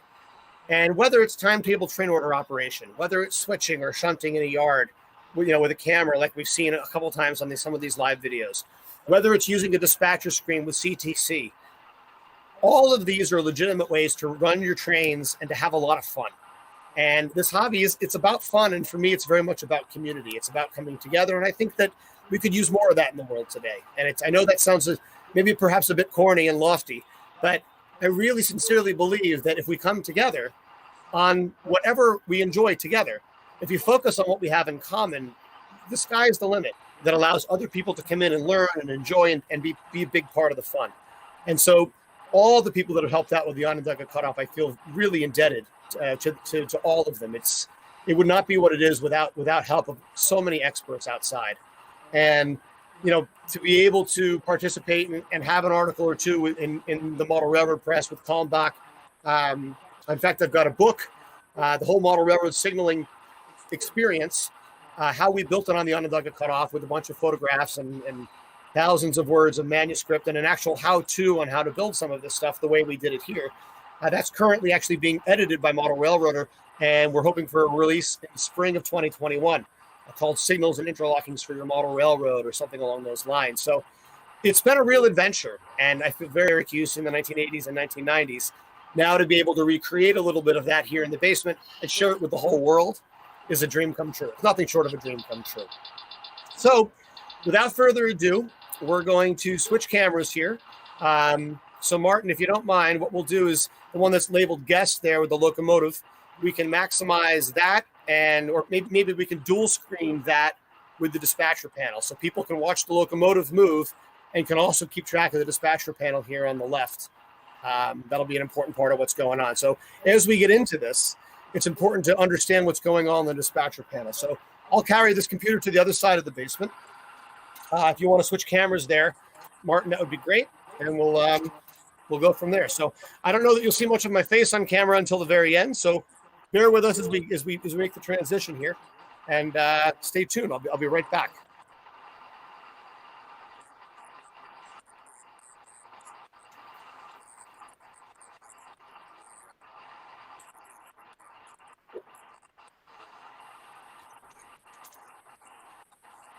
Okay, so let's maximize the CTC panel to start. I'll describe what's going on, and then we can make that smaller and we can maximize the locomotive. All right, I'll see you over there.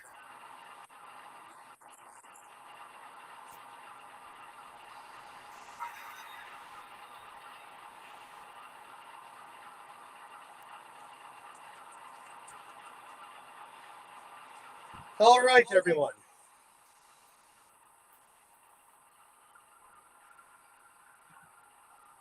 So what we've got, looking at this maximized screen for you all, is the screen that the dispatcher sees every time we are running the railroad. And this screen is important because this is very similar to what the prototype would see. And it's something that I just want to be very clear that what we're talking about is the white lines are controlled track. So that's track where there is existing train tracks, and those train tracks are linked in through the block detection system to be running mainline freights that are controlled by the dispatcher. So those tracks are currently unoccupied, and what those do is they really do show you the geometry of the trains, but only in an operational standpoint. So as you notice, you don't see any curves. You see straight segments of track that come off at sharp angles, and it's just a representation of what's actually out in the field. The signals are the small round dots that you see, and the crossover switches that you see are ones that are also controlled by the dispatcher. So as the dispatcher moves through an operating session with a mouse click, he can select signals and switches, line the switches for a route, and then pull up a route through the interlocking plant and across the track that links the interlockings together. The red lines are currently occupied track. So that occupied track is where trains are currently sitting. Base block detection means that every piece of equipment on the railroad has to draw a tiny bit of current. It's obviously no problem for locomotives. What we do is we install resistive wheel sets, and I can grab and show you one of those towards the end of the session, just so you know what I'm speaking of. But basically, you put a tiny resistor on the axle on each end of every freight car, which is an arduous task, but worthwhile because it allows the computer and the whole system to see where the equipment is. So even a lone freight car would turn on these block detection systems so that the computer is able to tell what track is occupied and what track is not. The green that you can see at the bottom right is track that has had a route pulled up over it by the dispatcher. By clicking on the signal after lining switches, that route is now cleared for train traffic. The engineer on site can see the signal. Most importantly for remote operations, using the TeamViewer software, every operator is also able to see this screen, and they know that if they're at that TV10, you see the symbol at the bottom right hand between CP295 and CP294. TV10 is a piggyback train on Conrail, and it's got a route pulled up. So the operator of TV10, and I believe that's going to be Jack Trabacchino, I believe, will take TV10, but if not, it'll be Rich.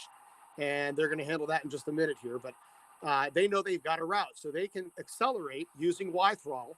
They're able to log in through the router using Y-throttle remotely, and they use Y-throttle from their home through my router to control trains on the model railroad while they're watching a video feed of this screen where the rear end of his train is as well. And so it really is a very efficient system. They all wish they'd have cameras in the cab, and that's sort of the next generation. So just to touch on that, I would love to be able to put cameras in the cab of all these locomotives. They're almost small enough to do it.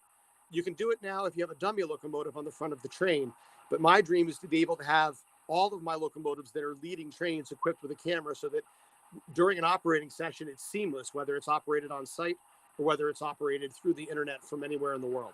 So just an exciting thing and an exciting time with a lot of potential going forward. And without further ado, I'm going to jump on the radio here, and we're going to run some trains so that you guys can see what's going on.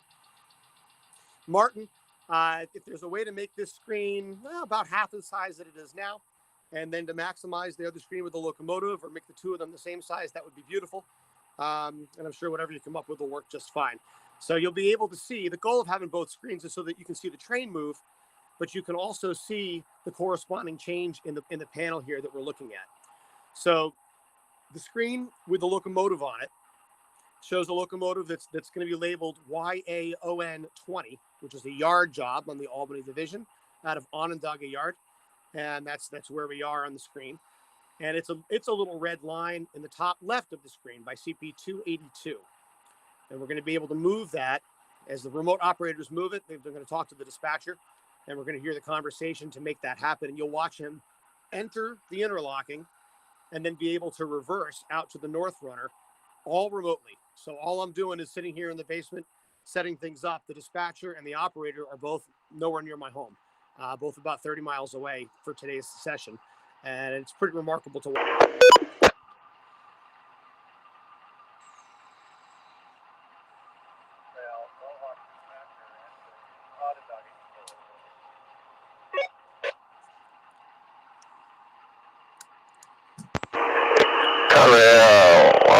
Utility. All right, Mohawk. We are clear to get going here. Clear to pull it up, and let's get some movement as we discussed. Here we go. Utility.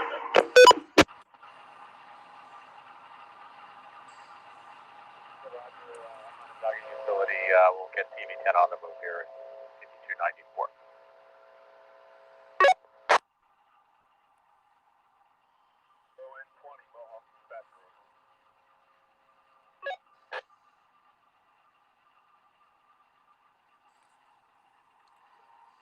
Answer in the ON 20. Yes, sir. We'd like to come off the south runner, go west into the pocket, and reverse for the north runner at B282. So what we're hearing, guys, and you'll see the locomotive, the blue locomotive. 20 south runner to the north runner through the pocket at 280. Is going to move here, and you're going to see on the top left of the dispatcher screen at CP282, the dispatcher will pull up a signal. There he goes. So that signal just got pulled up, and it's red over flashing yellow in the field. But the important thing is the crew can now see it. There's his bell.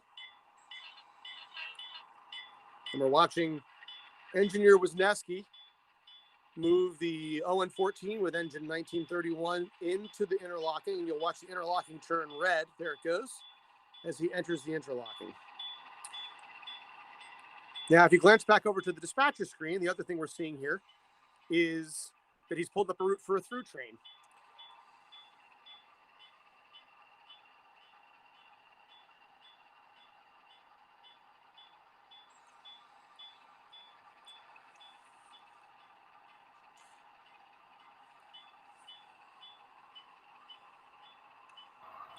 All right, Martin, if you want to switch over to the other view, here we go.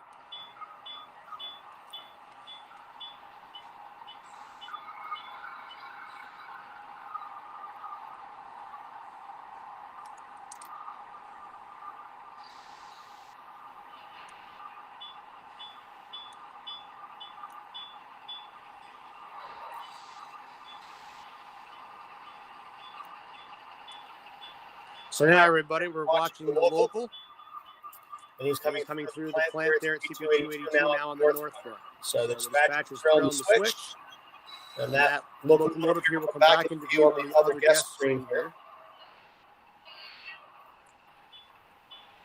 Yeah, the timing is good because here comes TV10. So if you're looking at the layout view, TV10 is coming through the plant at 282.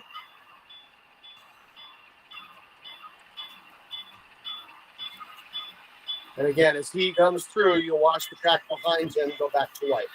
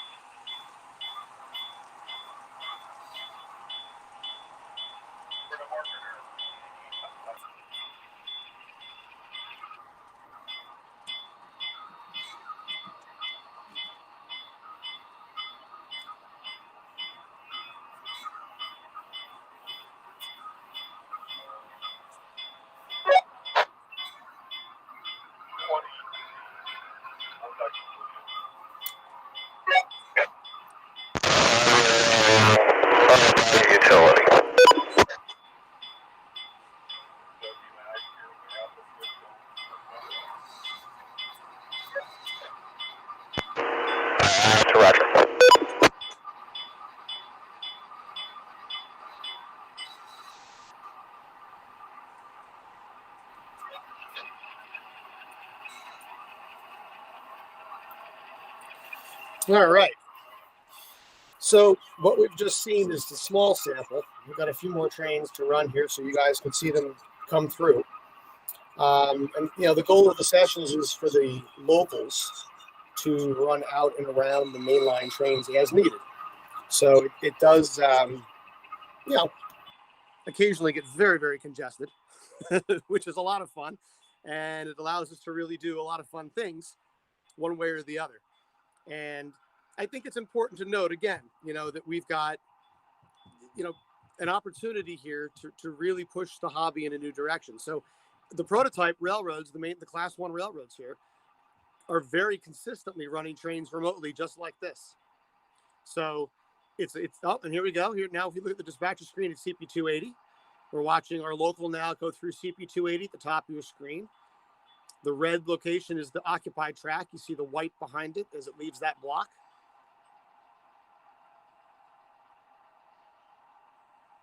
And now it comes down, and now he's headed onto the east lead. And once he's clear of the interlocking plant there, beyond the signals, it snaps back up to white, as you see there now.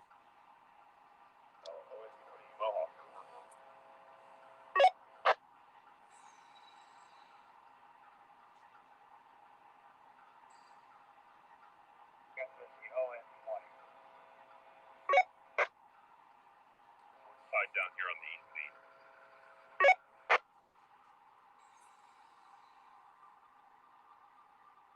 LN20 tied down on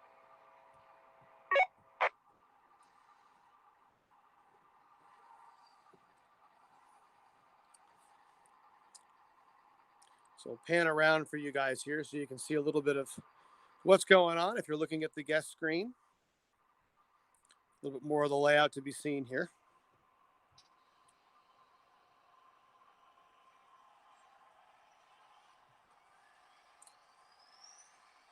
And so, to be clear, it is a lot to keep track of. At this point, we're using multiple systems to be able to keep, and then when we're trying to incorporate a camera, which is obviously necessary for the what we're seeing online here, it's a balancing act between all these different things. But I think that the point is that there's a lot of different ways that you can approach this in the hobby, and it's an opportunity for all of us to learn and grow as we're moving forward.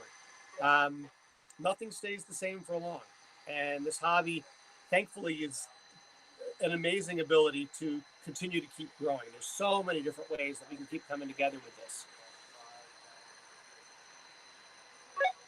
Yep, sounds like another train coming.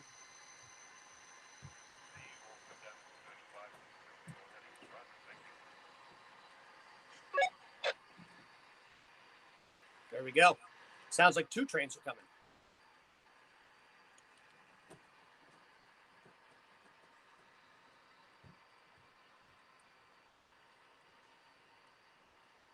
So one of the tough coordination efforts that we have to do as remote operators is remember that the audio feed is difficult to put together, because when you have multiple devices all speaking at the same time, you can get some feedback in the layout room. So it's important to either turn the volume way, way down or mute it entirely so that there's no chance of having that feedback loop and that hard, nasty sound that comes out when you get multiple microphones open at once and they sort of feedback off each other.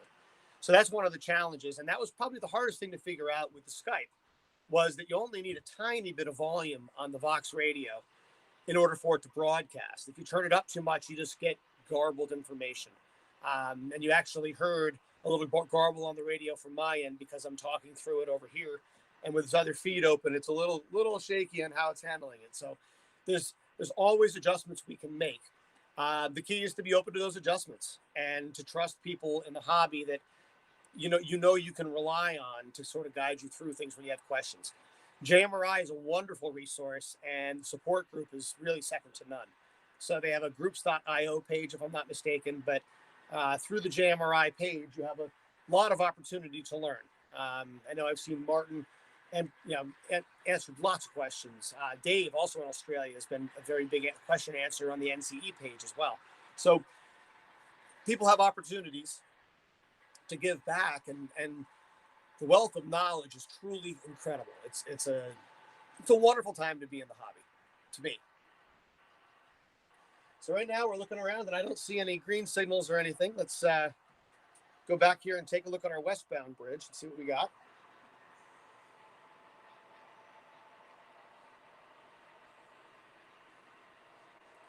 There's our signal bridge there. And if we look back at the dispatcher screen, guys, what we're seeing now is the Mohawk dispatcher is lined a crossover route at CP277. And we're watching a train called, looks like SECN.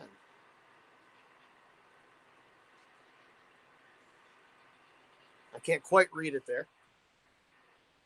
But the name of the train is less important than the fact that the train is there. And that's the red line that you see. So as he comes up the hill and crosses into CP277, you'll watch the red line now cross from one track to the other. There he goes. He's now started into the interlocking plant.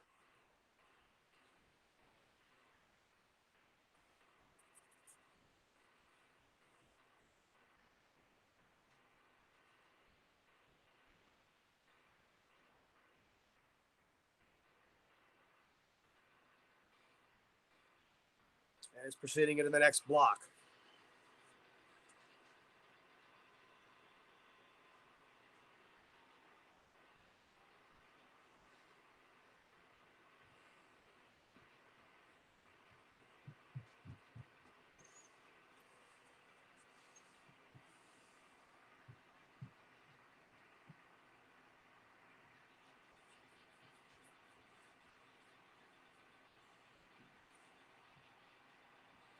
And as we're looking here, we can certainly see our signal bridge here.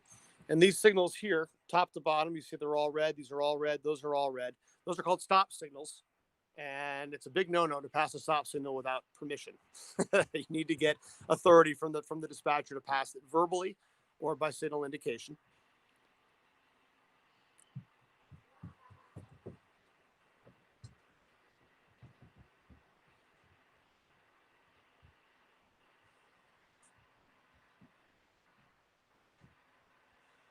Each other. Right here at CP282.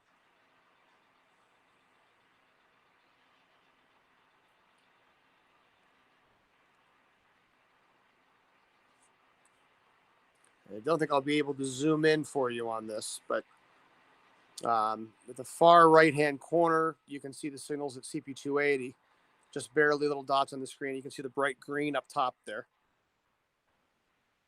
And that green tells you that we've got an eastbound train, and I'm hearing them climb the grade right now, actually. So let's scroll back this way and take a look.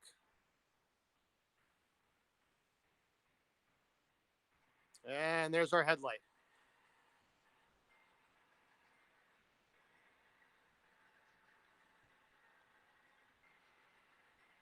And again, as you're watching this, the projects up front, it's a golden age in the hobby, you guys. This, like, the stuff that's available off the shelf is just incredible.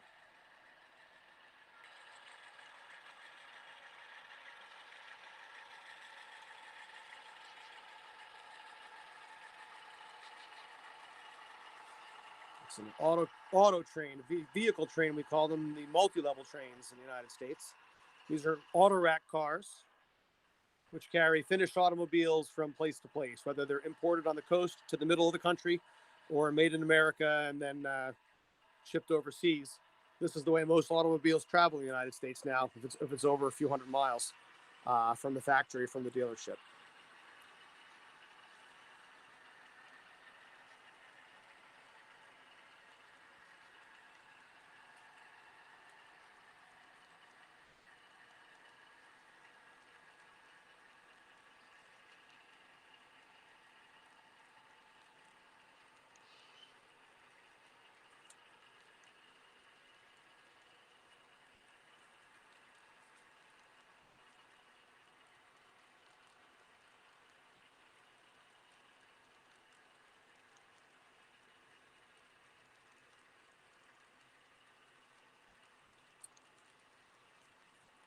And so this train, as you can see, has got some manifest on the back end as well. So box cars and such, tank cars. In the 1990s, Conrail ran all sorts of freight across this route. And so we try and emulate those consists as closely as possible.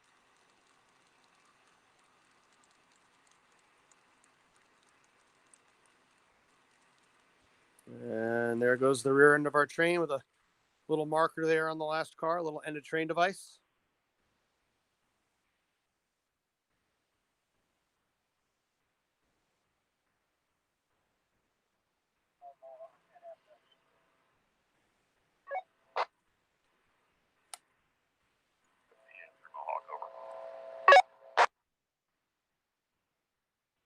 FSD signal indication at CP274. Okay to bring it all the way east. FSD CP274 signal way east. Thank you. All right, so if you look closely on our screen now, everybody, now you see that the dispatcher's pulled up a westbound route. We've got a red signal up top, a yellow one in the middle, and a green on the bottom. It's called medium approach medium. That's the aspect. Aspects are how signals appear.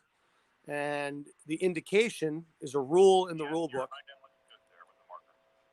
And that rule conveys the information on how to operate your train given the signal. So there's a speed limit associated with that color aspect there. And then the route is already lined by the machine. So that means we got a westbound train, and it looks today like we got a little excitement for you guys. We've got some CN power. Not uncommon in central New York, but still cool to see. So for all of our Canadian, a nice little train to round us out and finish up our session here.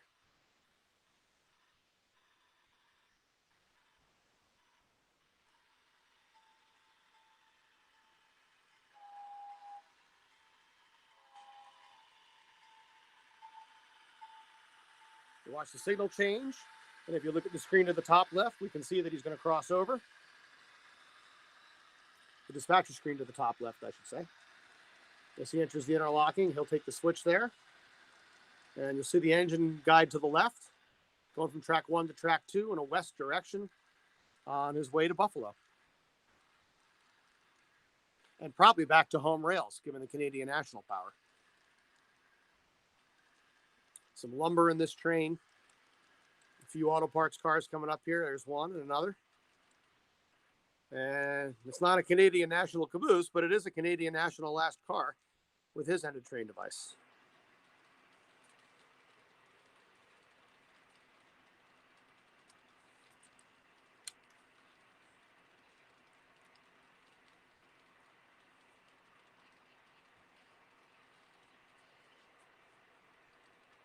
And there he goes on his way west and out to the western horizon. So that wraps us up for today on Conrail's Onondaga Cutoff. I want to thank Gordy Robinson again for taking a chance on this crazy setup we have here. And thank Martin and Brad for all their work on the ground to make this happen. And I know there's a bunch of people behind them also helping out. So this is just a special time. I'm grateful to be included, thankful to be part of the whole movement. And I wish everybody the best. Hang in there. You know, we're going to get through this wild COVID time. But it's a pleasure to be here with all of you. Conrail Onondaga Cutoff. I'm Dave Abelies, and I wish you all the best. Take care.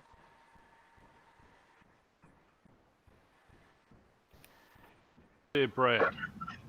I do. I'm still trying to get my head around it. Yeah, right. I think I've got one question to fire it off for Dave. What's the furthest distance from your layout you've ever had an operator? We've had operators from as far away, counting the dispatching. We've had dispatchers in Jacksonville, Florida.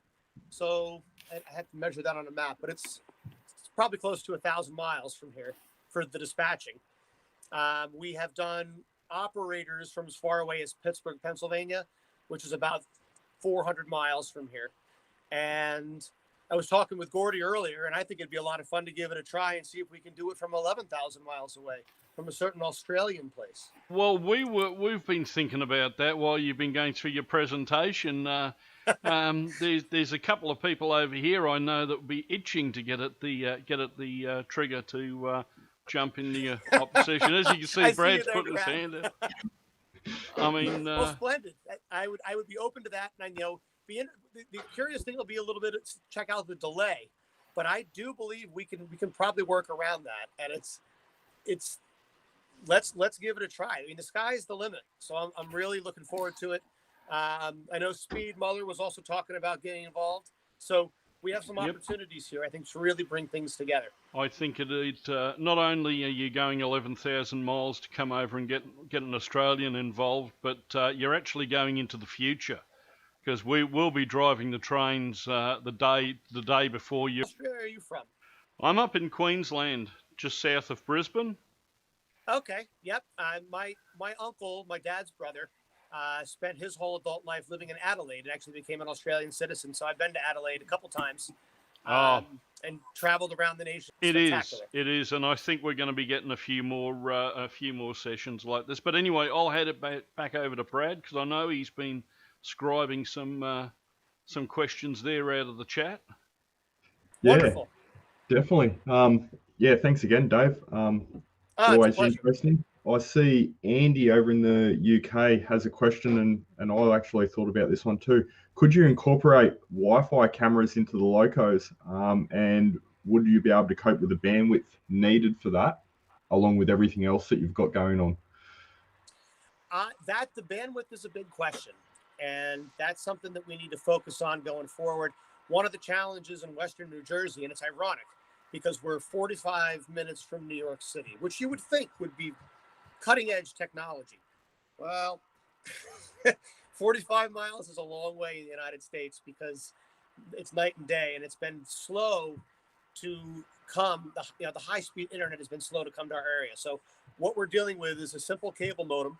I've purchased the 100 megabytes per second service, and it works fine at 10 o'clock in the morning on a Saturday like it is now. But if you try and do this at 6 or 7 p.m. on a Friday night or Saturday night, when the whole rest of the town is on the cable trying to download this, that, and the other, there can definitely be some snafus. So a lot of it's going to have to be catch as catch can, and we're going to have to sort of learn by experience. But I think there's at least room for a little bit of the Wi-Fi camera in the cab. And given the working signal system, there's no better way. I mean, can you imagine running a train on the Onondaga Cutoff by signal indication in the cab? that blows my mind. Like that's the coolest thing I've ever heard of. It is. So we have to. That's the goal, and perhaps we'll start with the dummy locomotive we can put in front of the powered consist, just so that people have a view. But my long-term goal is to be able to put a tiny camera in the engineer's windshield so you can see the nose and you can see the aspects and you can watch meets in real time. It gives me chills. Like, it is such a cool time for this hobby. We're right there. It is definitely. So and again, Martin, Brad, Gordy, your leadership in bringing something like the NMRAx to the forefront here with the exposure it's getting. Congratulations. It's awesome. Thank you very much. And of course, what we're doing would not be valuable without presenters such as all the people that we've had on since we've started. And we appreciate your time and patience and setup. That was a very interesting clinic. We're getting close to the end of the hour. So I'd invite you to go over to the chat, either in Facebook or YouTube, and I would say there is a heap of people there that will have 101 questions for you there. But before we go, we've been doing this thing called the Wheel of Chat. So we'll just have a quick spin here and see if we can get something else out. It's the first time we've been doing that. So basically, everybody in the chat, whatever subject the wheel comes up with, you guys comment on it while we get Randy set up for the next clinic. So let's hit the wheel. Splendid. And take care, everybody. See you, Dave. And what do we got? Oh, here's the classic question that we put in there, Brad. To the last NMRAx convention to get this answer. So let's see what people come up with in the chat, and we'll see if Gordy actually replies to this one as well. Sure, that's probably got his attention. So we'll jump over to the break. We will. We'll hit the break now, and we'll be back in a few minutes.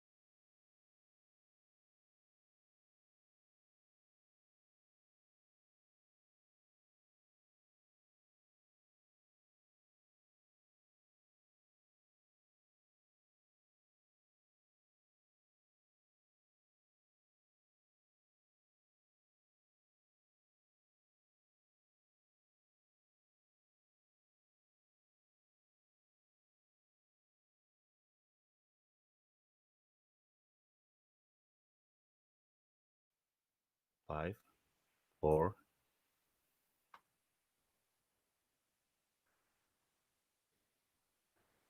Welcome, I think we're live. This is Speed at the bottom of the helix.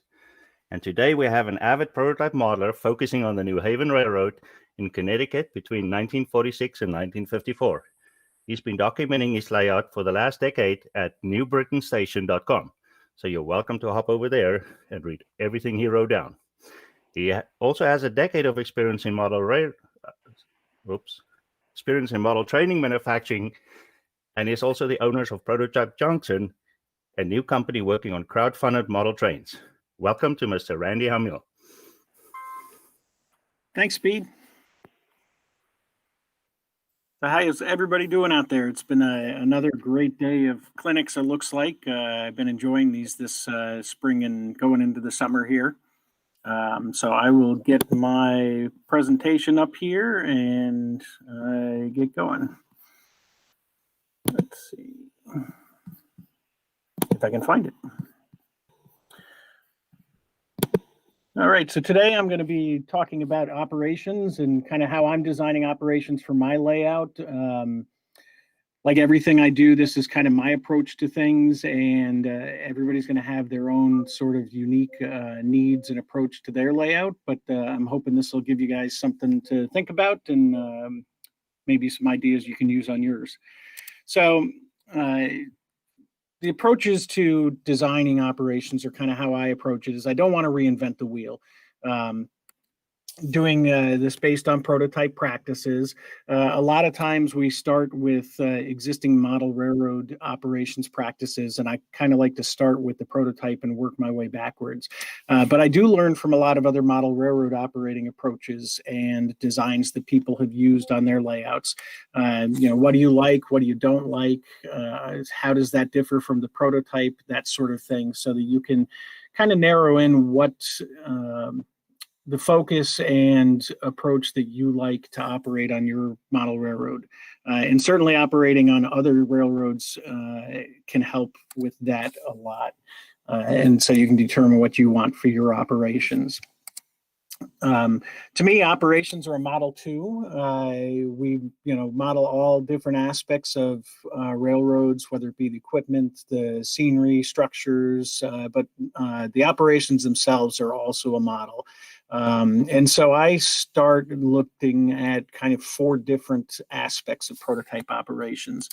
The movement of cars, the movement of trains, the jobs performed by the railroad, and then the paperwork used by the railroad. And different operating schemes will use some or all of these in some degree or another, and they are all interrelated. So when you're working on one, you'll naturally do some aspects of others, but you don't necessarily need all of them, as we'll see as we go through this. So just to kind of give a brief idea of what I mean by those. So the movement of cars, there's different approaches that go from simple to complex. The most basic would be you just pull one car and spot a car when you come to an industry. Car cards and waybills are a very popular way of handling movement of cars on model railroads. You can use computer programs to design that, and they're usually focused on the car card and waybill approach and can get fairly complex. Take a quick look at the car cards and waybills systems, though, because this is the most common approach. Car cards themselves are not prototypical. It was designed for modelers, by modelers, and it was designed around the idea of where you know where every car is and what the next movement of the car is going to be. So it's usually a little pocket, a card of card stock with a pocket in it, and then you put a little waybill in it, and you can rotate that waybill between 2 different or 4 different industries, depending on how you do it. Nowadays, there's different approaches using like a baseball card sleeve for the car card, and then you just slide the waybill inside, different things like that. Computerized versions in particular need to know where the car is at all times. On the prototype, the waybills, though, actually serve 2 different functions. They're for routing and knowing where the car is going to go, but it's also an accounting form. And so those waybills don't actually go to the industries. They stay with the railroad once the car has been delivered. So they are a little different than the way we use them. And if you're researching the use of waybills, you'll find that there's a lot more information in accounting manuals and stuff than the manuals for crews and stuff like the Book of Rules. One of the first approaches was the car card and waybill system to design something that was more prototypically based. So it's a great starting point. It's often the only approach to operations. I've operated on a lot of railroads where the only operation is your stack of waybills and you go from industry to industry working the railroad. There might be a schedule of trains, or the superintendent, owner of the railroad might just send trains out at various intervals. And so this can be a way to get started on operations. But by itself, it does often lack prototypical fidelity. So what's missing from that, if I'm saying that's lacking some of that fidelity? So you can start with the movement of trains. Sequential movements is a common approach. You know what trains are going to be running because they do run on a schedule typically, and so you just send them out throughout the session. You might time it to real time. You might do it based on what the activity on the railroad is at the time, and so on. But there's a lot of people that are involved in things like timetable and train order or track warrant systems, both very popular depending on the area you're modeling, as well as signaling systems, as we've just seen. And the signaling systems interact with the other operation systems that the railroad uses. So, for example, modeling the New Haven in my era, timetable and train order is the system that they used. But New Britain is also an automatic block signaling territory, so that impacts the way the train orders might be used. Timetable and train order is particularly popular on transition era single track mainline because there's a lot of activity needed to issue orders and so on, so that the trains will run smoothly and have proper meets and so on. Fast clocks are an optional thing to add. They can improve the experience because there are rules operationally that are based on the schedule, and you would need the time to know what the schedule is. If you're following prototype practices for the movement of trains, especially when you're combining with a car movement system like car cards and waybills, it really can make a very prototypical operating system. But there are opportunities to kind of bring it a little closer to how the prototype operates. So, jobs performed by the railroad. What do I mean by this? Well, the engineer and conductor are the obvious ones. My friends and I like to run with two-man crews on our railroads. So you have an engineer and a conductor doing the work. The conductor, the one typically determining what they will do to perform the work, how they're going to sort their train, or how they're going to deliver or pick up the cars that they're dealing with. And the engineer is usually the one moving the train. Other layouts might have a dispatcher, like we've just seen again. Depending on the layout, you may have a yard master. If you have a large yard, they may be responsibility for other jobs. You might have hostlers and so on, moving the locomotives to engine servicing, that sort of thing. So these are a good representation of yard or other jobs that you might have on the railroad besides just the engineer and conductor. We often combine them in, just for simplicity's sake. Obviously, we don't need the army of clerks and so on that the real railroad actually uses, were used back in the day. A lot of layouts don't do much beyond the engineer and conductor. Again, with a car card and waybill system and that, you don't often need a dispatcher beyond just the owner telling you, yes, you can move, or you need to stay on that siding. And not all jobs are going to be needed, obviously, for every layout. So the paperwork used by the railroad is an area where there seems to be a lot more interest over the last maybe decade or so. Waybills in particular, there's been a lot of discussion about designing more prototypical waybills, even if you're using miniaturized version. Tony Thompson did a whole series or a continuing series of those on his blog. Tony Custer's done some articles that are using similar approaches. And so that's one area. Switch lists are something that a lot of people use. The real railroad would use these because the waybills are an accounting form and very important. So Conductors would sometimes write out switch lists. Usually it was done by an agent or something, but switch lists are another one. Train orders, obviously, if you're using timetable and train orders, can be real important for what you're doing. And there are forms that you can purchase from Micromark and all that look like traditional Form 19 or Form 31 train orders and so on. There seems to be this trend, as I said, towards more prototypical paperwork. And practical considerations will often impact what we decide to do. There was an awful lot of paperwork that is performed by the real railroads that we really don't need for our modeling.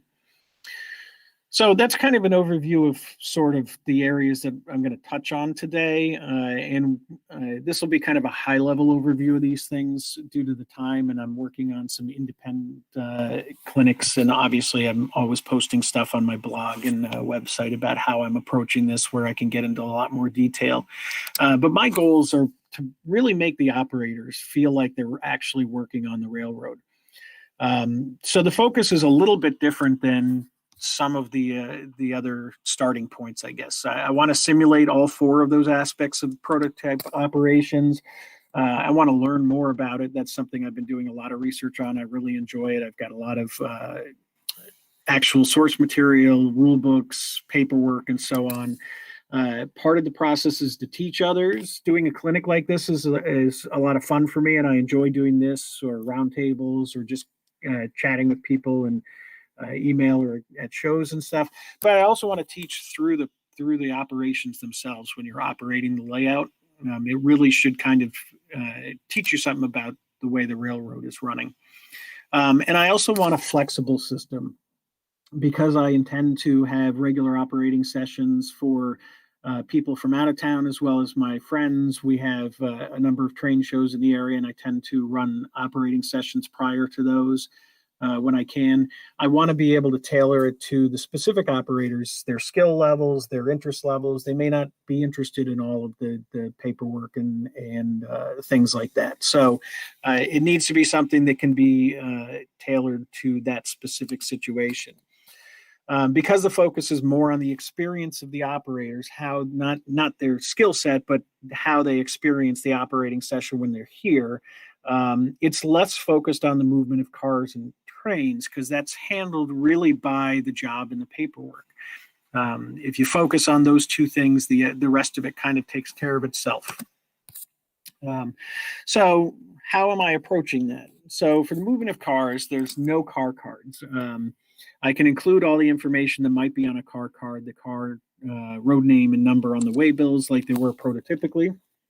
Not delivering waybills to industries, so there aren't bill boxes at every industry to determine your work. Instead, most of the car movement process is addressed by learning the other aspects, as I mentioned here. So as we get into the jobs and so on, you'll see how that functions.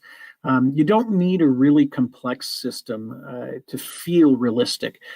There's a difference between what you know about your layout and what your operators will know. And unless you have the same operators doing the same jobs every time, a cycle of 3 or 4, like the old car card and waybill system, is really not a bad approach. It's random enough that people aren't going to notice the movement, even though you might, because it's your layout and you realize that this car is going between 4 different places. And you can get more complex by the operators when they're actually working on your railroad.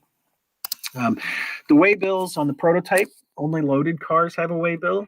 There are exceptions, so empty tank cars were always on a waybill as well. Other ones, if they're in special service, might go back on a waybill rather than something like an empty car card. A common approach that people use is they include a waybill too. That's not entirely prototypical. There were different forms that were used for empty cars, and in some cases, no forms. So if we're not using the traditional car card and waybill system, how do we know what cars are loaded or empty and which ones are ready to pick up? The traditional approach is you would start at an originating yard or staging or whatever, and you would stop at every industry and you check the bill box and you check your paperwork to see if you're doing work. But that's not really how the railroad operates. They only stop when they need to. They don't stop at every industry along the way unless there's work to be done. So in order to answer that, we're going to have to look a little bit more about how the railroad operates. So movement of trains covers some of that.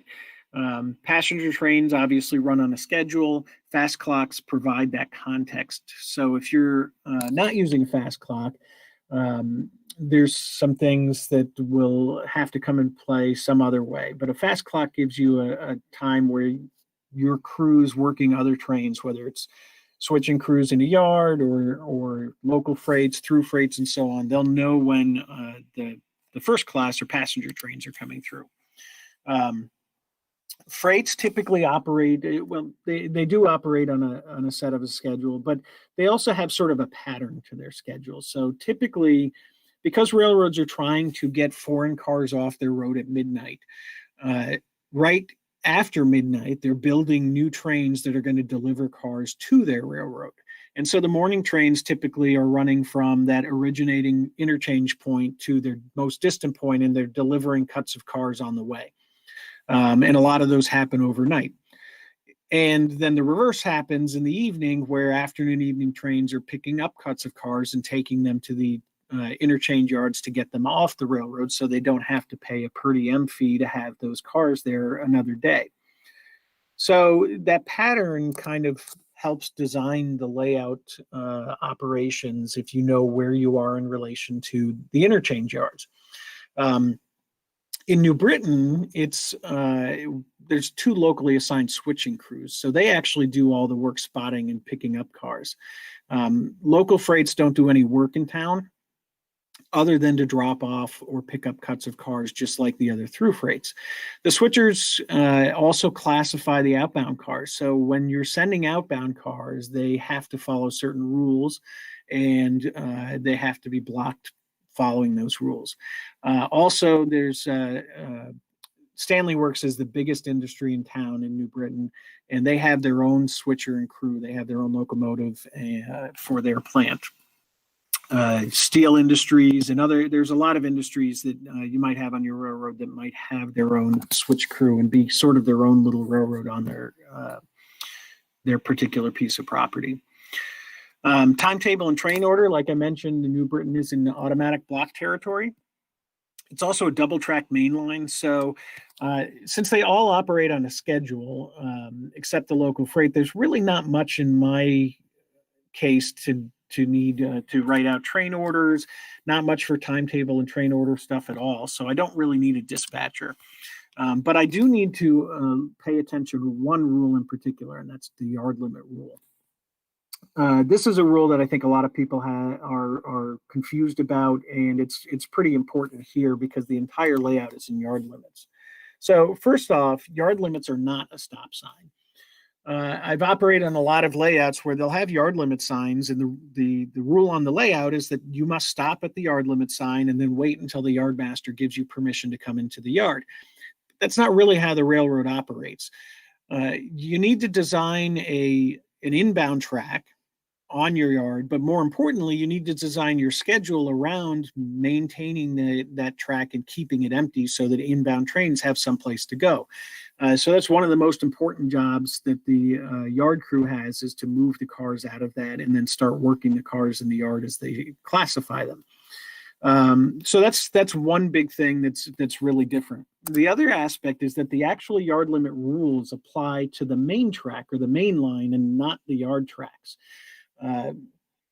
So we look at some of these rules. A yard is defined as a system of tracks that's not where movements are not authorized by timetable or train order. So basically, you can do anything you want on the yard tracks without having to talk to the dispatcher.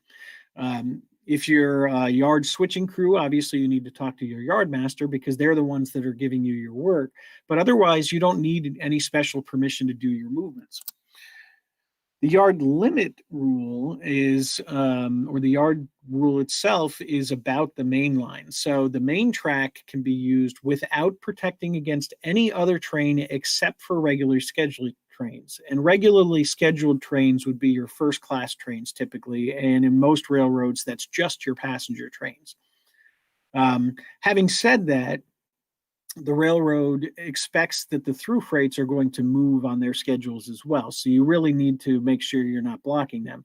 But the reason why this is important is because passenger trains will be coming through at their normal speed, whatever the speed limit is within your area. In New Britain, that's 40 miles an hour until you reach just before Elm Street, and then it comes down to 20 miles an hour. So your passenger trains are coming in at 40 miles an hour just before they reach the station. But all other trains, whether it's a freight, local freight, or just engines running light, must run at yard limit speed or a yard speed when they're within yard limits. So you don't have to protect against any of them, and you don't have to be off the main line when they're due through, provided you can let them through when they're supposed to. There are a few other rules here that deal with specific exceptions as to when you may need to protect 93A and B, but we'll look at 105, which talks about yard limits and yard speed. And what that basically is a speed that will permit stopping within half the range of vision. So on a model railroad, that's not a very useful thing because we have we can often see the whole layout. In my case, you can see from one end to the other.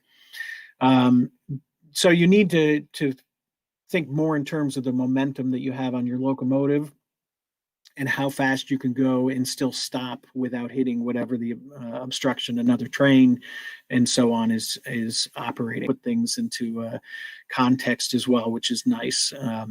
There is this rule that tells you what the different speeds are, and he's collected the ones that are in different locations there. But for a model railroad, really what you can narrow it down to are, the rule itself is you can make it real simple and say you have to clear the main line 15 minutes prior to the next scheduled, probably passenger train. Otherwise, if you're in yard limits, you can do whatever you need to do your work without asking permission from the dispatcher. And that really helps on a bigger layout when you set up yard limit areas because you won't be spending as much time talking to the dispatcher, and especially if you're doing something like timetable and train order where they're writing out train orders, it's good to minimize the amount of contact with the dispatcher. So other roles that might be on your layout, the engineer is the easiest job on the layout. And I'm using a system where I have qualified and unqualified operators. So unqualified operators would be new operators on the layout, or operators that haven't operated and learned a specific job on the layout. And so that just lets people come and run the trains without having to worry about knowing where everything is and how to do the work on it. One thing, though, that I think is important is the engineer is also responsible for remembering what the ground crew is doing. A lot of people don't take into consideration how the ground crew actually functions. And so how the engineer runs the locomotive in relation to that really adds to the realism of the feel of the operations. And I'll get into the ground crew a little bit more in a moment. The conductor, on the other hand, owns the job and the work. So they're going to determine how to complete the work they're given. The switch list will tell them that these cars need to be delivered, these cars need to be picked up or moved or what have you, but the conductor is going to determine what moves they're going to use to do that. They're also responsible for blocking the outbound trains. If another train is picking up, or even if they're building their train, they usually need to be blocked in a certain way for when they reach their terminal. One of the things with the conductor in terms of how to complete the work is also going to be related to the ground crew here, and I'll get into that momentarily. This is something where I'm going to use qualified operators for the conductors. And so the idea behind qualified and unqualified here is that on a real railroad, the same people do the same job every day. You have to be qualified. In other words, you learn that section of the railroad. You have to pass a test on whatever special rules apply to that part of the railroad. And then you know the railroad in that area. You know where every industry is. You know how many cars each track can take, what types of cars they might get, and all that sort of stuff.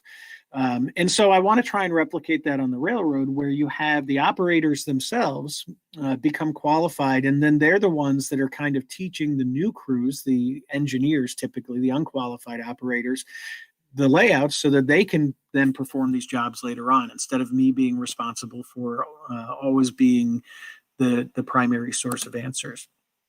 On my layout, a dispatcher is not really needed because it's signaled or will be in a double track main, and it's all within yard limits. We really just need to know what the signals and the yard limit rules say to be able to operate with that and know the schedule. So the ground crew is something that I've found very interesting. I've actually been able to operate on a few prototype railroads with some friends that work on the railroad. And the ground crew does a lot of work. Now, we don't typically model it, and there's a lot of it that you can't easily model, but it should inform the way we operate the railroad. And what I mean by that is that switches are often thrown by hand, and they're usually locked on the layout. Now, you can put locks on your fascia so that you can do that, and I've seen a lot of modelers do that. I'm going to have the mainline switches locked like that. And you won't be able to lock them until they are closed and lined for the main line. So that's something that takes the ground crew time, but they also have to connect the air hoses. They close or open the valves when they're making moves. They're going to have to set and release handbrakes when doing so, and they also will often use wheel chuck. The engineer will back the train, the cars into a side track, and the first thing you got to do is put down the skate. Then they back up just a little more because they actually back onto the skate. Once that's set, then you're going to close the valve on the air hose, usually on just the train. But if you're going to pick up the car again, like if you're dropping a caboose on the main line, you'd also close it on the caboose so you don't have to pump up the air as much. And then set the handbrake before the locomotive is going to pull away and split the train. So a lot of times you'll see modelers, they'll just back up a train, use their skewer, pull the train away, and you're done. But you don't have to set a specific time, but just think in terms of you're going to back up the train, you're going to have to set the handbrake, open it up, and then you're going to pull away, and it takes a little time to do that job. And that's kind of what I like to think about when doing it. Another aspect of that is the order in which you do the work. So if you have several industries that are nearby each other, you're more likely to go and pull all of the cars from those industries and then spot whatever cars need to go to each industry, because it's actually less work for the ground crew than it is to do one car at a time, where you're going to pull one, then spot one, then pull one, then spot one, because there's a lot more work that has to go with all of the air hoses, setting brakes, and all that sort of stuff. Two other jobs that I need on my layout are the yard master, which assigns the work to the switching crews. But there's not enough work on the yard master for my layout. I actually have 2 yards on the layout, but I've combined them with a station agent position. And the station agent is really the person that would handle all of the waybills and the paperwork in town.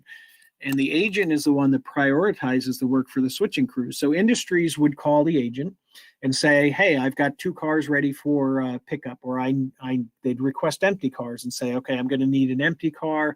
They'd actually have to tell them where the car is going, what the lading would be and all that, because they need to select the appropriate car for that. And the industry would also often have, and they still do often have, specific requirements. They might want to be switched by 8:30 in the morning, or they might have a specific car that came in on the train, and they want that car to be switched out, but the other ones can wait until later, and that sort of thing. So the station agent is also the one that's preparing the switch list for the switching crews. Now, like I said, the switch list is just a list of work that needs to be done, but the conductor is actually going to take that and decide how to do that work itself. So on the railroad, there's a whole bunch of things a small town agent is actually responsible for. The station premises, most of these are accounting and reporting things. They fill out an enormous number of reports on a daily basis, as well as weekly and monthly, for doing all these. But they're responsible for all of the work that happens in their town, which is actually called a station. That denotes the town itself. So they need to know when cars are spotted, how long they've been spotted, because they collect demurrage charges if they're there for more than 48 hours, whether they're loaded, empty, and so on. And so there's a lot of things that they are responsible for. And we don't often have a job like this on a model railroad. But in my case, since it's all within yard limits, the agent performs all of these duties that they can then provide the work for the crews. So on my layout, they have a desk, just like a dispatcher would, and they're going to perform the jobs of, they receive all the inbound way bills, they receive requests for cars and requests to pick up cars from industries, they prioritize that and write out the switch list for the switching crews. And this goes on throughout the session. So there's cars that are set out at the beginning of the day, that are left overnight, but then there's also cars that may come in during the session, and they've got to manage all that work, as well as requests that I, as the owner, will tend to provide from the industries themselves. And I am setting up a phone system to do that as well. They prepare the waybills for the outbound train. So since I don't actually have them typing up waybills, these waybills will be already pre-written. But the outbound trains, they will assemble all the waybills and have those for the crews when they pick up the outbound trains. The paperwork used by the railroad, there's a lot of paperwork that the railroad used. In my case, there's 4 primary types of paperwork that are important for running the railroad. So the first one is the daily check of cars. On the real railroad, this had to be completed by 7 a.m. And this told you every car at every side track, in the yard, wherever they were at your station, your switching area, whatever it might be. And also their status, whether they're loading, unloading, empty, and so on. This was largely for accounting purposes, but it can also be helpful in the agent thinking or understanding what work they might have that day. If they know a car is empty, then most likely that's going to be pulled today. If a car is loading or unloading, it may or may not finish during the day, so they need to be prepared to potentially do some additional work there. In the morning, I might have the switching crews act as clerks. If they're not running a train at that point in time, they may be filling this daily check of cars. Partially because it helps spread the work around, but also it'll serve as sort of an orientation for the layout. They'll be able to see where the industries are, remind them what's there, and help them plan their work, because they'll be able to see what work they think they may have as well. Waybills obviously are a really important thing on my layout as well. I started really looking at designs that Tony Thompson was doing. Tony Custers are similar to these. Inbound cut of cars will be in the bill box. The agent will pick them up in the morning. Outbound waybills, like I said, will be pre-printed since they won't be typing. And I started with the baseball card size ones that a lot of people are using nowadays. I then determined that, well, I don't really need them to be that small since I'm sitting at a desk, so I did half-size waybills, but now I've decided that I'm just going to do full-size paperwork. There's really no reason not to, since the agent is able to sit at a desk and do all the work right there, just like the real railroad. The advantages of the full-size waybills, aside from being prototypical, they're obviously easier to read for folks. They're bigger. They're easy to carry. You can fold them in half and stick them in a pocket just like the prototype, but for the most part, my crews don't need to carry them around, and they don't because they are with the agent. It also discourages the sorting and working at each industry and on the layout itself. I'm not a fan of laying out car cards and waybills around the layout. In some cases, depending on how the layout's designed, you don't have an option. But I've provided desks or workspaces for all the crews so that they can deal with their paperwork. But what about if you're running a layout where you are following a train? So like instead of having a switching layout, and you have a local freight that's working the towns along the lines. You can have desks, workspaces, and key locations like I do on mine. Some of them are just large shelves that are under the layout that give them a space to spread out their paperwork. In other cases, they're actual desks. Another thing I've looked at as a possibility and suggested to some folks is a rolling cart. My buddy Chris Adams has rolling carts where he's got drawers full of freight cars. And we use it as a little desk in a couple places, but you could actually move it around the layout with you and use it as basically the caboose desk that the conductor would have. And the conductor would work in chunks. So when I've worked on these prototype railroads, in many cases, they do all of their planning before they even leave they just have a shack, but before they get on the locomotive and go do their work for the day. They know what inbound cars are down waiting for them in Hartford. They know what cars are going to be switched and removed from the Home Depot distribution center. And so they plan all that ahead of time. But on a local freight, the conductor would do that in the caboose before leaving the prior town, as well as on the way to the next town, so that once you get to town, you know what you're going to be doing.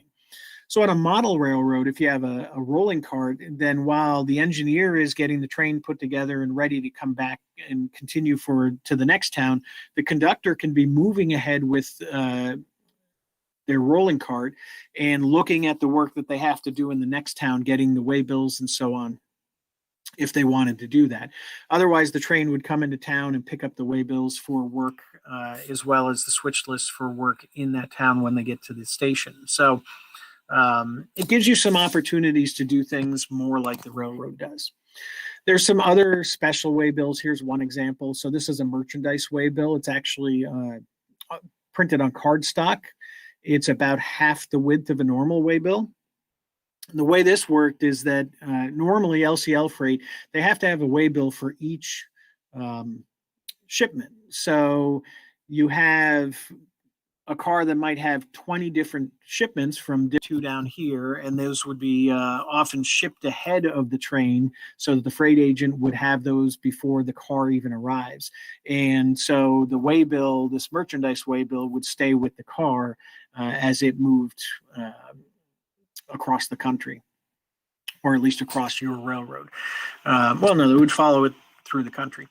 So that's one example of special waybills, but it's still a way to bring in more prototypical paperwork and a feel for what it were used and attached to every waybill when it was brought onto the railroad, and it would stay with the waybill. And then when the car was delivered to a town, the agent would file the waybill, and these would be filed in order so that when the car was ready to be pulled as an empty, the empty home route card would go with it in lieu of a waybill.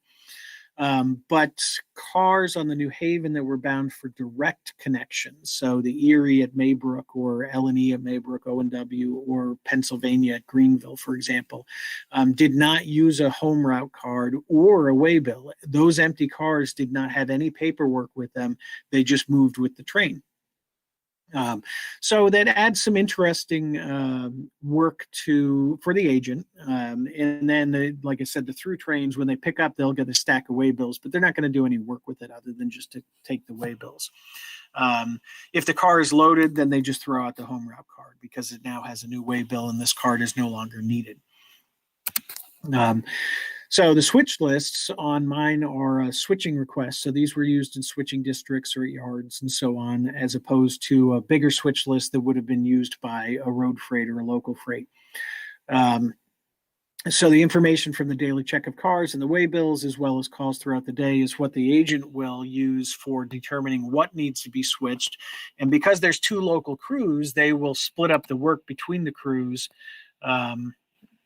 on separate switch lists, and throughout the session they're writing out these switch lists. So they'll also prioritize it. So if Stanley, like I said, wants to be switched by 8:30, those cars may need to be on an earlier switch list. Perishables, and if you have livestock, those are going to be high priority and must be switched immediately. And there may be rules in place for that as well, that they're done. The freight house also has to be spotted early for loading, so they need to have empty cars to load up so that they can load those in time for the afternoon freight. Routing and blocking is also a function that is used by the railroad. So when the cars are pulled from the industries, they have to be blocked for the outbound trains. And it looks like we may be running short on time, so I will try to get through this a little quicker. So for the most part, I don't think empty cars came from town because there wasn't any clean out track. So I think that empty cars were requested and then they came in the overnight trains.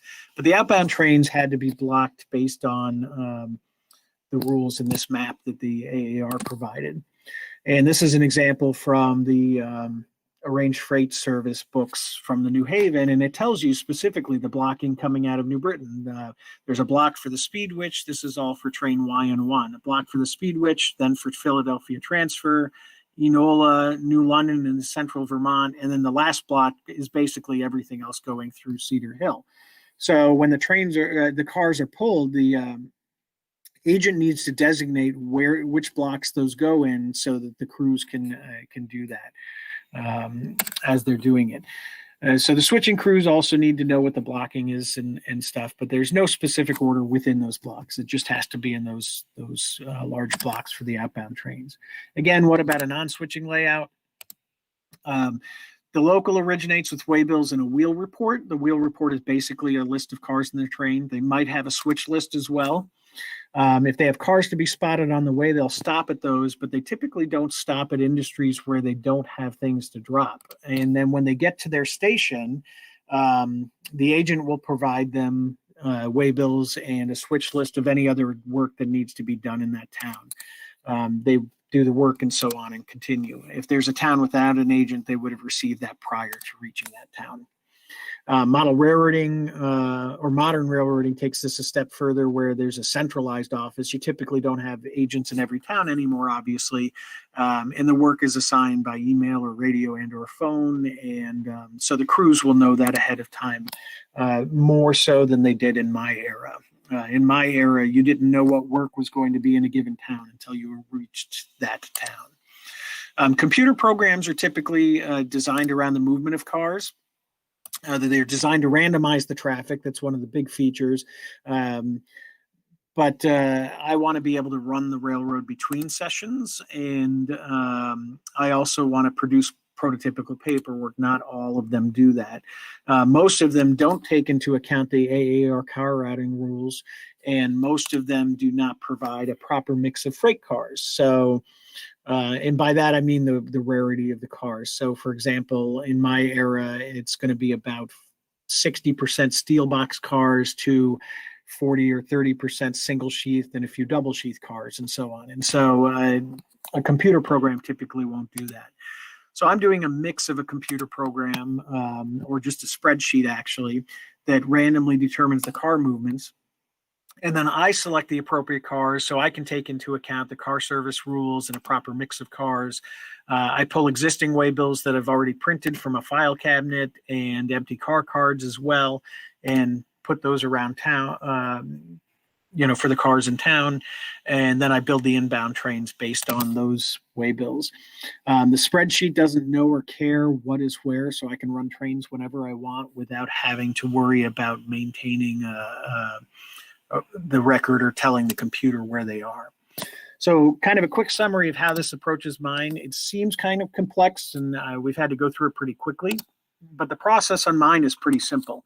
The session runs from 6:15 to 6:30, about 12 hours, using a 4-to-1 fast clock.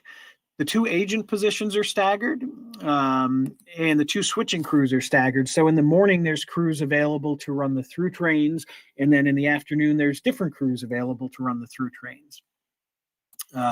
Stanley works crew is a single shift, so they will also be available at points during the session to run some of the through trains. I stage the layout by using the spreadsheet. So basically all I do is I tell the spreadsheet how many cars are at each track at an industry or in the yard. I don't even have to specify car numbers or anything. It's just, is there a car or not? And the spreadsheet automatically recalculates and randomly tells you how many cars to deliver or pick up at given industries. Some may not receive any, some may not pick up any. Occasionally you'll have too many cars to fit an industry. So it really works very similar to the prototype. Like I said, I select the way bills from a file cabinet, build trains based on the routing rules, and select way bills for the outbound loaded cars. So I don't even know what, the cars are just sitting on the layout, and then while I'm putting together that current session, that's when I'm picking the way bills for the outbound cars. And then I get home route cars for any outbound empties for that session. The train schedule, there's a couple cuts of cars left up by the overnight trains. So those are already waiting for the crews to work.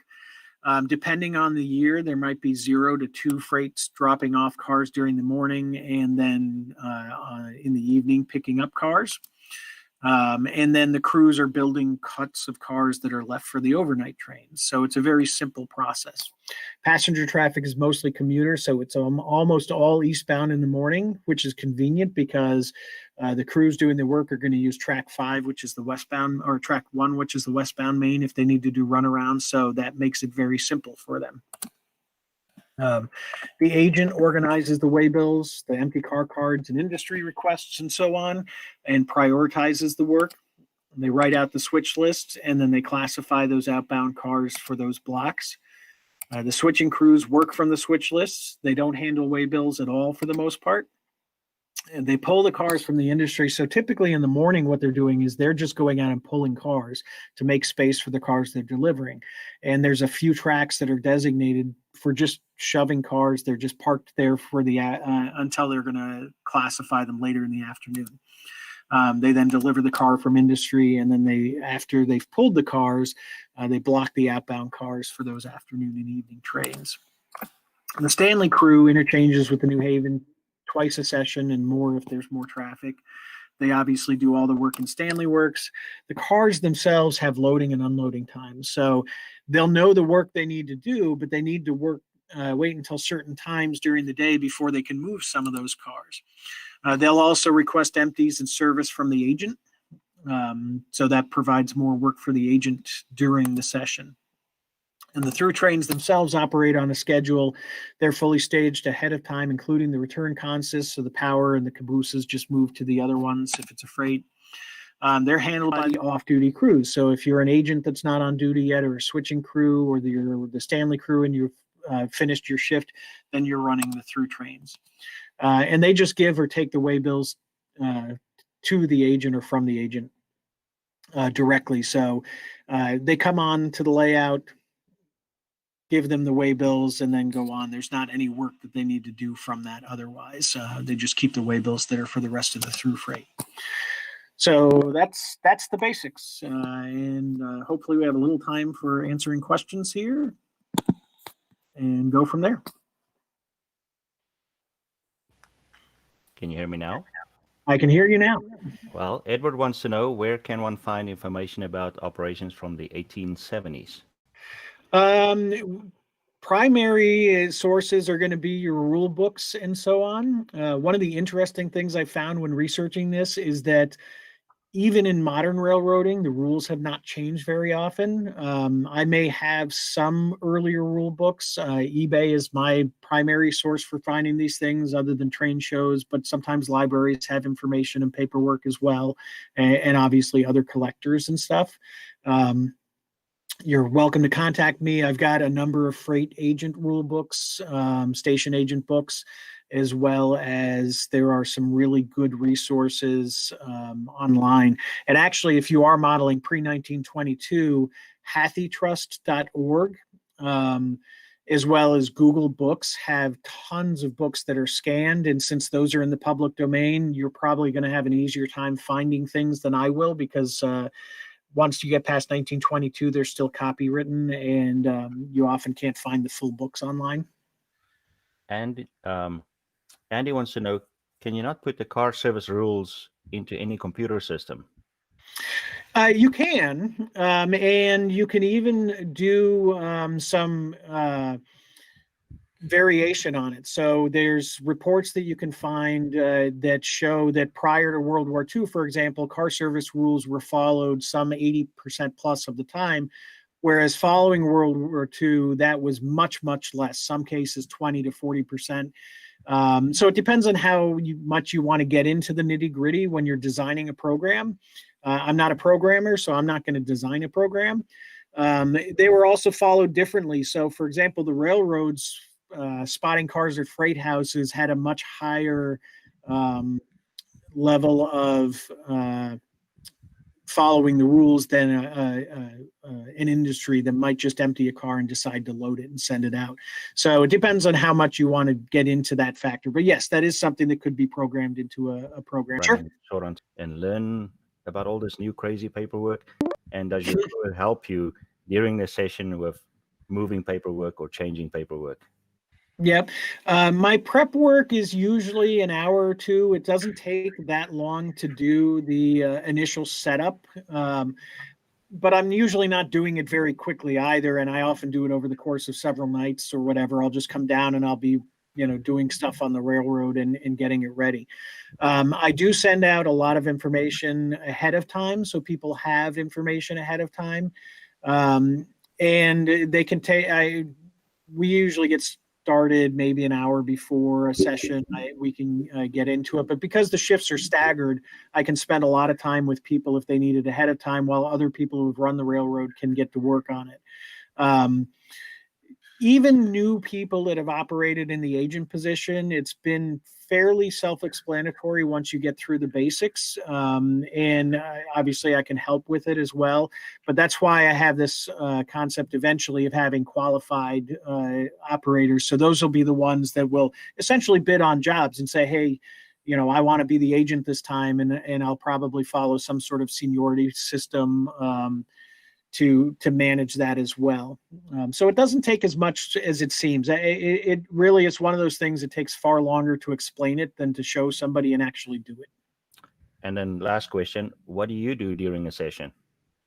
I am sort of the person, like most of us, if you've ever run operating sessions, you're kind of the troubleshooter. If there's any issues with the railroad, you are answering any questions that people have. I will provide work during the session. So like I said, I'm installing a phone system so I can call the agent as an industry saying, okay, I have 2 cars ready for pickup, and they'll provide the information. They'll write down the information that I'll provide for that. But mostly it's the role of the host more than anything else. I tend not to run trains or anything like that during the session. And the person that needs the most help is usually the agent if they're relatively new on the layout. Cool. Well, thank you very, very much for your time. I believe there's still a spin the wheel since Martin showed up. Great. Martin, you ready? Okay, let's have a look. Let's give the spin the wheel. I reckon this will probably be the last time tonight because I haven't trained Gordy on how to operate spin the wheel yet. So let's transition across to that screen. And okay. We'll get ready and let's see what we come up with this time.